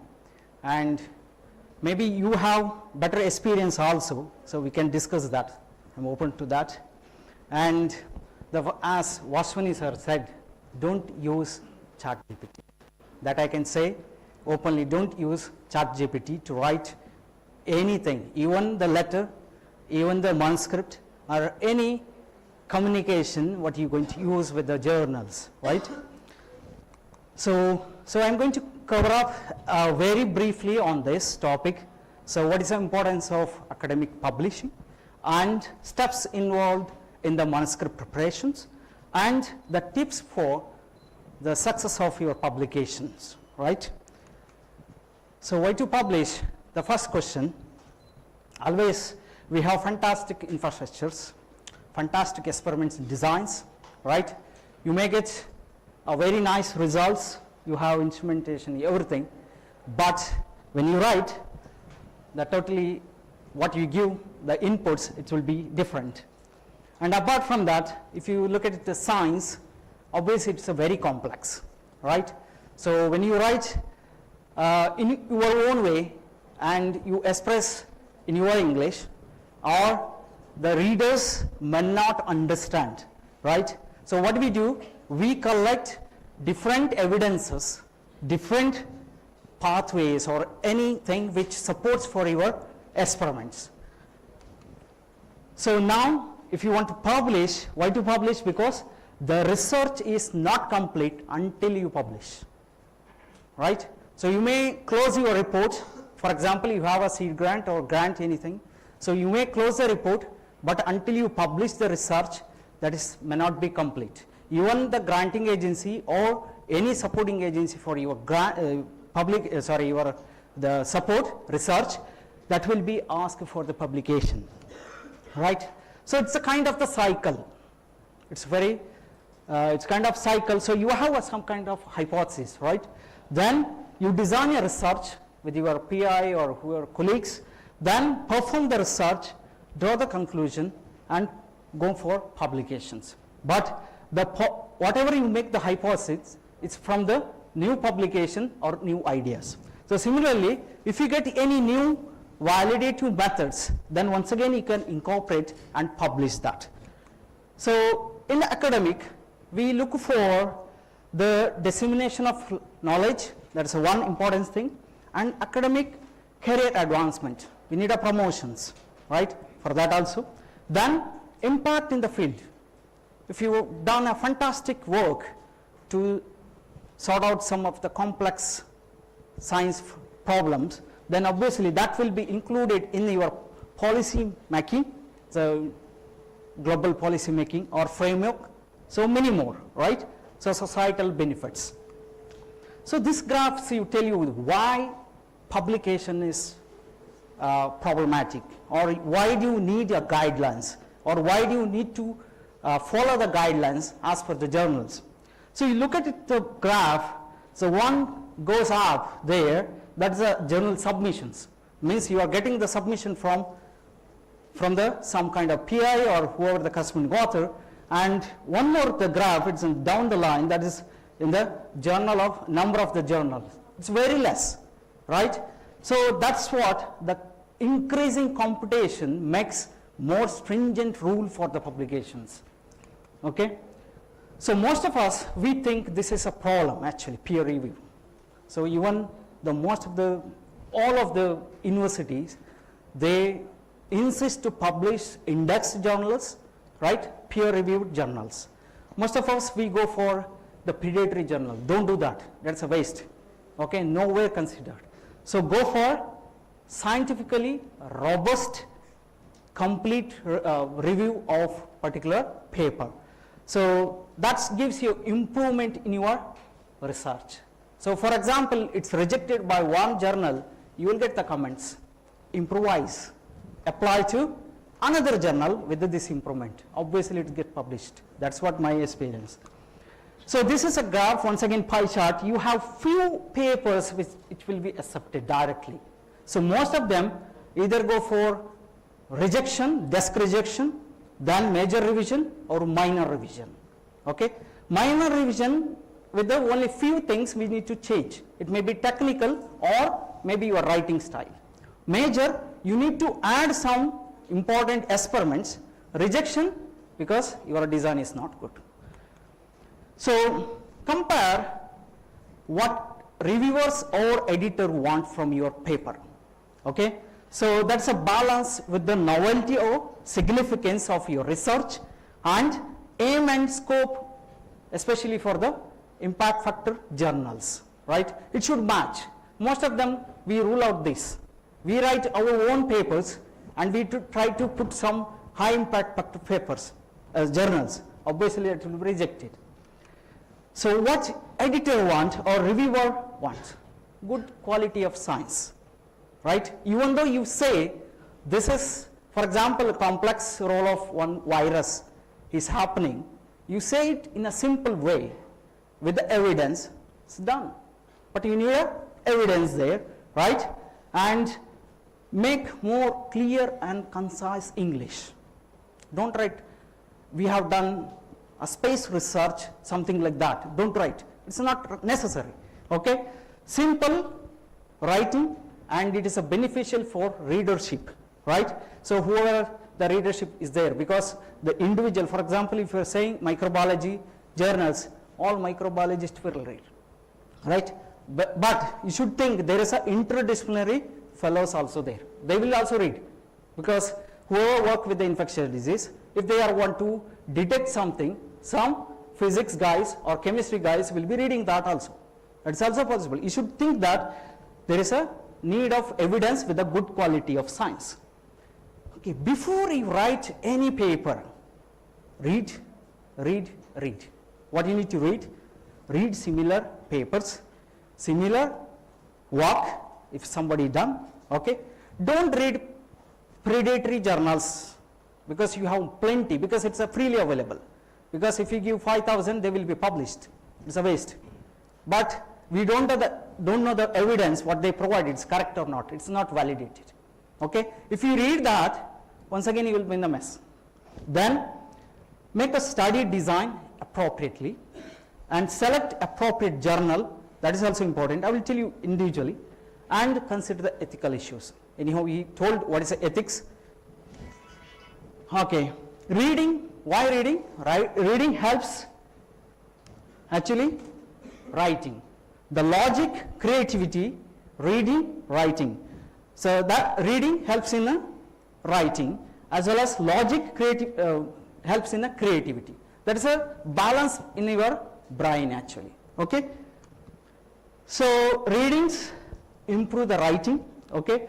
Possible. One more thing is, it's a kind of experience when you discuss with your colleagues. That also makes you more confidence that whatever you have done is correct, or you may get some criticism. That is also possible. That is very good then. You need to accept that. Most of us, we don't accept critics from the colleagues or any peers. Okay? So discuss more on your study designs or whatever you're going to present. Okay? Then one more thing, provides idea for your next manuscript. That also happens when you discuss with your colleagues, peers, whoever it may be, right? Okay, so now, how to select the journals? So I'll go bit speed because we have less time. It's already informed me. So I'll go bit speed. If you have any doubts, you can stop me anyway. Okay, so how to select a journal? There are plenty of journals now, okay? And consider what's your requirement to publish. First thing, then is journal is open access. For example, you have a funding. Funding, for example, it's not like 10,000, 5,000, no. Most of the journals, they ask you in a USD or GBP something. So it may be 2,000, 3,000, 6,000 USD, almost equal to 6 lakh, some of them. So normally, it's 2 lakh to 3 lakhs. Okay, but that is an open access journal. Not all of the journals are open access. Some are subscription based journals. These are, they don't have any pay, but readers has to pay. Okay? In open access, readers no need to pay, authors need to pay. Then they consider the impact factor and reputation. Don't submit as such for 10 impact factor, 20 impact factor. No, it will be rejected. That may not be suitable for your kind of work. Then consider which type of article you are going to write. Is it an original article? Means you have the research methodology, results, right? That is a detailed description for your finding. That is the original. Then review article. You are summarizing from some already published data, or short communication. For example, you want to quickly publish the find out. So because sometimes it's a parallel research also going on. Okay, somebody will publish. That is also possible. So you want to say that who is the first publisher or something like that. So then go for short communication. And apart from that, you have a case studies. Case study means you are describing particular case in a paper format. And many more are there. So for example, it's a left journal. Sometimes they accept a letter to editor, correspondence. It's in the short write-ups, what you found, that can be described. Then choose a target journal. How you choose? Before writing, you make honest evaluation from yourself, from the heart. Don't be greedy, like high expectation. Most of us, when you write first paper, you have high expectations. That's wrong. Don't make that. Always, if you have full-fledged facility and you have made significant contribution, okay, maybe you can accept that and you can go for a publication. That's different. Okay, so make this the balance. Is it working or not? Just check that honestly and compare with the stated aims and scope. It's always, all journals, they state that what's their scope and aim, what they are going to publish. And sometimes they write clearly that we don't publish this kind of research, don't submit. It's a waste. Okay, for example, sometimes we describe the methods, new methods. They say don't submit that. This is not necessary. Sometimes some journals are there, for example, Journal of Microbiological Methods. That is a journal for methods, what you find out new methods. They accept that. Okay. And once again, the impact factor. Consider the impact factor. Hope you know what is impact factor. Okay. So how to match your manuscript with the journal? First, what the message from your research? Next, who will be interested target? For example, you are planning for kind of neuroscience or interdisciplinary concepts. Then you need to find interdisciplinary journals. How significant your research results? Is it significant? Sometimes we think that it's significant, but when you write and put up kind of paper, may not be, right? Then where how similar article is published. Check, that is a simple technique actually. If they published some of the related papers, obviously they have the interest in reading, right? So factor to consider before applying or submitting particular journal, consider aim and scope, publishing frequency. Sometimes they publish only 4 articles per year, 4 issues, okay? Not article, 4 issues. Or sometimes they publish 12, sometimes they publish 24. So one journal is there, that is BBRC, Biochemical, Biophysical Research Communication. It publishes 54 issues, right? Now he publishes within 1 week, you will get a the reviewer report, and next week it will be published. You can check in the website, it's a elsewhere publication, okay? But he has very stringent guidelines. Okay, so impact factor, once again, it's a 3 or 2.8 or 3.4, I think. I don't remember. Okay, but still it's published. So it published within 2 weeks. That is possible, but it has all this listed there. Then impact factor, target the audience. Target audience, who is that? Who is reading?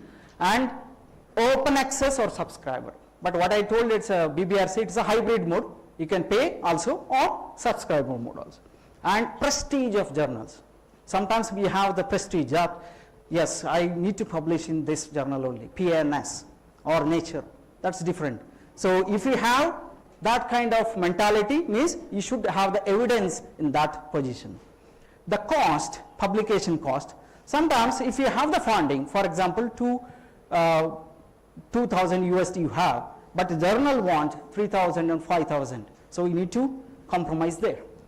Then publication type, as I told earlier.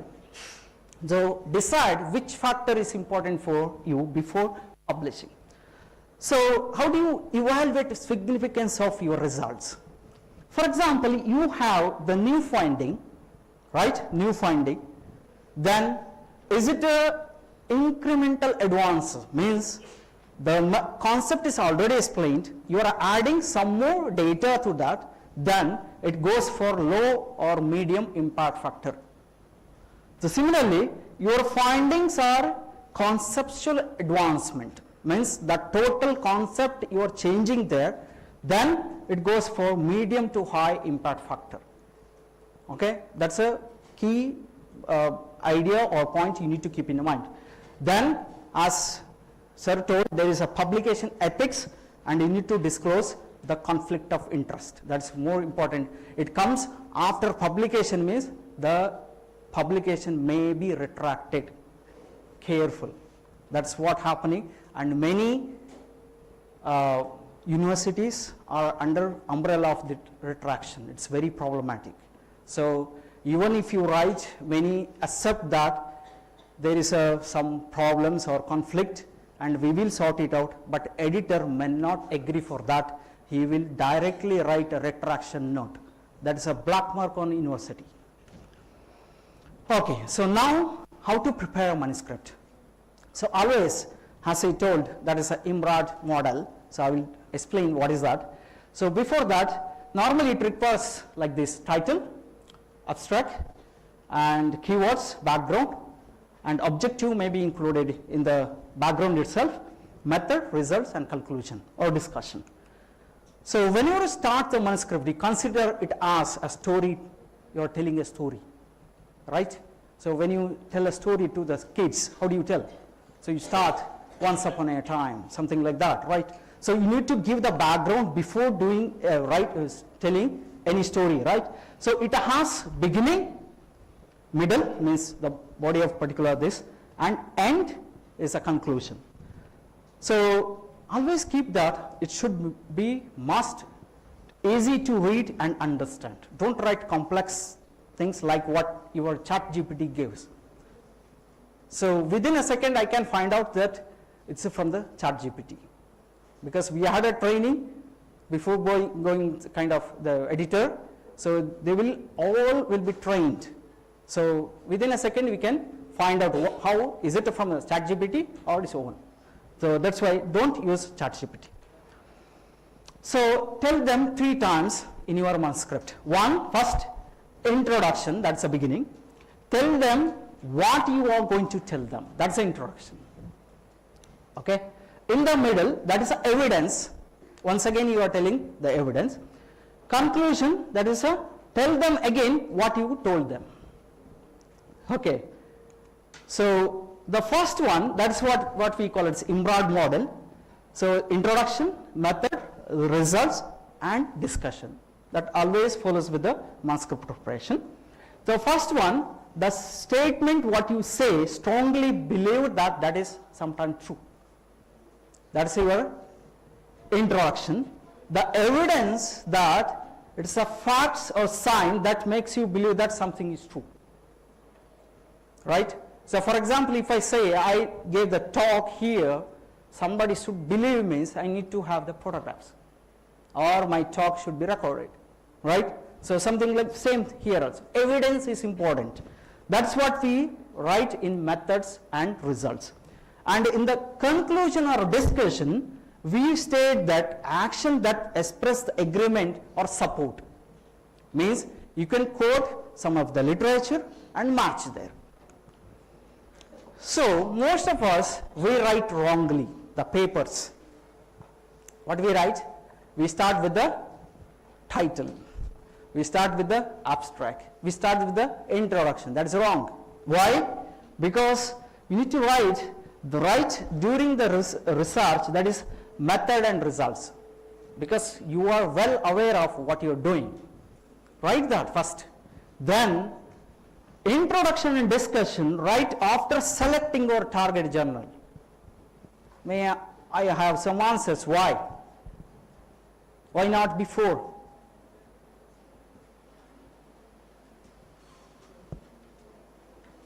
Because journals want your paper should be aligned with their scope and aim. So that you can write here. Once you write your introduction, the method and results, then you can align along with the introduction and discussion. And write the title and abstract at the last. Okay, that should be, you can compare some of the already published title also, so what they are expecting, then you write this. So title must grab the reader's attention, and don't include any jargons or abbreviation, acronyms, don't include anything. It should be straightforward. For example, I can give one example, development of so and so. Instead of that, you say the particular model works for this kind of phenomena. That is better, right? You are straightly saying that there is a phenomenon happening because of this model. So be concise, and that's what your title must be highlighting, so that editor will take for the review. Otherwise, desk rejection. The normally abstracts, which what we concisely you write around 100 to 300 words. So first 4 sentences you keep the problem, what the problems you are going to address. Next 4 sentences you make the objective or hypothesis. Then 2 sentences you make the techniques, don't add the methods there. Because most of them they write we have done LCMS, blah blah blah blah things, methods. No, that's wrong, that's not required. Okay. Then the 3 more sentences you add most important results, which makes real contribution to the society. Then final statement, make the conclusion statement. So if you look at the total structure of this abstract, it should stand alone. Means it should grasp the editor or reviewer. So they should think that yes, it should be published. Then they will give nice comments and it will be published. Okay, why introduction? Because story needs introduction, always, right? So what you need to include here, in the beginning, make some of the sufficient backgrounds, okay? And start with the broad background and make it to smaller one or concise. And don't add comprehensive literature. That's our problem. That is most of the time when you write the papers, you add a lot of literature there in the introduction. That is not necessary. Literature comes, you need to compare your results when there is a discussion, in the discussion part. Okay? So here what you need to give more background and narrow down the background. Then cite the review instead of making a comprehensive literature review. Cite the review, easy. That's because you have the full complete package there. Then in the middle you say what is the rationale of particular research, right? Then always justify your work, why important. Then do not state the results of your study. Most of them we write because of, we say that yes, whatever I done, it's very important and all those things. No, don't include there, not required. At the end, you make your hypothesis, what is the hypothesis and what is your objective. That's the introduction should be, always. So this normally comes, if you write very neat and clean, with a 2 space, it will come around 2 page maximum. Okay? So if you are writing too much, then you are including literature review. Don't do that. So okay, methods. So how to write your methods? Make easy subheadings. Okay? Use past tense. Then if you have any new methods, describe entirely. I will tell you how to, I have some examples. If you establish a method, reference, keep the reference. Then this could be some of the subheadings, headings, materials, if you have patient recruitment, disclose that ethical declarations. If you have animals, once again add the animal registration, that approvals, study design, treatments or specific methodology, and at the end statistics. And what we observe is most of the paper which comes without statistics, desk rejection, because without statistical analysis we don't accept any papers, because there is a valid statistical evidence must be there for a paper. Okay, so this is it's an example how to write methods. So first one, what you can say, material described with the supplier and location should be given. If you are writing, for example, these are the materials what I use, give the location as well as the supplier details. Then clear subheadings, for example, induction of cell death, straightforward. Okay, cell death was induced, blah blah blah, no, wrong. Okay, so then enough information to reproduce experiments. We hide most of the times because we have the fear that it may be wrong, they may be repeat that, then they will write the comments. No, don't worry. If you have the evidence, write clear, 1%, 0.1 molar, whatever it may be, write clearly. Then statistical parameters, what you test. Did you test your results with the statistics? Write that. That is very important. Then results. So results, normally what do you say? What did you find? Brief, clear, straightforward. Okay. Then use the past tense, and you can use some of the figures and tables to make more attractive and easy to understand. Do not explain your results. Most of us we do that because we are fascinating explaining those results. That's wrong. Don't do that. That you should do in the discussion with the evidence from the previous research. Don't duplicate. For example, you have the tables and figures, you write explain that figures and all those things. That's not necessary. But you need to say what you found from that particular figures. So this is some of the examples. Here you have clear subheading. For example, okadaic acid induces death of dentate gyrase neurons selectively. Very specific, right? Then the graphics what you use, that also saves you space. So it's already highlighted there, right? So you can see here. Then the clear comparison means you need to compare with the standard. Most of the time, while designing a study itself, we don't keep any controls. Okay? Then you don't have any comparison there. Then you cannot write a proper manuscript. Then you need the controls there. Explain that, why, what happens, at what time, everything. So this is one of the example how to represent a table. Okay? So you have all the details here, very clear.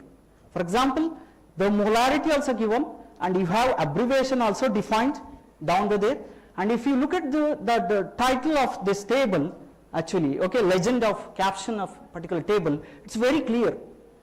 It's no need to go for the result to check what he has done. No, not required. It's there. So make it this concise, straightforward tables along with the details. Then you have the pictures. If you are representing any pictures, so keep mind over the axis. So most of them we actually keep lower font for the axis. Don't do that. It should be equal fonts and higher fonts so that the readers can be read clearly. Moreover, when they publish this may be concise, but it's a small one. Once again, it's invisible most of the time, right? So, and clearly mention what you are going to explain. Everything should be mentioned in the caption, okay? Then, finally, you comes to discussion. In the discussion, so you need to answer your question from there, where? From the hypothesis, what you left in the introduction. Because you have the evidence here, to answer those questions and with the major conclusion. So what you're going to say and what happened. So in the middle, actually you need to interpret particularly what is a possible comparison. Take some literature also. And if you have any unexpected results, that's also possible. Okay, explain that, why it happens. Otherwise, reviewer will ask. Okay. Then briefly describe any limitations. That normally safeguards your paper if you describe the limitation. Otherwise, what happens? Editor will say that limitations, then they will do the desk rejection. If you state that, then editor, okay, he knows that's the problem. Obviously, we can go for the review, right? Then at the end, make the summary or conclusion and make some implications or application of that results. Then suggest for kind of future work. That is more, I think if you read some of the paper from Cell or Nature, they have this, very nice, okay? Use that. Yes, this is a final thing. Most of us, we are afraid of this references, right? Comma, full stop, blah, blah things. It's very problematic. So what I do, initially even I used to do manually, but now I do the Zotero. Sir Vaswani sir said you can do manually if you want to learn, because you will learn more when you do manually. But after 10 papers, maybe you can use this Zotero or Manly or EndNote. So I think Manly and EndNote paid, but Zotero is free of cost. So if one paper rejected from particular journal, within a second you can upload to another. You can change just one click, it will change Zotero, all reference styles. Okay, so you can use some, their guidelines also there, if you can download that. Okay, this is the complete sort of how to write a manuscript and this one. Some of the hints and tips for you. So one is clear communication with the journal, keep that. And language what you use must be polite, neat, clear. Then cover letter, there should be must cover letter for the editor, so whenever you write. And if you have any revision, respond to the reviewers. Don't neglect, because sometimes they write NA, some comments. What does it mean? Not applicable. Then reviewer will straightforward, they will say rejection. So okay, use some active voice or instead of passive voice. Example is, for example, you are saying that blood samples were collected from 256 patients. That is a passive voice. So use active voice. We collected blood from 256 patients. Straightforward, right? So then think that readability.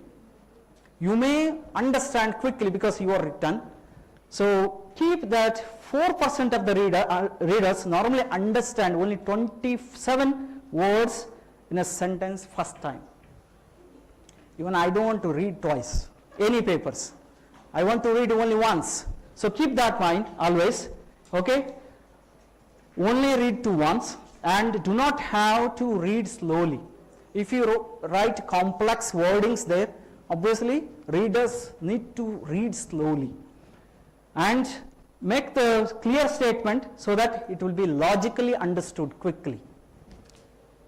Okay, so what you need to keep maximum words for the sentence is 25 to 30 maximum, okay, and not then more 30 words per particular paper. So if you want to do so, you can use some of the punctuations, easy. So this is one of the example how you write a letter to the editor, okay. So first one, what the para what you give, you write what you are going to do, means why you are publishing, right? Then what was done, what was found, then interest in the journal's readers. You need to say there is a readers for this paper, please accept. Then conform to the journal requirements. Okay, there is a possibility that if everything is solved, then it will go to peer review, and if you are good enough to solve or attract that editor, then most of the time it will be accepted. There is the possibility that, as I told, minor, major or complete desk rejection also. That is based on how you present your paper.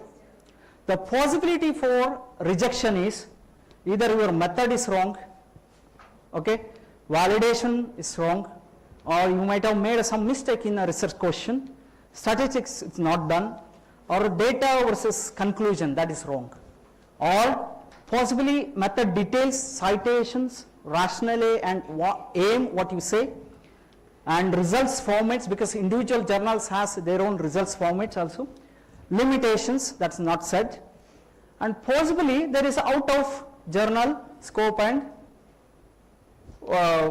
impact or audience, then it will be rejected. Okay? So how to respond the reviewer? Respond very politely, neatly, and write, if you are making any changes in your manuscript, use either track change mode in a Word format or highlight the text. Then if they ask you to conduct some additional experiments, possibly if you can do, means yes, you can present that. If not, explain that very neatly. For example, due to these issues we cannot do, and we will be performing in a next paper or next result or project. Then if you always no need to agree with the reviewer also. If you want to have any disagree, then answer the questions why you are disagreeing. Okay? So comply with the deadlines. Always there is the deadline for the review. So at the end, help your readers to understand. So it's a very beautiful quote by Albert, that is, if you can't explain something simply, you don't understand well. And most of them we write for impress the people, audience. No, don't write that. Try to express your actual results and use a simple native English language. Even readers also may not be from the English background, they are from other countries. That with that, thank you. If you have any questions. Thank you, sir. Is there any questions? No questions. It's great. Thank you, sir, for that informative presentation on manuscript preparation and journal publication. Now I would like to request Mrs. Tehrin Taj to kindly give the token of gratitude to the speaker.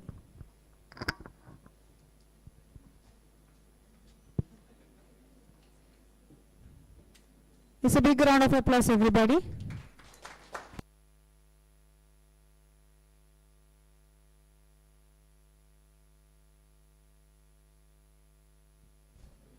Thank you, ma'am.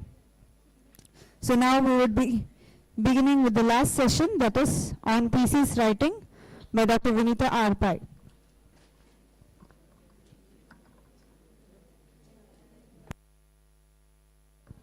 So a reminder, if anybody is interested for the Center of Ethics workshops, the brochure is here. So if you want to take, you can collect it from us. Thank you.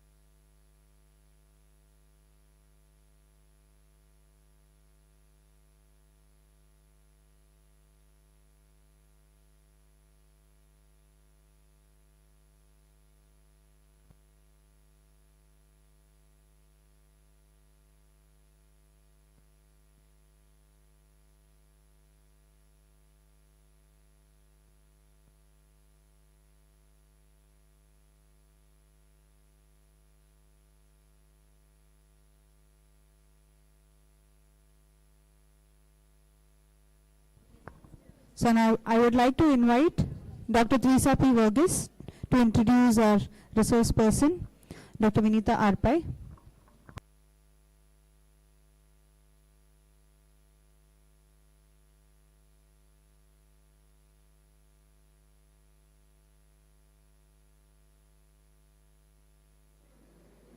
Good afternoon, everyone.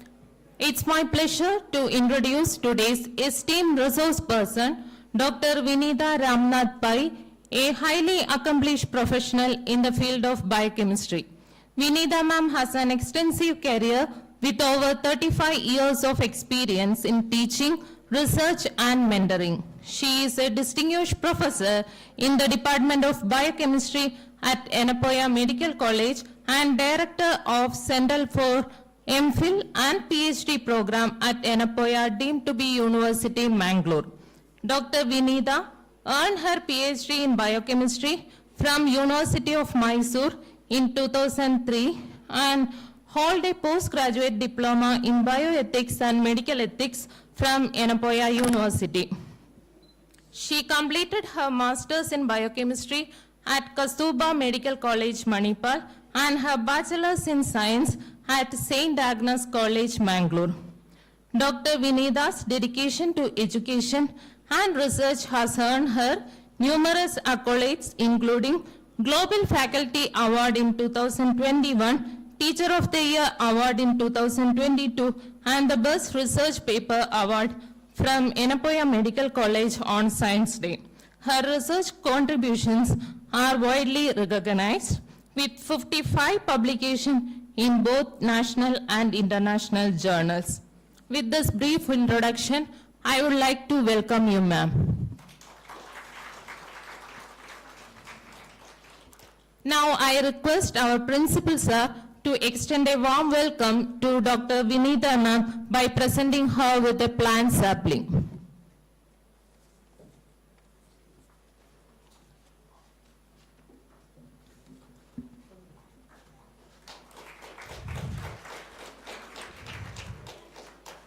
Thank you, sir. Over to you, ma'am.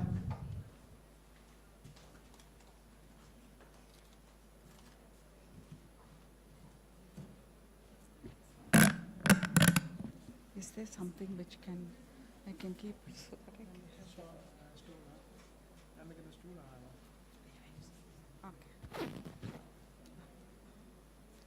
Idu work agudilla. I'll use this. Yeah, thank you.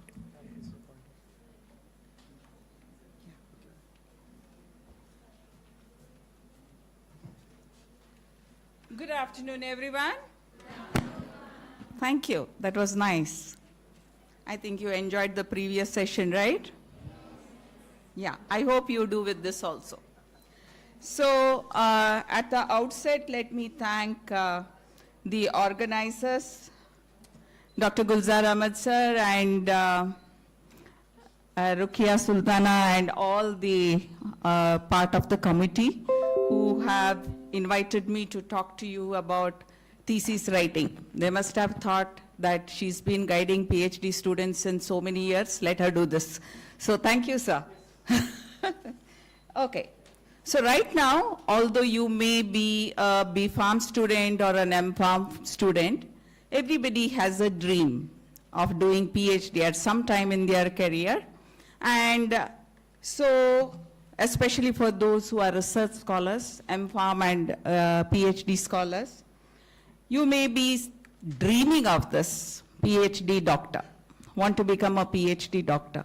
So you have to thank the Pharmacy College for giving you this opportunity for the step-to-step guide of how to write a thesis to make your dream become a reality. So thanks again for giving them this opportunity to listen to thesis writing.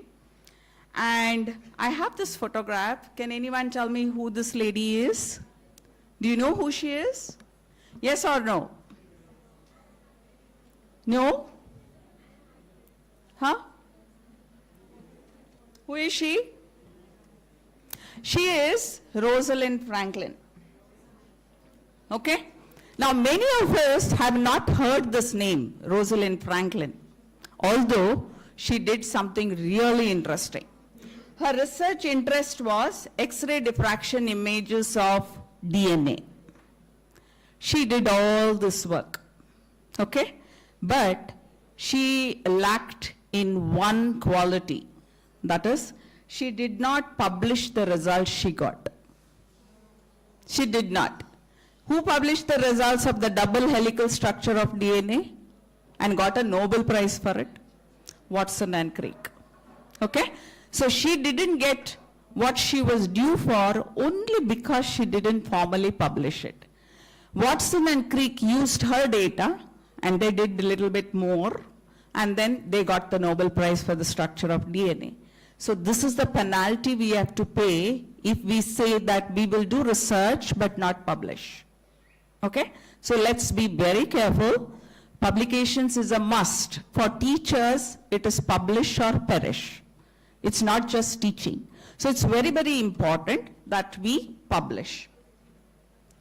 Now, the take-home message from this is a well-documented, properly structured thesis ensures that you get recognition for what you have done. You have to get recognition for what you have done, okay? And people should acknowledge it, that so-and-so has contributed this information to the database of knowledge. People should cite your work. They should acknowledge your work, contribution to the science, okay? And your science, that is true, I cannot stand on that. So your research has impact on everybody. So it's very, very important that you learn to write at the earliest, okay? Although writing thesis is a little bigger, longer document than your dissertation for MPharm, still the rules remain the same, okay? So why does a well-written thesis matter? Why is it that people expect a well-written thesis from you? The document, the thesis is a document where research and discoveries are, it is written and forever. People can refer to it at any time. That is your contribution to the science or database of knowledge. It ensures contribution to and recognition of scientific knowledge, and it is a foundation for more work. When we do research, we are not starting something from scratch. We are always building on what is already existing. That we take as a base, and from there we take one step further when we do our research. And a clear, structured writing helps other people to understand what you have done and what more needs to be done. Therefore, writing a thesis should be a practiced effort. It should be well written, clearly written, so that there is no ambiguity in whatever you have written. Now, this is Alexander Fleming, who discovered penicillin. Okay? Now, he was working on something, but on some microorganism. And then while he was working, his wife called him because they had planned to go for a holiday, and she took him out. So he just left everything there and went. When he came back, he found a moss growing on the plates. So but the other finding was there were no microorganisms in that plate, only the moss. So then he isolated that and called it as penicillin, and it was an accidental finding. But still, see, even today we are using penicillin, right? Why?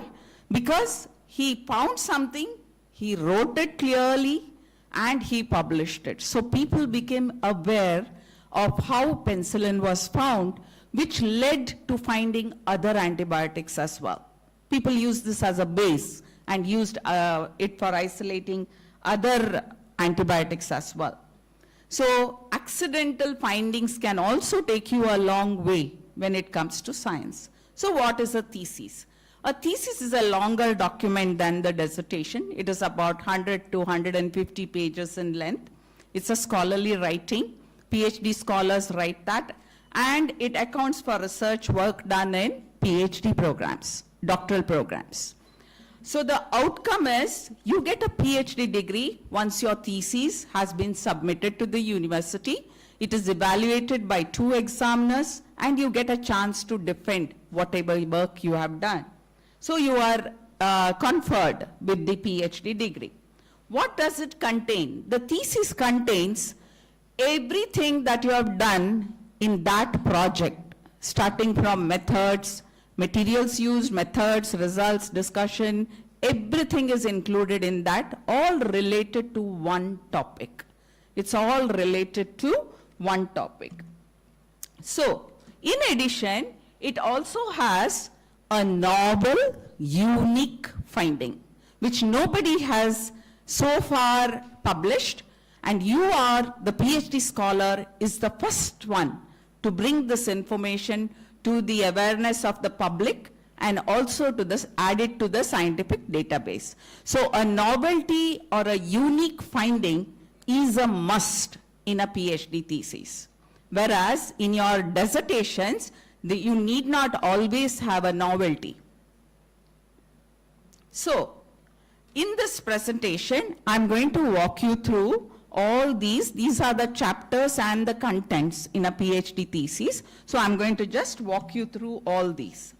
Now this man, Clifford Albert, he said, the use of thesis writing is to train the mind and to prove that the mind has been trained. The former purposes, I trust, promoted. It happens, you do get people to train you how to think and how to write. The evidence of the latter, that your mind is already trained, is very, very little, scanty and occasional. So it's every time you learn, but you attend another such meeting, you learn something more. So it's always better to attend more meetings. Now, when you're doing research, it is based on well-formed aim and objectives. It is very, very important for focused research that your purpose, aim, and objectives are really, really well formulated. It's not only for people who are reading it, it is also for people who are doing research. Once your aim and objectives are formulated very well, your work will go very smooth because you know what to do at every step. Okay? So it's very, very important. Whatever research you do, first thing is your purpose, aim, and objectives should be very well formulated. So let's take a robust research question. Robust research question, especially for clinical studies, should be formulated based on the criteria that are given. There are many criteria. You have finer criteria, PICO, PICOT, and PAO. So one of these criteria, your clinical question should be framed based on one of these clinical criteria to give clarity in whatever it is that you are planning to work on. The statement of the problem or the aim comes next, and then objectives. Objectives should be SMART. You know the expansion of SMART? Anyone? You should be knowing. SMART is specific, measurable, achievable, relevant, and time-bound. So your objectives should meet all these criteria. That is important because whether it's your dissertation or your PhD thesis, it's a time-bound thing. So you have to finish within the given time. Therefore, your objective should be SMART. Logically arranged, when you're writing them, one should follow the next. You can't do something last first. So you should see what leads to what. So the objectives should be logically arranged. They should be numbered and not bulleted. Objective 1, Objective 2, Objective 3, and not bullet points. There should be a clear distinction between the aim, which is a broad umbrella, and the objectives, which are the minute steps that you take to achieve the aim that you have proposed. So, just to give you an example, purpose of a study, developing novel drug delivery system which enhances the bioavailability of drugs. So the aim for this would be to improve the bioavailability of poorly soluble drugs using nanoparticle technology. Now, when you see this aim, you are very clear what you are going to do. You plan to improve the bioavailability of the poorly soluble drugs, and you are going to use nanoparticle technology. So can you tell me what could be the first objective for the study? Anybody? I told you there are tiny steps that you will take to achieve that aim. This aim is very broad, correct?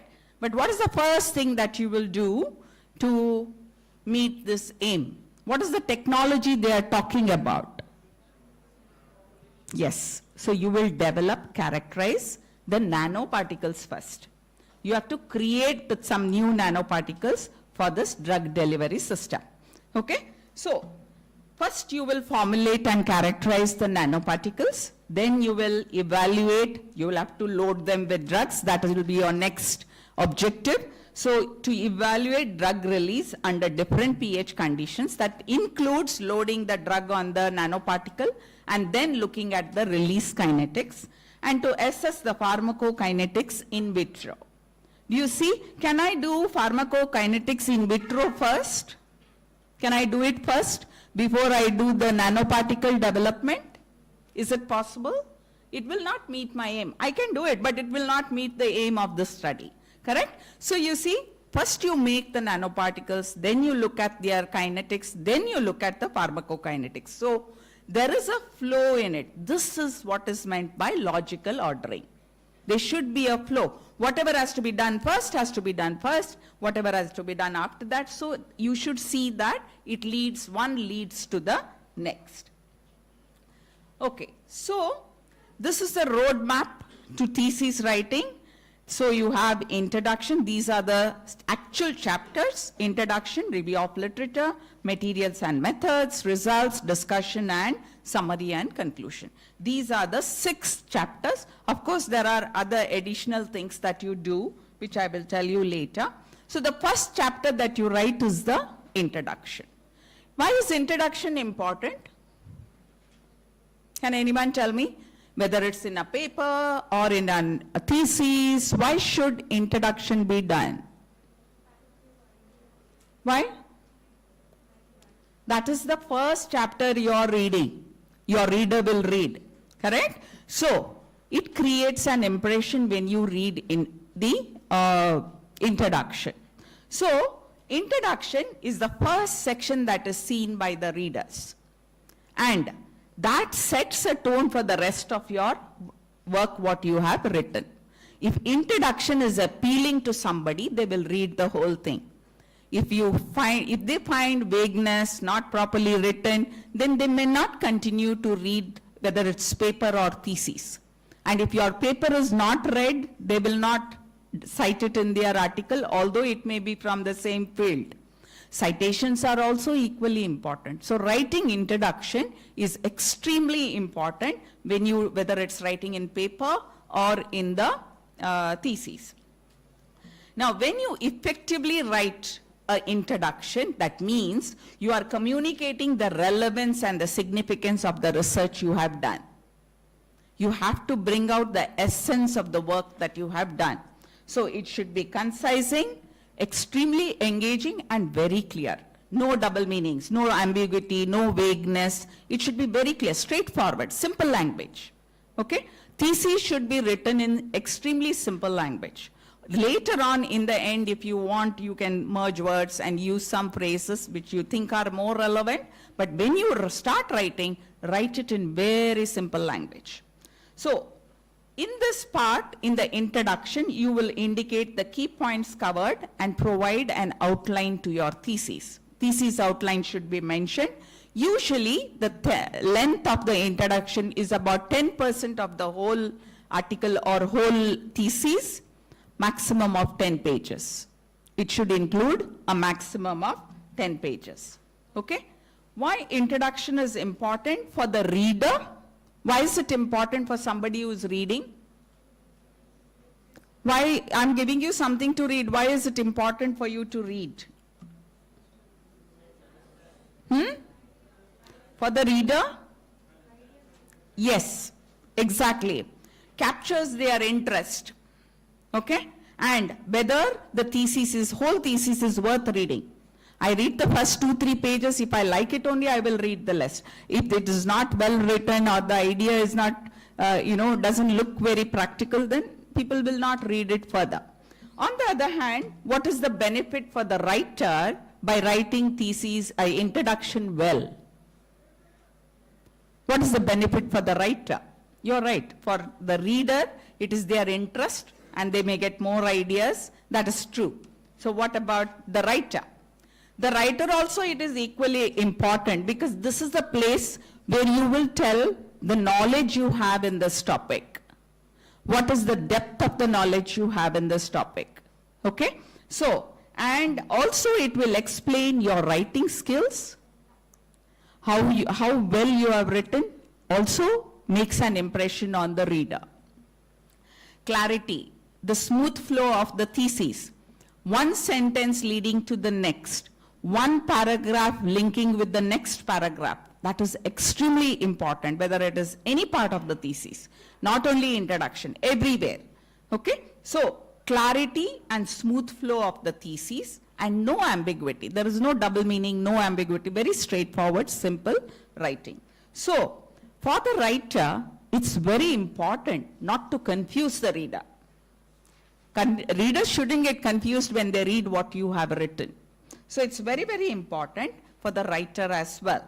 The key elements of the introduction part of the thesis are, first, the research topic has to be introduced, then literature review, this is the second chapter, little bit of the background of the study, and then you have the problem statement, you have research objectives, aim objectives, you have research significance, why this research is important, and then you have hypothesis, research hypothesis, you have a brief outline of the methodology or the workflow of your topic, followed by the structure of the thesis. What is all included in your thesis? Okay? So all this is very important for the introduction part. These are the things which you have to write in the introduction part.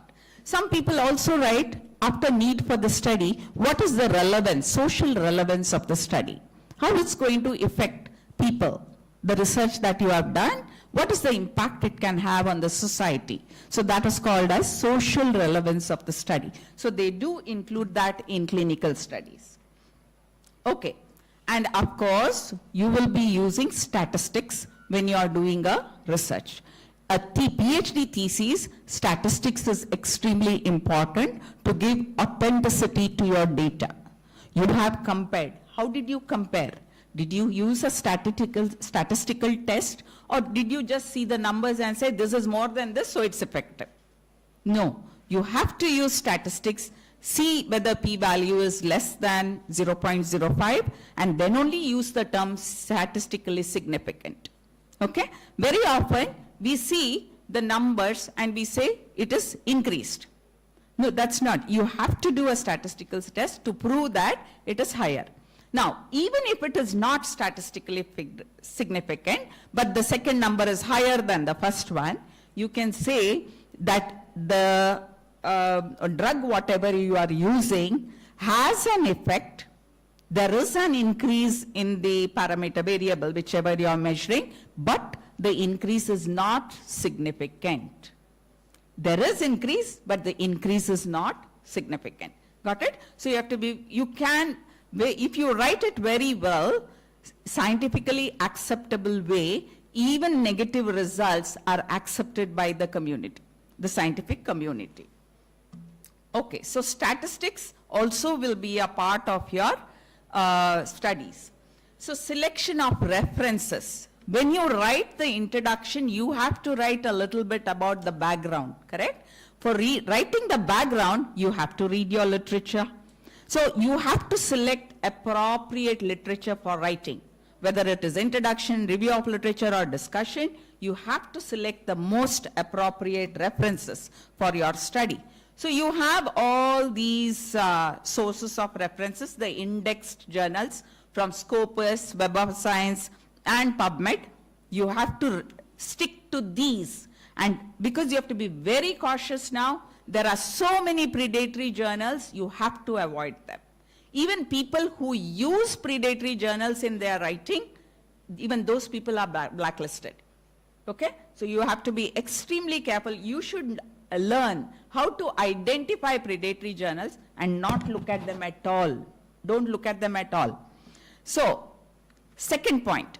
When you are writing introduction, you will be referring to papers, but what we get only abstract sometimes. We don't get the whole paper. Okay? Based on the abstract, we will include the conclusion of the paper in our thesis. If you want to include any paper in your thesis, you should read the whole paper, not just based on the abstract. Work proposal synopsis, yes, admitted. You can include the whatever abstract you read, but coming to the final thesis, you have to read the whole paper, understand how they got this conclusion before you include it in your thesis. When you pick up statistics, now most of us for the drugs, we talk about the disease first.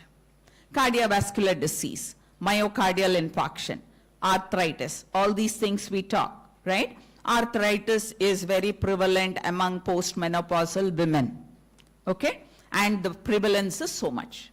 And the reference you're citing about the prevalence is somebody else's paper. Did they do a study on prevalence? No. Prevalence has to be taken from, even if you are taking it from an original research article, it's not the whole world's prevalence or the whole nation's prevalence. It is the prevalence in the group which they have studied, their study population, okay? So avoid such things. When you want statistics, take it from ICMR. You want global statistics, take it from WHO. If you want national statistics, take it from ICMR, okay? Don't take statistics from other papers. Go to the origin. Check the origin whether what they are saying is correct. Incidence, prevalence, occurrence, all these things. Go to the source. WHO, ICMR. ADA for diabetes.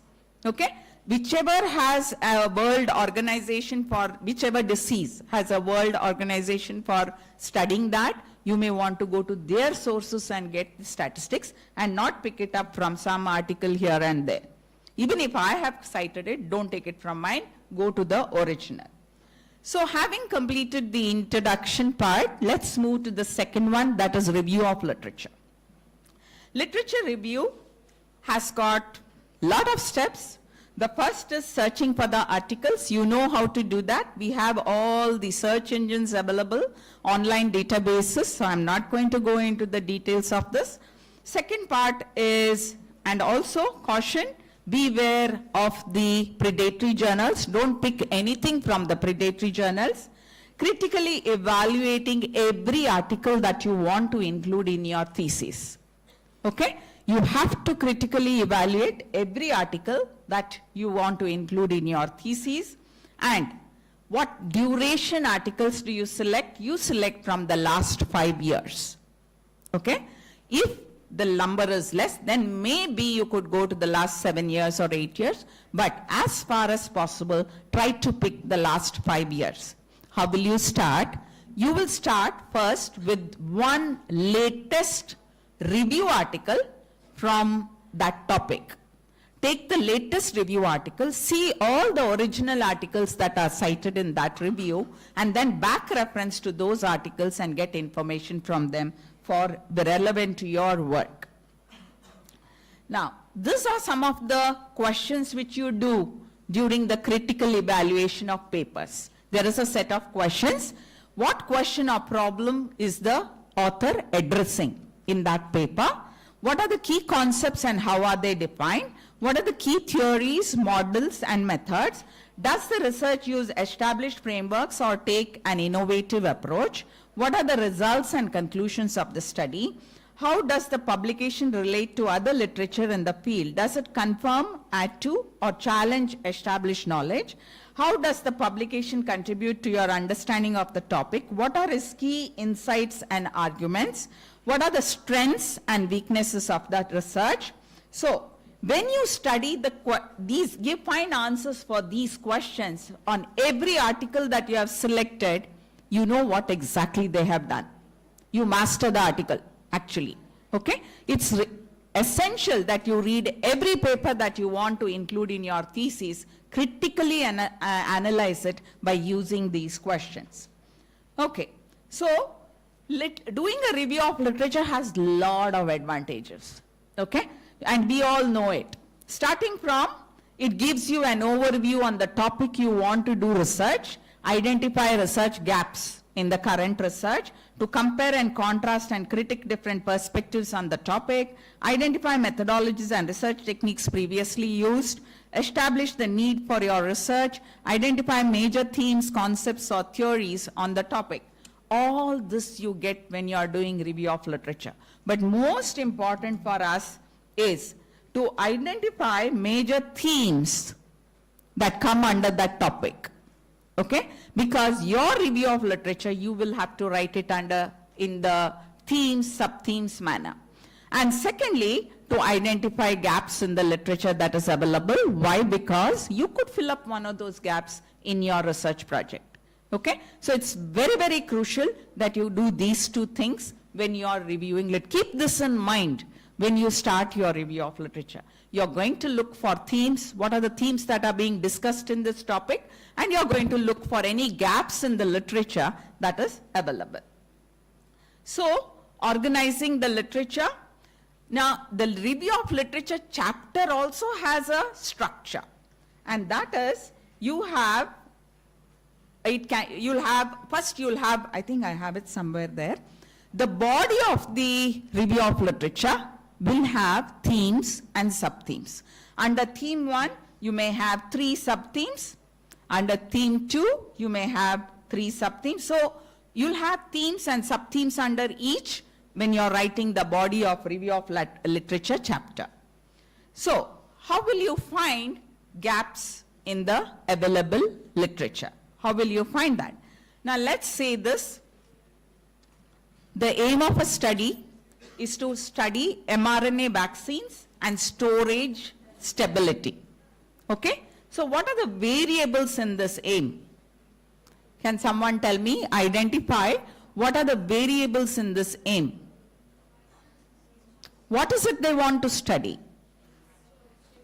mRNA vaccines, correct? They want to study mRNA vaccines. What about mRNA vaccines do they want to study? They want to study storage. Okay? Further, what type of storage? What in storage? Stability during storage. So you have 3 variables here. Okay? So these are the 3 variables: mRNA vaccines, storage, and stability. So what is their expected outcome, do you think? They want to find an mRNA vaccine which has a long-term stability. That's what we all aim for, right?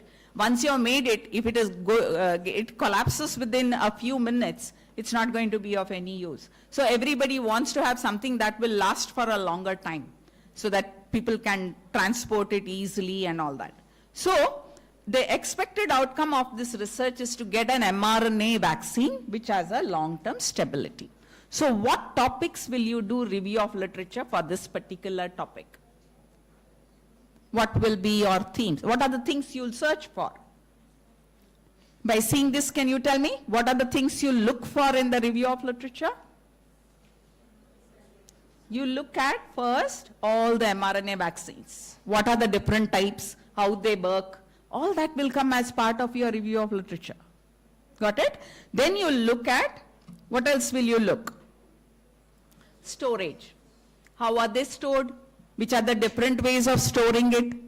Correct? Which is beneficial, which has weakness, which has strengths of every type of storage.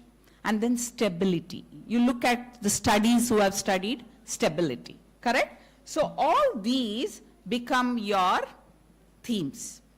mRNA vaccines, efficacy, storage, its release, relation to stability, and long-term storage stability. If somebody has already developed a long-term stable vaccine, it's better to look at how they have done it. So you can use the same protocol for the one you are looking at, or you could modify it to make it better. Correct? So these are the themes that you will be, that this study can have in the review of literature. Now, under mRNA vaccine, there can be different types of mRNA vaccine. All those will become sub-themes.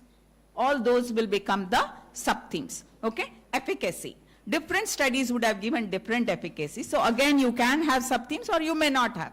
But this is the way to identify the themes and sub-themes for your, for the review of literature, what you are planning to do. Now, when you are doing this, it will bring out some points where work can be done, more work can be done on this aspect. Okay? That is the gap in the research.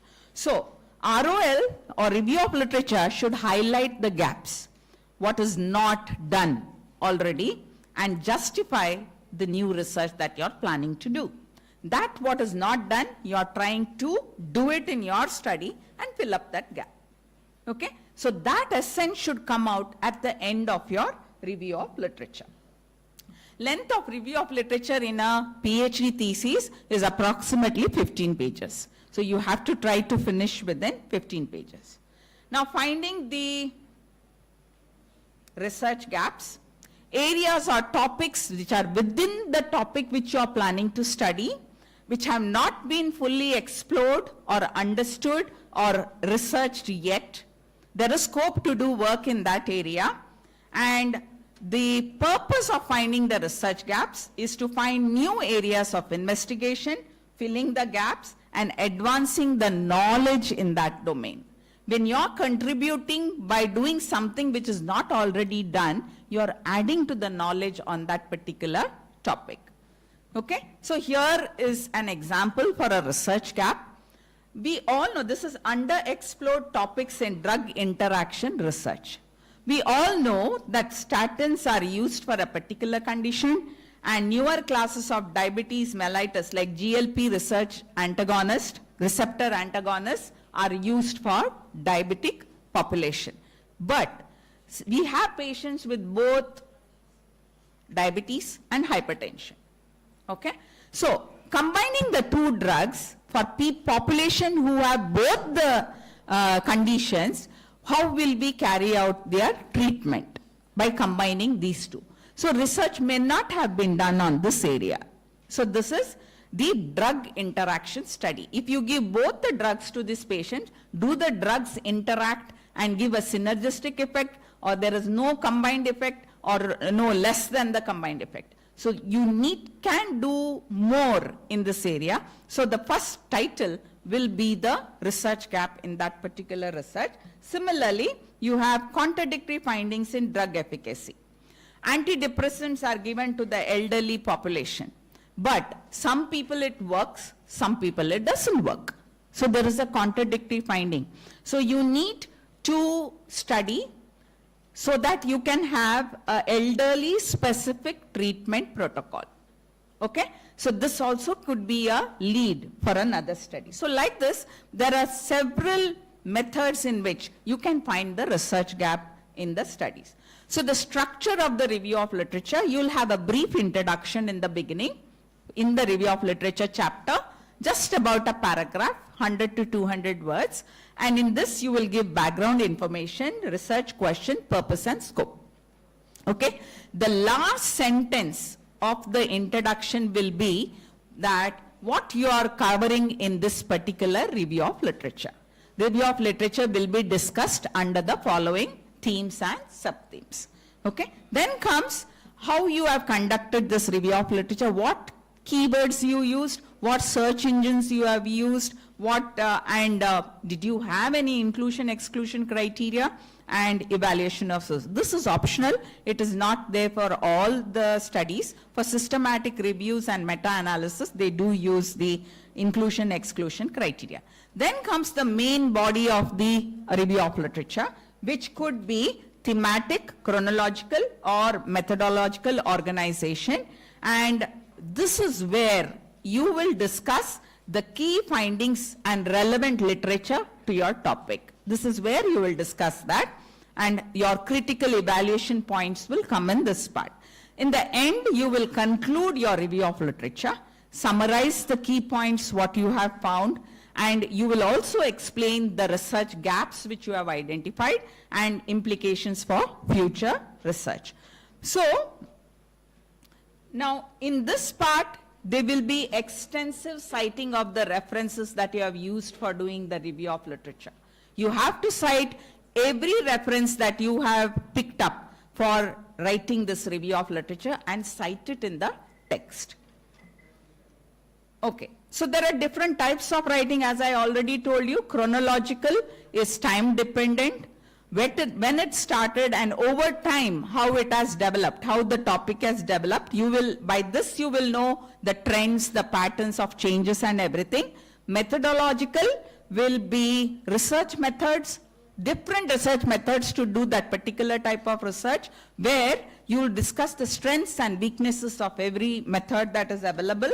And the third is theoretical, where it's mainly theoretical framework, the theories, models, and definitions of key concepts.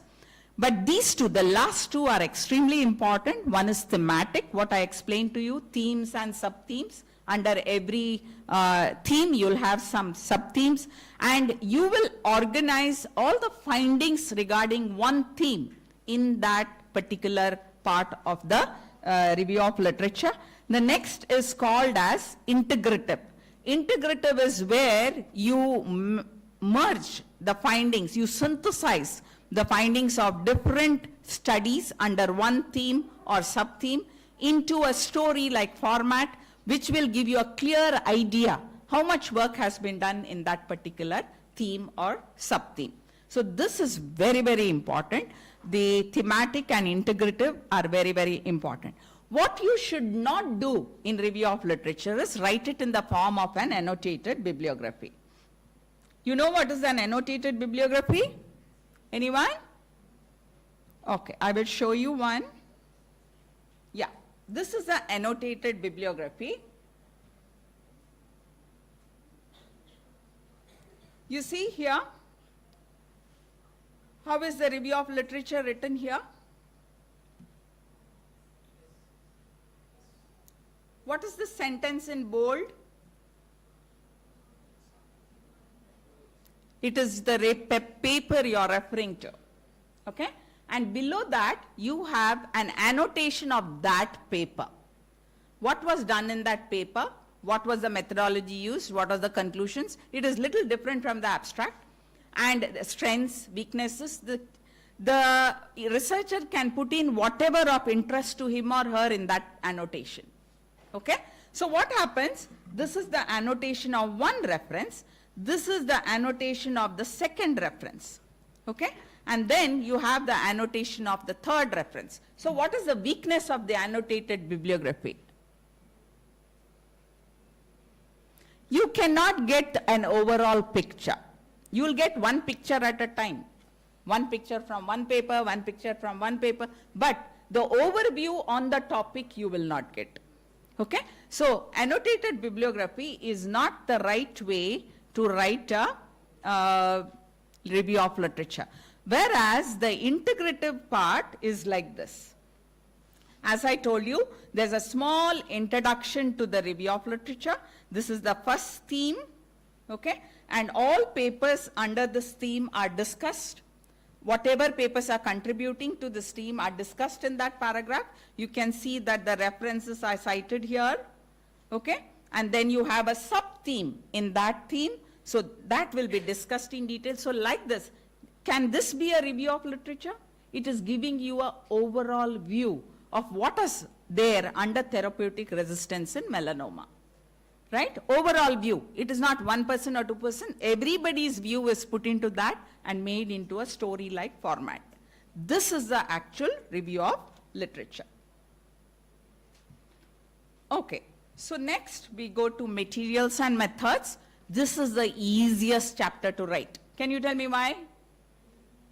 Why is materials and methods the easiest chapter to write? When do you write the thesis? After everything is over. So you know what you have done, right? So this is the easiest chapter to write. For those of you who have a block in writing, write the methodology chapter first.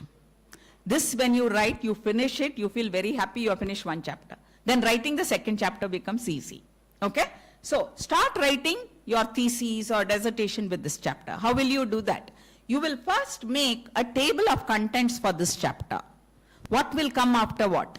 Make a table of contents and then start objective wise and then start filling the methodology for each of those. Okay? So then it becomes easy for you to put in all the methodology and in detail. Methodology should always be in detail, right? So the materials part comes first. Under materials, name of the chemicals, company, country, equipment, name, model, company, country, softwares used, name, company, model, country, everything should be in detail. Why should methodology be given in such detail? Can someone tell me? Why should I give the methodology of what I have done in such detail? Because if you want to repeat that experiment, you should get the same result as I have when you do that experiment. Okay? It should be reproducible. And then if there is a difference, then we can see, oh, I have used a spectrophotometer from this company, they have used. These could be the reasons why the results are varying a little bit. Okay? Therefore, it's extremely important that you give the details of everything that you have used in the study. Now, most of yours is plant material, so I've thought to include plant material also.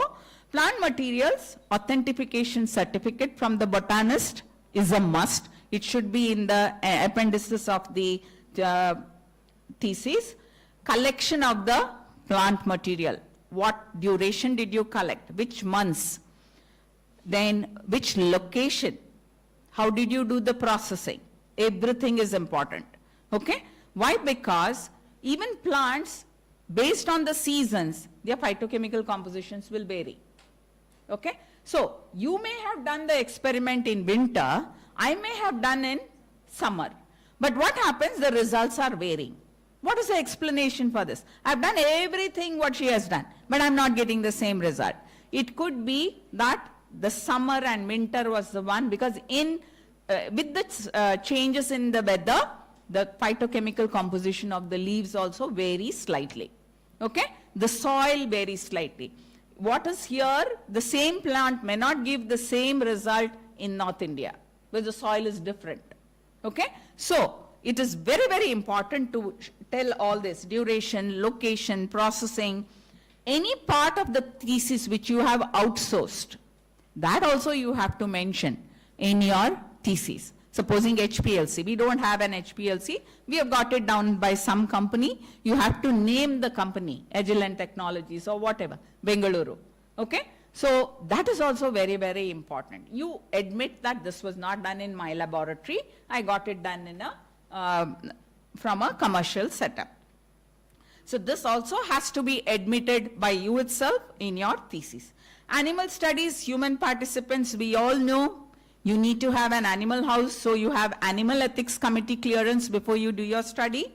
You need where you procured the animal from, who are the vendors, maintenance of the animals, the study procedures, how you discarded the animal after the study was done. What did you do with the remains of the animal? Without telling all this, the animal ethics committee is not going to give you any clearance. So you have to be very clear about all this. Human participation, do you have training? If you have taken training, you can write that also, that I was trained in animal, the researcher was trained in animal handling in this place. Okay? Human participants, again, ethical clearance is extremely important, and participant information sheet, informed consent, study settings, if you have multi-centric studies, the permissions you get from every center, participant selection, inclusion, exclusion criteria, all these will come under the methodology. Then methodology will be in detail.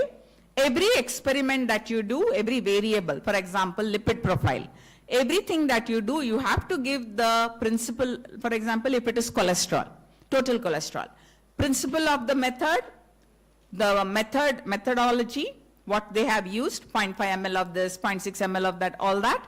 And then you will give the normal values of cholesterol and interpretation of data. Under every variable, you need to give details like this. Okay? If you are using a kit method, you say I use kit from this company from India.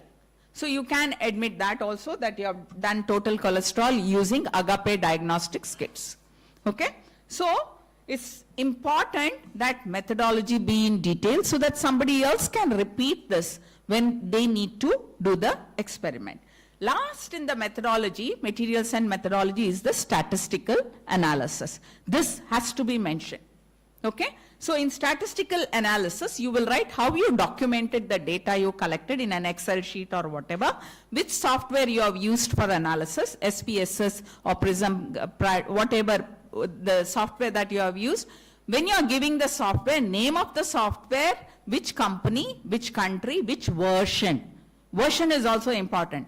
Last PhD thesis, one person, the external examiner's comment was, version is not used. Version 23 is not used. Somebody has written 17, but the latest is 28. Why they have used the old version when the new one is available? So this was another question that was asked by one of the examiners. So be very careful to use the latest version of the SPSS if you are using it. And you will give, since all your experiments are over, you know which test you have used, you'll give the details. For comparison, I use this test. For association, I use this test. For relation, I use this. So all those details should come in the statistical analysis in the methodology chapter. Okay, so next comes the results. This is extremely crucial because this is where you will tell the world what results you got from the experiments you did. This has to be the most effective chapter in your thesis. Okay, so best thing to do is to write your results chapter along with your methods. Open 2 documents in your laptop, Microsoft Word documents. In one you write methodology. In the results chapter, simultaneously, when your methodology reaches a stage where you have a result, you put it in the results chapter. Okay? And then when methodology is over, your results also will have a format. Some part of your results is also ready. And if you are competent enough, you can start a 3rd chapter called discussion, 3rd document, where you will discuss the results that you have got in the results section. So simultaneously 3 chapters can be completed when you write methods, results and discussion together. Now in your results, most of it will be graphs and figures, okay, tables. Now in the figures, you will have graphs, bar diagrams, pictures, photographs, and you can illustrations, you can even have a flow chart. So all these come under figures. Table is table. You know what tables look like, columns, rows, column heads, all that comes under table. Now there is specific reason why you use a table and why you use a figure. Can someone tell me for what data do you use a figure? What type of data can you express as a graph?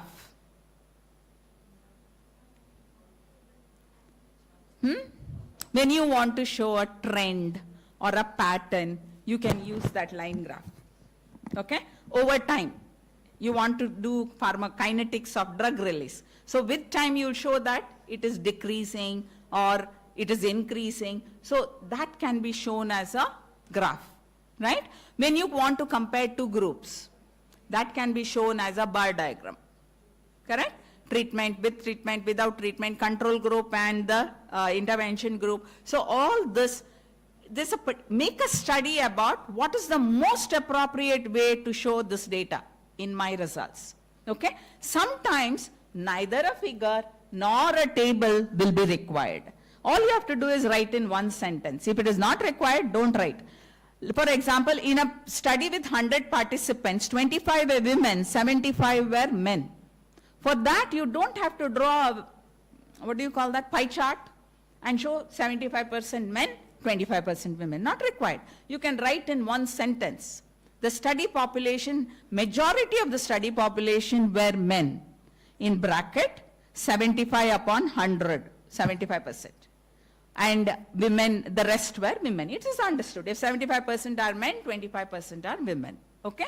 So, you have to use your judgment. Does it need a diagram or a figure or a table? If not, if it can be mentioned in 1 sentence, you write it in 1 sentence. Okay. Next, most important mistakes that people do. The statistician gives you tables, same tables you copy paste in your theses or in your slides or in your summary or whichever. Don't do that. your thesis has been done with some aim and objectives in mind. So your tables or figures should answer to those objectives. A statistician is extremely good at statistics. They just know where to click the buttons and they'll give you pages full of result. Okay? All that may not be required for the point you are trying to make. So, for this particular part, what do I need to put in my table? You need to think about it and then put only those things in the table. You have to create your own tables and don't go with the tables given by the statistician. And when you do that, you actually learn your data very well. Otherwise, you say statistician gave me and put a sorry face. So don't do that. When you make your own tables, you will be thorough with the data that you have got. Every table figure should have a title, and the title will have a number, 2 numbers in fact, with the dot in between. The first is the chapter number, second is the table number or figure number. Every chapter, the table or figure will be numbered like this. And then the title should be short, brief, descriptive, and informative. Okay? So, table titles will be above the table, figure titles will be below the table, below the figure. No full stop at the end of the title. Title never has a full stop, whether it is title of thesis or title of table, figure. No full stop at the end. No statistical test should be mentioned in the title. NOVA-F table. No. What did NOVA-F do? It compared. So comparison of this and this. That will come in the title, not the name of the test. So here is a figure. They said, this is a British saying a figure or a picture gives you, is worth 1,000 words. Okay? But if I just give you this picture, it's not going to make any sense. What do you understand from this nice blue color? It's a blue colored bird. That's all you know from this picture. But for a scientist, he needs to know more than that. So, if you give it a title, a red-legged honey creeper, that's the type of bird it is. Okay? And then you give a number, figure number. Then that makes more sense. It is, this picture is coming in it's the first picture in the first chapter. That's why it is 1.1. And you give a brief description below, which is called as footnote about this bird. Then this figure is a standalone document. So every figure table that you have should be a standalone document. Even if I'm not sitting next to the table of figure, people should be able to see it and understand what they have done, how they have done, what is the outcome.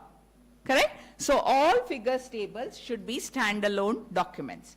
Now this is a table. Does it look good? Does the table look good? Yeah? It's not crammed. See how well the data is arranged.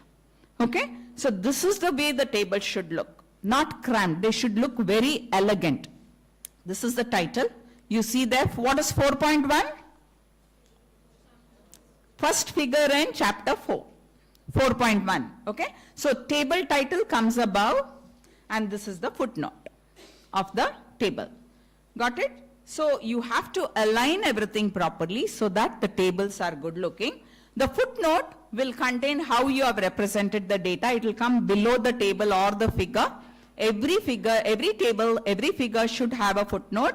The contents will be presentation of data, description of study groups, expansion of abbreviation if you have used it, experimental details for the experimental data in 1 or 2 sentences, instrument details, statistical test use, and the level of significance. All this will come. You may ask me, all this we have mentioned in methodology, but if you don't mention it under the figure or table, that doesn't become a standalone document.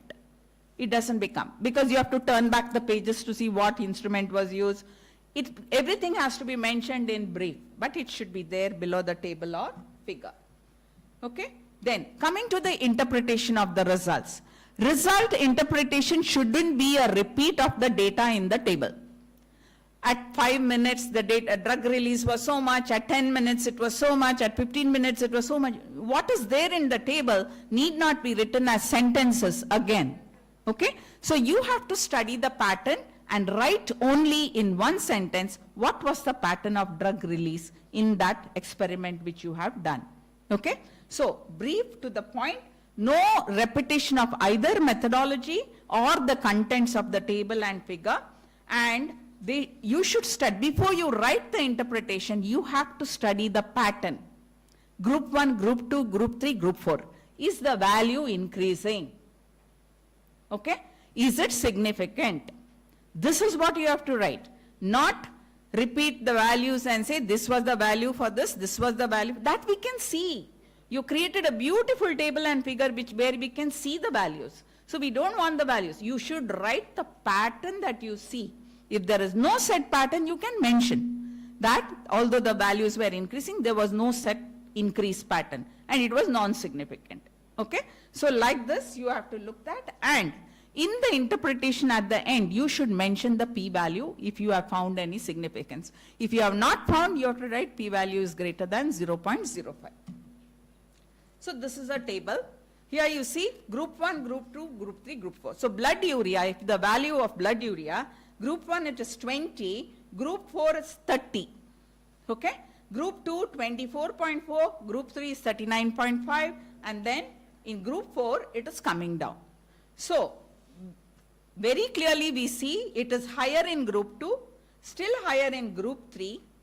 In group 4 it is lesser than group 3 but higher than group 1 and group 2. This is the patterns which you have to look for. And also whether it is significant. So here you see p-value is 0.001. So it is significant. So when you are writing the result, you have to write that and say that the changes, it was different from the group 1. Group 1 is the normal. So it is different from normal and the difference was significant. And you have to mention the p-value. Here it is p less than 0.001. See the title. It is not written there, ANOVA table. It is written comparison of conventional renal biomarkers. Correct? You have to write the analysis and not the name of the test. Similarly, this is a table of comparison. This is correlation. Correlation, you write the R value and the significance can be indicated by asterisk marks. So that the table becomes less, what do you call that? Less crammed. Okay? It looks more elegant with no overwriting and one thing comes there, another thing will come below in the second row. Nothing like that. It will look neat and nice. And all the level of significance and the test used, everything is put in the footnote. Okay? On title mentions only that it was correlation table. This is parts of a graph. You have to, this I will not tell in detail because we have done graphs right from school. So what is x-axis, what is y-axis, all the keys should be given when you are doing a graph. When you are using colors, be careful on the colors. First of all, for thesis, don't think about colors because printing colored pages is really, really expensive.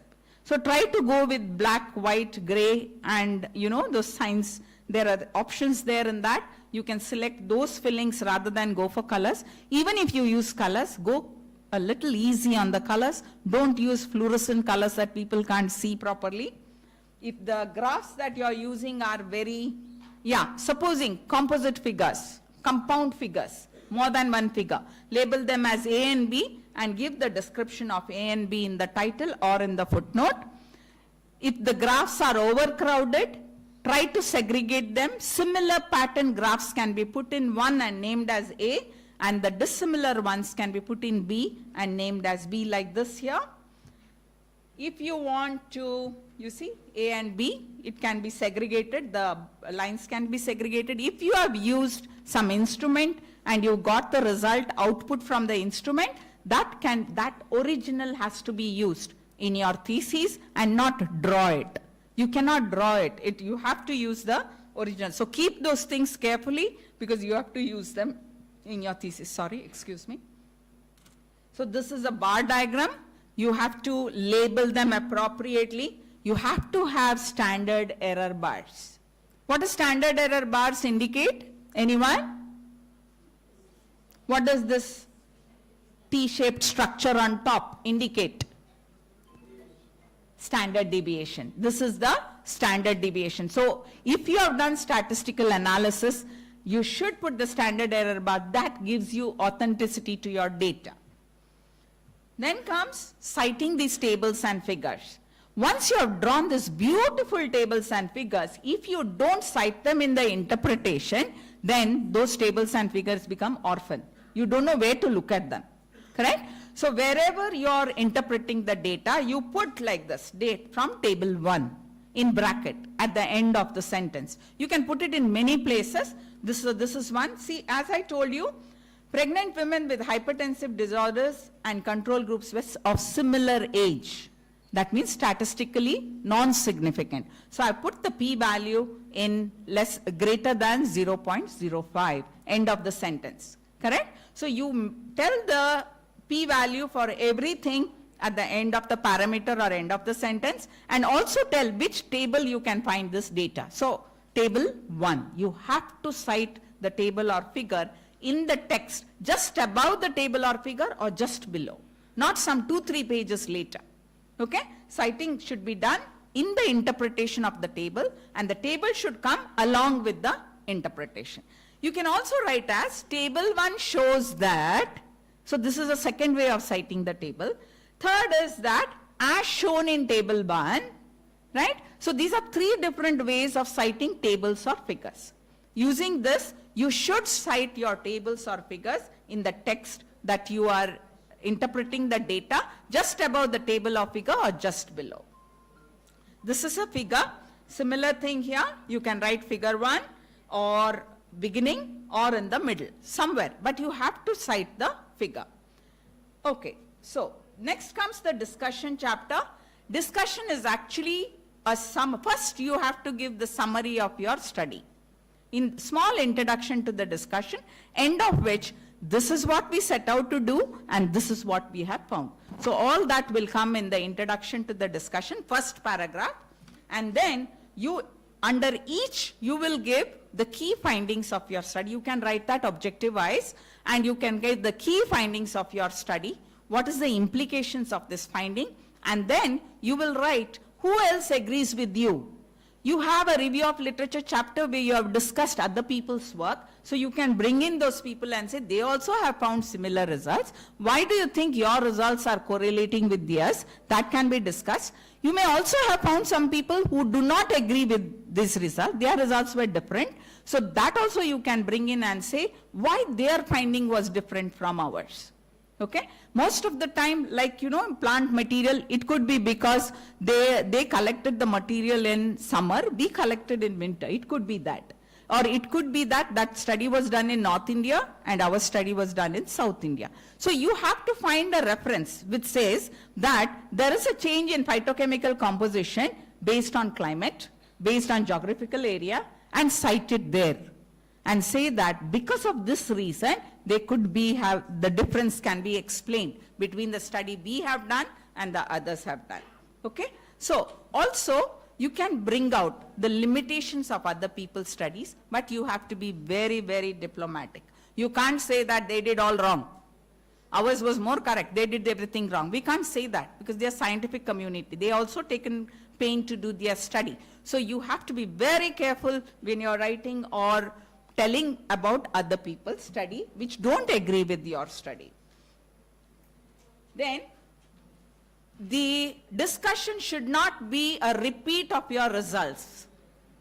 Whatever interpretation you have given in the results, same thing should not be brought to the discussion. Only the key highlights from your results should be brought to the discussion and discussed and fit it in the current scenario of the research in that area.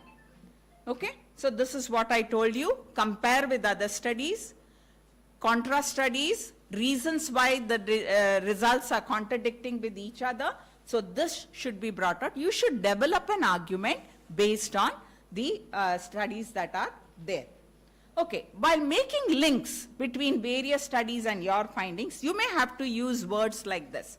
Agreement, when you are agreeing with somebody else's study is agreeing with yours, you can say similarly, likewise, author D also makes a point. Again, it is possible to see like this you can build a link between your study and their study. Disagreements, when they don't agree with what you have found, author B points to, however, author B points to. That means he is not agreeing with what you have found. On the other hand, they say like this, conversely, nevertheless. So these are the words you can use when the other studies don't agree with your study, and this can be used in your discussion wherever you want to make a point. Then comes the last chapter, summary and conclusions. This is the key takeaways from your study. This will focus on reinforcing the key points of your study. What were your aim? What was your objectives? What were your key findings? Okay? And apart from that, you will also tell about the highlights of the study. What is the novelty of your study? What is the uniqueness of your study? What are the limitations of your study? Okay? Highlights of your study, limitations of your study. What is the future scope for your study? So all this will come under summary and conclusion. Now, what is not allowed here is to bring some new result which you have not discussed in the result section. Your result only, but you have not mentioned anywhere in your thesis, but it pops up here. Okay? That is not allowed. You should not bring a new result. Secondly, you cannot extrapolate your findings to the entire world. In your study, you may say, this was very effective for patients with diabetes mellitus. You can't say for the whole population. In the present study, it shows that this particular combination of drug is very effective for patients with diabetes and hypertension. Correct? So you always refer to your findings as in the present study, because your study cohort is different. Okay? So always mention, otherwise it will give a term that all diabetes patients will get affected by this. No. You want to be very clear that you have found this only in your study. Maybe a bigger sample is required, more number of thousands of people are required to be participants to make a firm conclusion on this. Okay? Language should be simple. The pharmacokinetic evaluation elucidated substantial enhancement. What does it mean? Substantial enhancement, right? You are using a big adjective that doesn't increase the importance of your finding. It is enhanced. Yes, it is enhanced. So this can be written in a simple way. The study showed nanoparticles improved drug absorption. It has improved the absorption of the drug. So use clear, concise, and precise language. Coming to the references, you have to list all the sources that you have used in your theses in the reference list.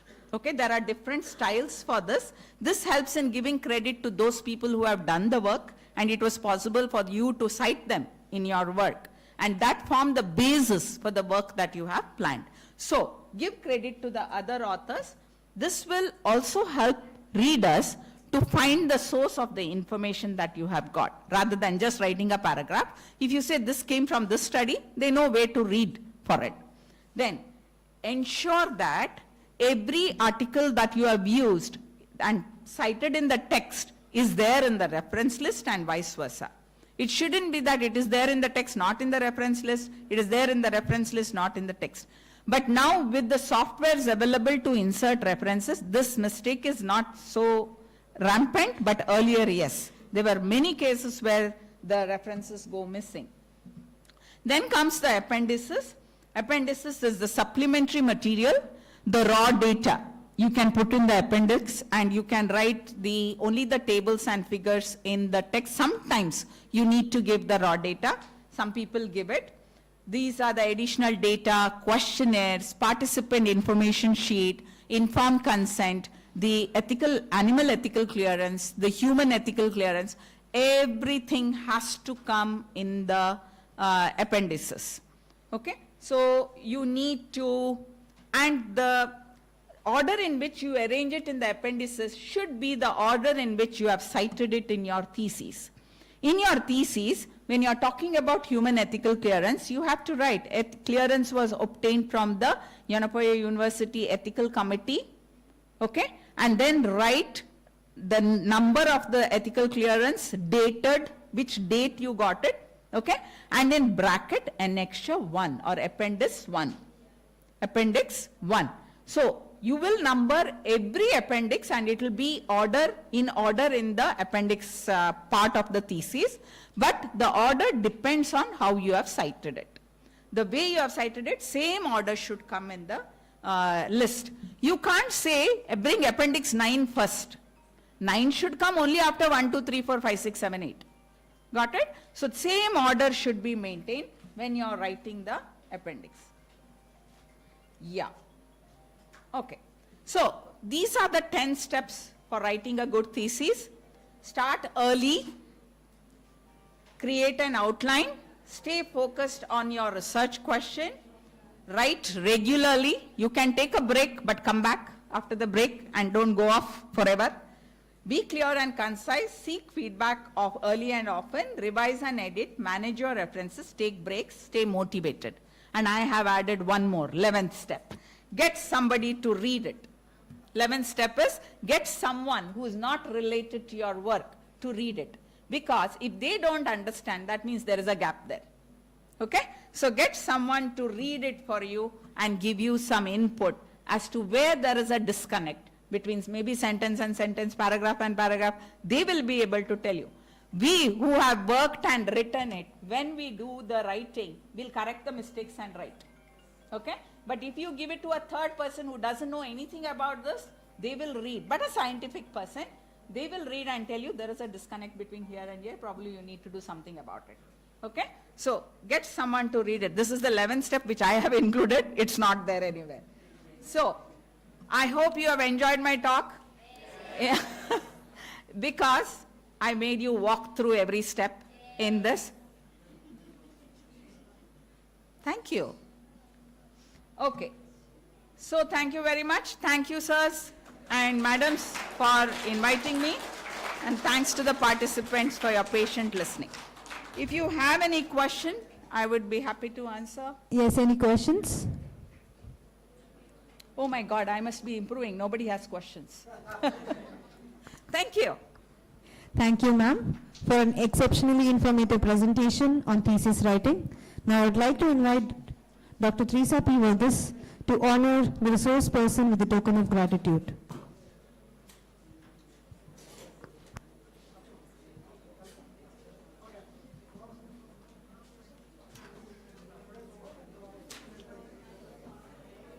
Ma'am, you got a pen, right? Okay. Excuse me.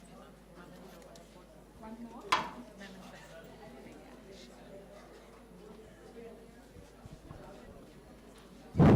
Yes, a big round of applause, everybody.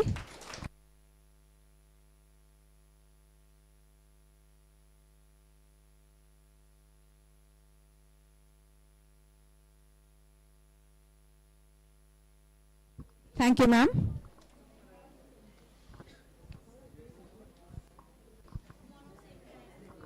So yeah, as we conclude today's session, so we would like to see you all tomorrow with a positive and fresh attitude, and kindly try to reach here by 9 a.m. tomorrow, and tea is arranged outside the seminar hall. So thank you, everybody. And bus is also arranged, so you can, after the tea, you can just board the bus.